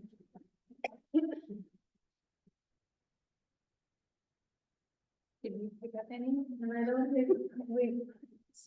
It's, yeah. That's really strengthen the pool. What, two, the beta? We started at originally the Port Townsend being the end, so that these are the ones that we picked up with the capping. And there's 2 million people I asked her. Yeah, 2 million right after that. Yeah, that's what it's. We're getting, it's gonna be a little bloody. Here in a minute. Well, and I. Hard to see these east side projects right at the left. I know. Right now there's 2. Wenatchee and Kittitas. Yeah, we currently only have 2 projects east of the mountains. Few projects where Jay, East of the Cascades are in the top, so right now that are funded, so the Kittitas and the Wenatchee projects. Or did Wenatchee rank? Or did Wenatchee rank? I think that's it, or so. It's currently So that was knocking them down to sort of. Yeah, we already knocked them down. They're already done. They're done.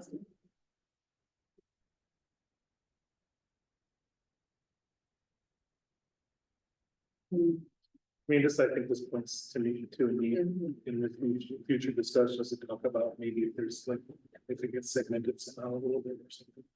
You know, I don't know, maybe that's like too tall of a bill right now. But because I think this is a classic sort of kind of outcome like that. But without additional tools, it's kind of hard to get around it. Yeah, unfortunately, we're restricted in to the guidelines that we have. The criteria that we have.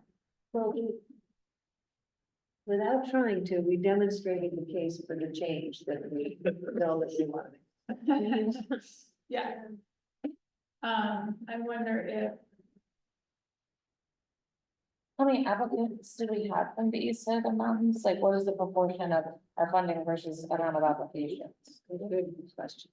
I would put to the full of 7?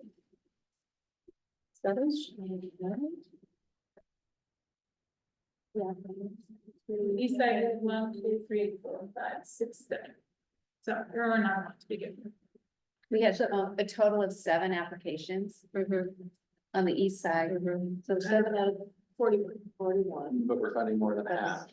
We're funding more than half of those. No, more than half the total applications, but only Right. 20%. Of the east side. Yeah, I feel like it's really hard to look at some of the ones like Ferry County and the LaCrosse projects that are the scale is so different, you know, in comparison to these other projects that I don't even see how they have a chance at competing.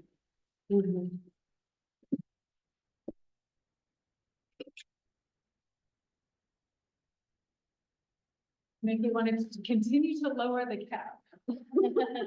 Or the other option is cutting it across the board. What? Cut all A percentage. by 20%. That's true, we can do a percentage. Cut all projects by 20% Or whatever. of whatever, wherever we. Yeah. Well, the Kitsap History Museum was funded at 23,000, so obviously you can convince all of us for a small grant. They obviously made better arguments and they were more prepared to do the work. I mean, I would just remind everybody that we just spent 6 hours reviewing all of these and we changed our scores and this is what it came out. And, this is what happens every time you hire somebody to do grants, you always argue about the difference between third and fourth place. I would say from my experience on other projects where we examined whether or not we put a cap, an unexpected cap on the applicants. Or a percentage cut. That we, in the end, decided not to do it because that sort of changed the rules of engagement, you know, under which they applied. And it disproportionately to the smaller stations. Yeah. Because every cent matters. And we came to that conclusion, trying to do this, the same thing, let's make sure that the little guys and a broader group were represented. So we don't have it. I appreciate getting to do this exercise. Yeah. So you're able to go on to bigger. Yeah, again, pulling the cap down and funds 2 more big projects. It doesn't really change the needle. But we're now pretty close to funding some of the small ones. Or I'd say like some of the effects to the really well planned projects at the top, I don't know how. Yeah, how people feel about that. It's Right. arbitrary. Right.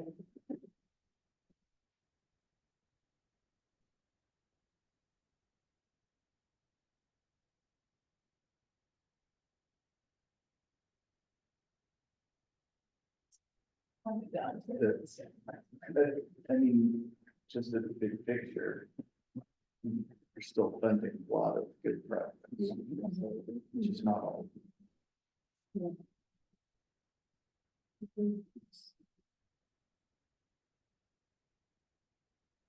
it's not like the large organizations are not worthy of funding. No, it's just, I think that's the, and then they're definitely. I think it's more to do with our criteria and kind of that lack of an ability to point to urgency directly. I know that we've kind of danced around that today. It's one of the prompts, one of many, and I think you're correct in that we can't really make it have more importance than any of the other prompts that we consider.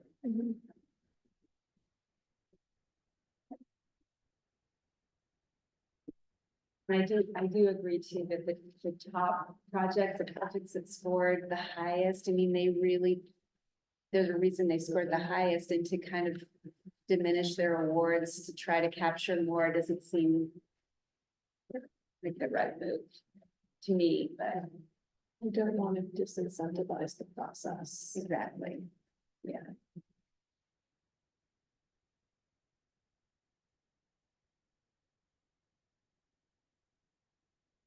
It's really the top 4, right?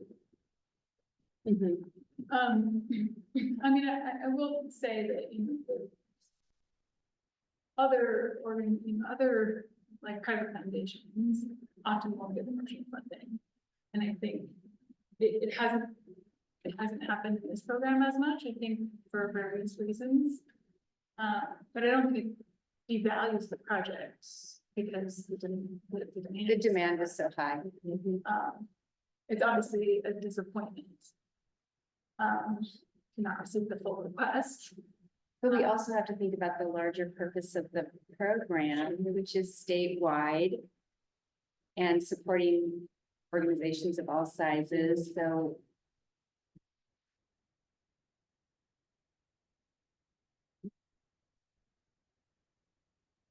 So, and I see what you're doing. One of the things that then happens is you start to kind of get a little bit of compression because a lot of these budgets are based on, you know, actual estimates. And so like you get like ones that are like in the, you know, $250,000 range or something could get through intact, whereas the ones that are higher than that won't. But it's not necessarily that, you know, taking the top off of one project is, you know what I'm saying? It's like, I don't know, you can get into some really weird territory when you start trying to, you know, mess with budgets to get to a certain point. I would say that the challenge that I'm having here personally is the you know, sort of economic and geographical diversity we want out of these. Where we are with our rankings now, we're gonna really have to go over things to really get into it, I think, because otherwise, I mean, like, you know, you might capture like in the top 20, $50 million projects. But you're not gonna get to, I think, some of the ones that we're really worried about. Without some bigger, you know, changes and so that's my challenge, because I think to the point of like, we just spent the day reviewing these after, you know, move on to multiple rounds of scoring, and this is what we ended up with. Yeah. Is, you know, I mean, that is what it is, you know, and, so, you know, because I think everybody would agree that we want to, you know, have an equitable distribution of resources as much as we can with the applications we have, but I just do not do it, with what we got. Yeah. I think too, because everything was so close, right? Like all of our scores on the top ones were, I mean, it's like in fractions, some of it too. I was once on a panel for an art selection, and you had to use every part of the scale. And so that made everything tipped. So like, if it was a scale of 1 to 10, like you had to use a 1 at some point. And I don't know if there's like, is that was that a hard? No, I said Yahtzee. That, you know, to maybe draw some, maybe budget some of it distance out, because there were definitely within the discussion clear, like people thought this consensus around like this project isn't as strong as this project, or this project is super strong, but then when we look at the percentages, that's not necessarily reflected.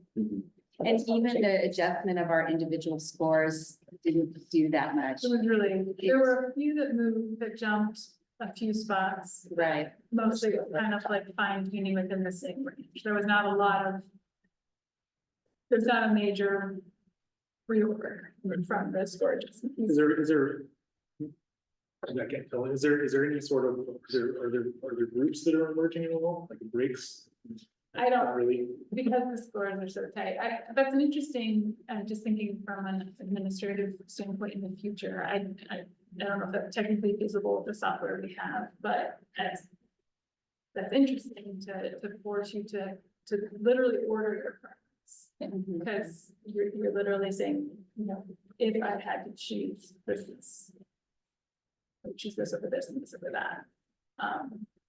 Or give this one a higher score than that one, rather than, oh, these are both great, I'll give them both 8s, you know, or whatever. Right. That's an interesting perspective. I mean, if we come to agreement that we're not going to be able to capture the next range of projects, is there still support to cap and pick up a couple more, or are people feeling like, well, do we go with funding them at the requested amounts and fund fewer projects? How are we feeling? Or fund the top ones at full amount and then do some scaling? What are any thoughts on that? I don't want it to feel arbitrary. That's the thing. I want to make sure we're really thinking through why are we making these decisions? I understood his comments, right? They're based on estimates, so if we end up lowering their money, then are they even able to do the project? Because now they're, you know what I mean, they don't have the money they need to redo the roof or. And one of the factors that we consider is wait for funding. readiness, like, are they gonna be able to do the project within within the contract period if we give them, you know, percentage less? If that's, you know, they've worked hard to raise this amount of match. You know, maybe there's no more match out there. Yeah, but a lot of them have multiple scopes. That's true, elements that could be removed from the scope. Yeah. So that, I think that is true, some of the Like large. choose whether to support Yeah. buildings or parks. And we have talked quite a bit about the projects that are the large projects that are gonna be phased, they're gonna continue to come back. So maybe we can look at them individually. I mean, it's a little harder on David and I to help them rescope the grant contracts. Yeah. But we go through that process anyway, because we are removing things change between the year that the year date that they apply in June, and then they're funded, they can start working in July the next year, so there's a whole year, so there are often project changes that happen in that time, and so there needs to be updates anyway. So the scoping process ends up being kind of laborious either way you slice it. But I think the bigger question is, do we, or do, and by we, I mean you, does the panel feel, you know, that we're giving the resources to make the project successful overall? We can work on the scoping, and that's not a problem. But there are other questions. I'm thinking specifically about the Wenatchee values, and just how much of that match is dependent, you know, like on the city, you know, so if we come back with like a lower number, right, will the city still match that? It's hard to say. And what did the OFM say? If Wenatchee doesn't get the match, we go to the next one on the list, right?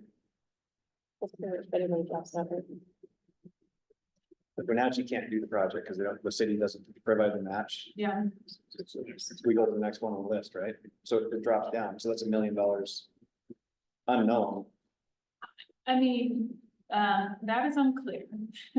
We don't have. Because in the past, these projects have actually been listed in the budget bill, which has prevented us from moving funds because that would take an act of the legislature.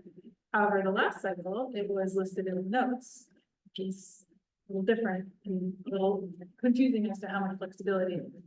So let me ask a question about readiness. So when I reviewed Wenatchee and the question came up, would you fund this? I said, yes, if their match is secured. Because it's not, from what I saw, the match, and it's 100% of the match. So if the match isn't secured, does that speak to readiness to move ahead?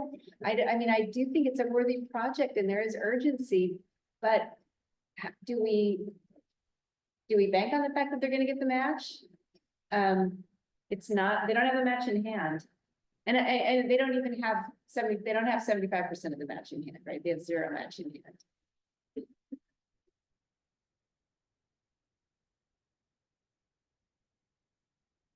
Yeah, because it doesn't sound like we have an answer to that $1 million just goes away.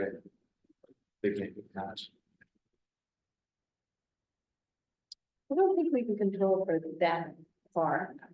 I think we have limited purview. And we tested the envelope to see if manipulation would, that's not the word, but adjustments would allow us to reach more in for equity purposes. And came up with a no. Yeah. So I think I would encourage us to go back with the raw numbers and a message that we're coming for change. This- That we see flaws in it, but we're restricted to this. Yeah. So bringing the cap all the way down to 450 does get us to some small projects here and 33 that are funded. This would be a half funding for Tacoma Arts Live that we, because we're over 54,000 members, so it would be a little less than half for Tacoma Arts Live.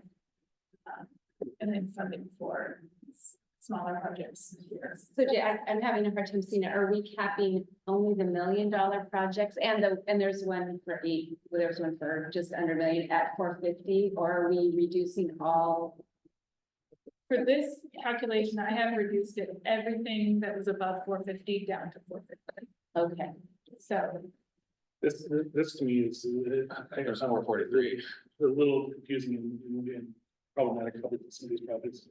To just decide that for the ones that are over a certain amount, but then, you know. because then you have like higher projects that are funded at less than half. Lower projects are funded at less than half. I mean, Yeah. I'm kind of inclined, you know, to, you know, run with what we got, because that's what the outcome is, and we know we have structural issues.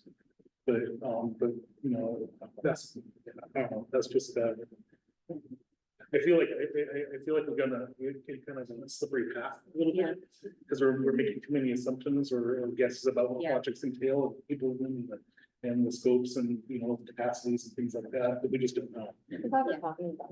Oh, I agree. I totally agree. Wait, what'd you say? I'm glad we're talking about it. Oh, yeah, so I think this is really important because we don't want to be questioned about our process and that we didn't, I mean, we can report out that we tried to, we exhausted all possibilities, but the most important thing is that we make a defensible decision about which projects we're putting forward for funding. And I think, I mean, clearly there's gonna be a lot of disappointment. But we could not have foreseen that we would have $11 million asks that scored so high, you know, I think we don't want to get into budget. So the fact that like our scores are all so close overall for the whole package, I mean, that just really speaks to the overall need and how much more there is than there was before.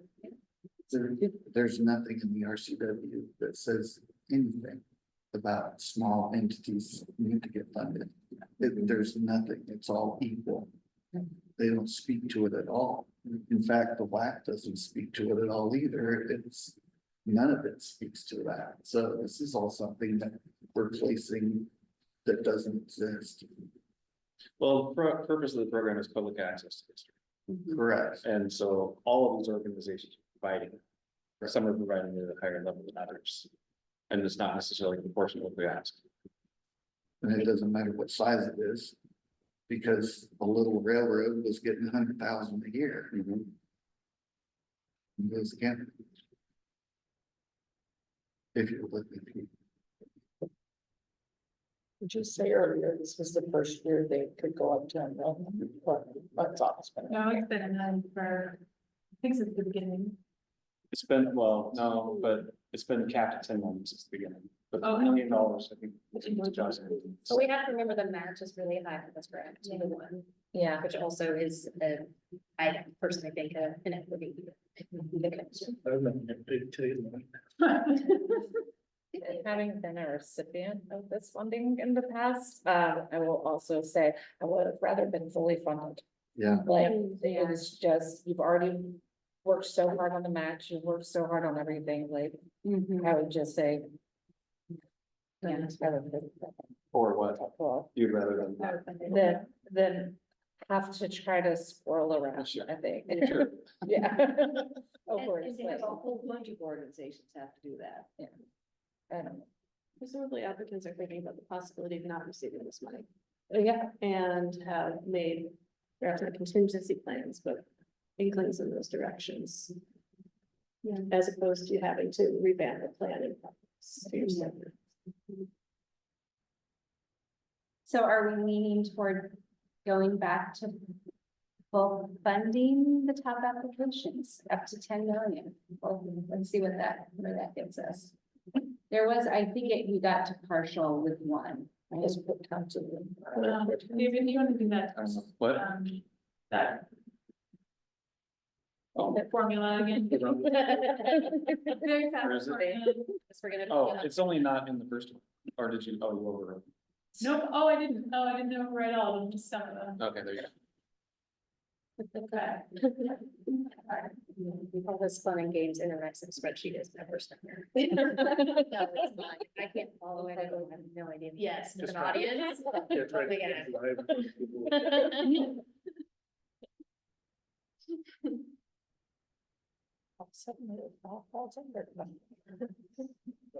Wait, we have a formula all along.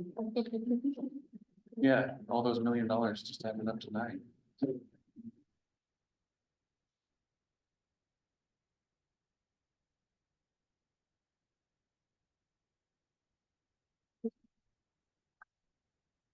So this is 9.9, so we could do Jefferson? 82,000 people in there. Well, I think, you also said that they haven't faced the 10 million in 30 years. Well, construction costs have gone up a little bit. Especially in the last 10. Well, didn't we just say Building for Arts was 18. successful in increasing their grant pool to what, 16, I 17, think it's 18. 18? Right. I think it was. I'm up for it. Yeah. So how does that work with your 84,000 left over? Since that obviously is not $1 million. Talk about partial funding. Does that, We skipped give the down. panel the? Would that go- pick top 5 level? Whatever the next one. If one of the grants up above it wound up not being able to come up with enough match to use their full amount that was funded, if City of Olympia is named in the budget, could more money be funneled down to them? That's what we did last time, where it was actually Historic Fox Restorations was funded, they had close with nothing, it was like $800,000 or $900,000 request. They got the leftover, they were the last funded, so they had, I think, about 200. And then Sales Standpoint declined about 300, so Yes. ended up with 5. Because you're not adding a project. Yeah. So everybody else gets a dollar. Get into the budget legislation. I mean, potentially, this is something that I'm not sure about what is permitted. So I don't want to make any promises, but Sales Standpoint declined their grant before the legislature finalized the budget. So that Change was made happened before. before the legislature finalized, so. My guess though is if you talk to the capital committee staff and look down that there's gotta be a way, cause I know I've added stuff after the budget passed. And as long as you let those 3 people know, they're usually okay with it. But I mean, we would be happy to, if the committee is comfortable with, this ranking. And if there are no, and by this, I mean the entire list, and there are no sort of, projects on here that the committee would clearly not want any funding for. I mean, we can keep this list and refer to it if there are grants that are unable to complete their project, and we can see what our options are with OFM. If you approve this slate of the initial grantees and the remaining rankings for future guidance. I think that would be enough for us to go on to explore possibilities that there is if opportunity to move funding around, which again, I'm not sure what the rules are about it. Yeah. Can you scroll down to the bottom just to make sure if there were any, to your question, are there any applications that the panel will not feel comfortable funding at all? Do you want to know that now? Yes. Okay. I mean, I think it would be unlikely Yeah. to get this far down. but not impossible if for some reason several $1 million projects were to withdraw. But yeah, if there are any projects that the panel collectively agrees, even if the funding were available, it would not be a good use of state funds, that would be a good thing to communicate now.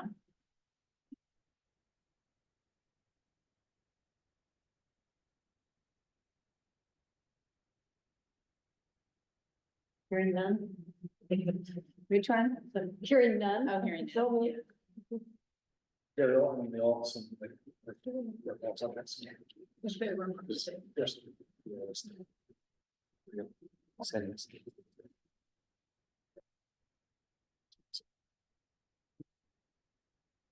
Yeah, it's amazing how little they shifted, because those are the original rankings, right? Yeah, to the Column, yeah, column hat. these are the original ranking. Oh, is there original? Some of them moved, but Yeah, Moline, Oh. down, but it did. Foss. Oh, no, not that much. Oh, wait. I can't. Northwest School, part of it. There's a few, There's 42. made some big jumps. so we're gonna end up fully funding 17 or 18, Yeah, I don't know. where are we? It'll be 18 projects. 18 projects. Heather, it's not the one. It's all. How does everyone feel? Exhausted.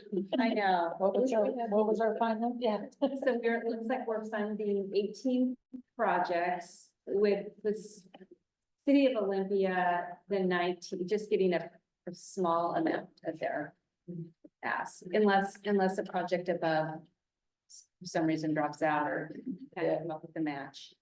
And then identifying the next 5 as potential funders should anyone pull out. Okay. I mean, I would, Do we have to say that? I And think- late and name them? I think, for us as staff, it would be most helpful for this panel to sort of adopt the rankings as a whole. And then if any funding were to become available, that it should be moved down in this order. With, obviously the 10 million slated as is. So that if anything changes, or an RCW were to be in, or something, we would have an exact, path to distribute those funds based on your recommendation. That would be my preference for clarity for staff. Does anyone feel prepared to make a motion?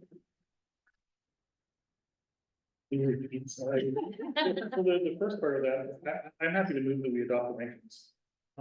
As shown. My second. Any discussion? Additional discussion?